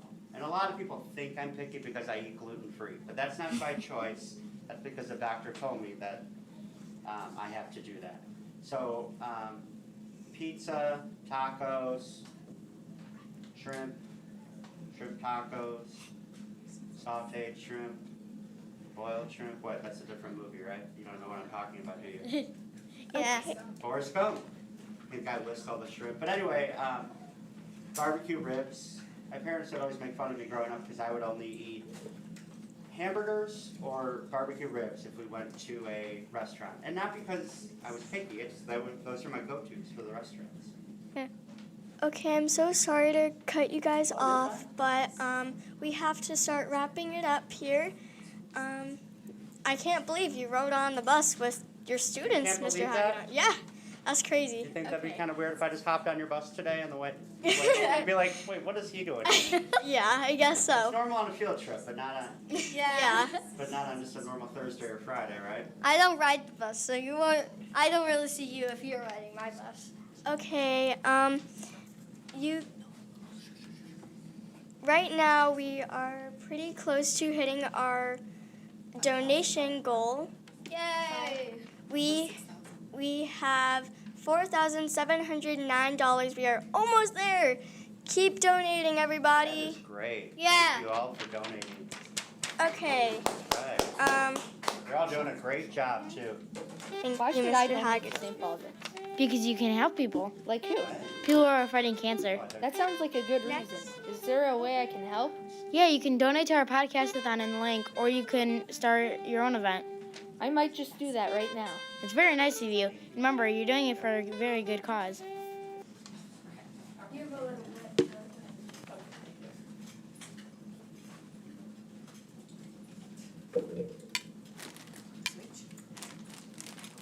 Okay, next up we have Jeff and Lindsay James with Mr. Hagedorn. Jeff and Leslie James. Oh, sorry. That's all right. All good. So we were on a little bit ago, and we are back again. And Leslie's going to talk about Julia's pillow. Yes, thanks for having us back. This is so much fun and so important too. Thank you. This is a pillow that came about from my daughter Julia's experience. She was very positive when she was going through her treatment in the hospital, and she loved Pinterest. I don't know if you guys know what Pinterest is. It's, oh, you know, okay.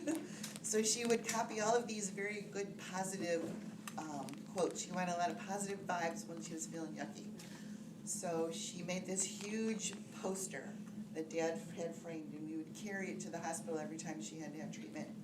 And every morning she would look at a quote and think, that's the one I'm going to focus on today. So she'd put a sticky note on one of them, like this one with Cookie Monster. It says, today I'll live in the moment, unless it's unpleasant, in which case I will eat a cookie.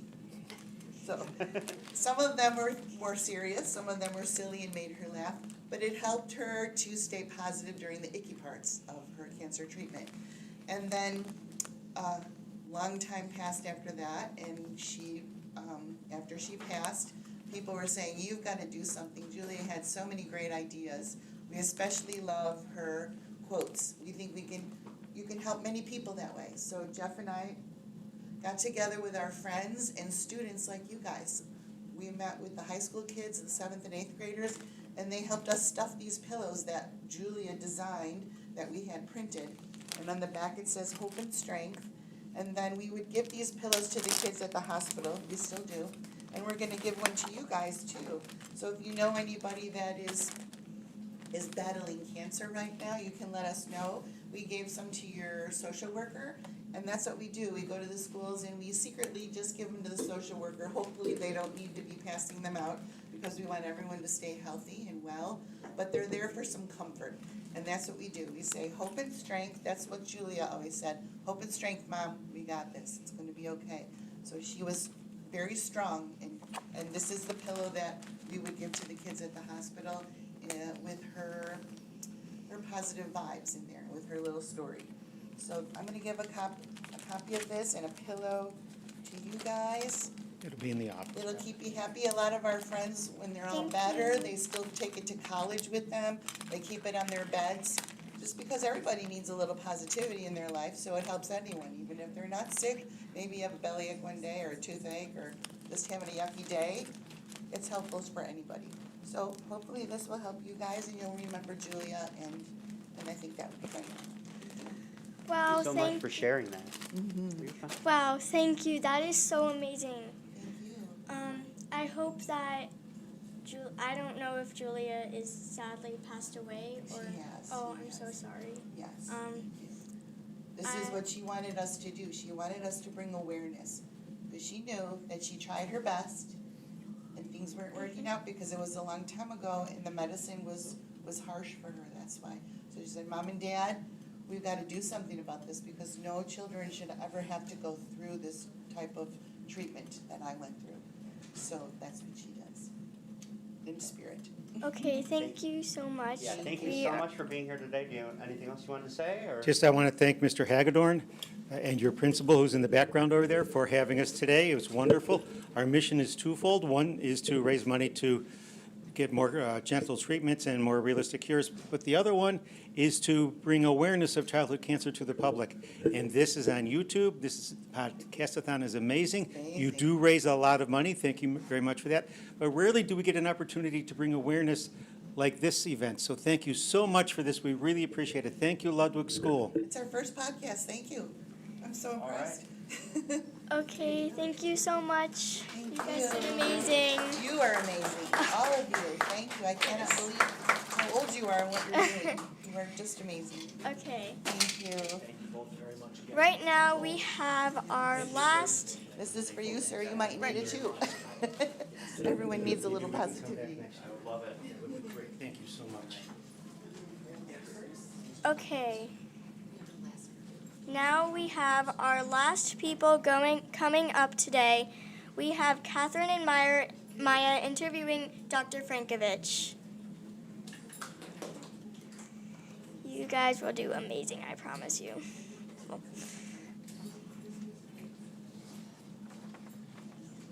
Hi. Hi. Hi. You guys are doing so awesome. I'm so proud of you, as I know all the viewers are at home are. Thank you for all your hard work. Thank you. Maya, do you want to go first? Sure. Ask her a question. Do you have any pets? I love pets, but I don't have any pets. Mr. Frankovich is very allergic. I didn't really believe him at first, so I took him to the doctor where he had to have allergy testing. And I don't know if you've been through allergy testing, but they have to prick you and then they put an allergen to see if it's big. And guess what happened to the dog and cat section for Mr. Frankovich? He pooped up a lot. A lot. It was like the size of a $50, not even a quarter. That's how allergic. So unfortunately, I love everyone else's pets, but I don't have any pets at home. Oh, that's too bad. Sadly, you don't have any pets. It's okay though. I know. Do you have any plans to travel over spring break? I do. We are going to Florida for spring break. Wow. Yeah, we're excited. That sounds so fun. Would you say you're more of an introvert or extrovert? That's a really good question. And I don't know about you guys, but it honestly depends on where I'm at, right? Sometimes you have a group of friends and you're super comfortable with them and you might get a little louder, right? And you might have more of that extrovert skill. And sometimes I might be in a new environment and I get like butterflies in my tummy and I get a little nervous, right? And I might be a little more introverted. And I have to remind myself that everybody tries new things and it's awesome. So I think I'm kind of both. What would you say your favorite restaurant is? My favorite restaurant is Cooper's Hawk. Oh yeah, I like that place too. Yeah. What is your favorite TV show and or movie? My favorite TV show, lately I've seen it a lot. It's on Netflix. I don't know that it's a show. I believe it's a movie, K-pop Demon Hunters. If you've heard of it. Yeah. It's a good one. A lot of good songs. They're golden. Yeah. Yeah. What would you say your best childhood memory is? My best childhood memory? That's a great question. Nobody's ever asked me that before. I have a lot of really great childhood memories.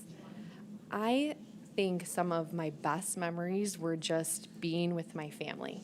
And actually, it sounds kind of silly, but just being outside, right? And I don't know if anybody still does this, but chasing fireflies. I used to collect fireflies, and we'd put them in a jar, but we'd poke holes so that they were able to breathe. But I really loved running around the yard with friends and family and collecting fireflies on a warm summer night. And ice cream. There was usually ice cream. Okay. Okay, so I'm so sorry, but we have to conclude this. Thank you for having me. So it has been so fun just having everyone and having so many good memories back here in the podcastathon. Before I say anything else, we have a donation update. We have now $4,834. Thank you for joining us, Dr. Frankovich. It's been a lot of fun. It was so fun for me, and thank you guys for all your hard work, and thank your teachers. Great job, everybody. Thank you. Thanks. Okay. And now we're going to invite some of our MCs who you have seen throughout the show. They're going to come over and tell us a little bit about their experience with the podcastathon. You know, what was their favorite thing about the podcastathon? What was the most difficult thing about the podcastathon? And maybe what is their biggest takeaway? So that way, future Ludwig students that come through, they can encourage them to be a part of this amazing event. And 5 years from now, they can look back at it and say, wow, I'm so awesome. It was so awesome to experience that. So come on in, come on up, MCs. One at a time at a mic. All right, I'm not an MC, but I have been doing other jobs. You probably have seen me in the background. My name is Adeline, and I'm this is so fun because you get to experience everything on a live broadcast, and also the donations were really good. We're pretty close to our goal, not that far, so I'm just super glad. My name's Madeline. I'm an MC, and I definitely think the most difficult thing was probably the comments because, everyone is just, it doesn't add up, and, you say kind of the same comments over and over again. You're trying not to say the same one, so that's definitely the hardest one. My takeaway, I think it's definitely people that are coming in Ludwig, you have to try. If you're too scared to do it, you should just try, and maybe you'll like it because not everyone likes to talk in front of a mic or in front of a camera, but you should definitely try it. Yeah, for sure. I agree with Madeline. I'm Charlotte. I was the MC who opened it with Katya. She's not here right now. But yeah, it was I was really nervous in the beginning, because you have a bunch of pressure when you're opening it up. You don't know how it's going to start. You don't know how it's going to go. Otherwise, I had a lot of fun. If you saw, I was executive producer and producer. Those were also really fun jobs, but they were also pretty pressure-packed. I'm Drake, and I was not an MC, but I was video tech and sound tech. I would say for the biggest takeaway, just try it, because if you're into tech, that's when you start getting into more stuff. My most favorite and easiest part was video tech, because it's hard finding what to put on, and for video tech, I have to those images that you were showing on the screen. Me and Logan actually, and more people here, we all put images on there. So all those images we found on Canva, and then we sent them over to OBS. Okay, I'm Juliana. I was an executive producer. It was really fun. It was a great experience. I would say it's kind of like a once-in-a-lifetime experience because you're never going to really do this again. You're never going to go on a podcast again and do it with all your friends and have a script and put all that together. I would say just do it. It's fun. So, yeah. I'm Hannah. I was producer. I held the camera for a while, and I was an MC. The hardest job probably was the video one. I didn't know that you could just leave it there, so I was holding it the entire time. And then MC, because I just kind of flipped through pages and made it up on the spot. But I would definitely do this again. I'm sad that I have to go to Prairie and I can't do it again. All right, we got about 3 more quick comments before we have some other people close out the show. All right. You can go. I'm Luca. I've been a video tech and a video assistant. It was mostly fun and kind of hardworking. It was, I don't know what to say, but it was mostly fun, and I wanted to do this maybe again one day. My name's Logan, and I was a video tech, a video assistant, and a producer. The most fun thing probably about this podcast-thon is probably just the people and donating. I think the hardest thing that was about the podcast-a-thon is that, like, you had to, what's it called, like, at first I did sound tech, and at first I didn't really know when to actually, like, put the sounds in, but then I started feeling confident and started Excuse doing me, I'm so sorry to cut you off, but we're running out of time here, and we have 2 more people coming on, Miss Grohovec and Mr. Kulik. So sorry. It's okay. Good job, guys. All right, so we are right at that 1:30 time frame. So we have been raising money all day today. I do want to thank, again, staff, all the staff that were involved in this production, but mainly this is a student-produced experience, right? You saw them, you've heard from them. Give them a round of applause, guys. I mean, such good work today. And again, for a great cause, right? I do want to shout out to Jeff and Leslie Janes sharing a little bit of their experience and Julia's Legacy of Hope. Thank you for being here today.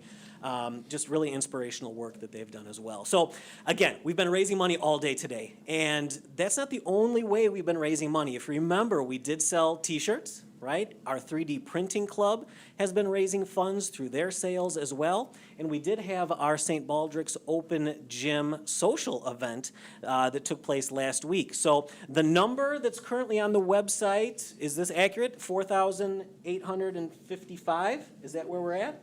Last time I checked, it was. Okay, so Ms. Grohovec has some more news to share with you. Ms. Grohovec. I do. So I have been doing some math, and if my math is correct, the ticker on the bottom of our stream has been telling us how much we raised from our Open Gym Social, which was approximately $1,266. So if you can do your mental math and add that number plus 4,855. And then we also had a donation of $325 from our 3D printing club. So the rough estimate right now that we have raised for St. Baldrick's is $6,446.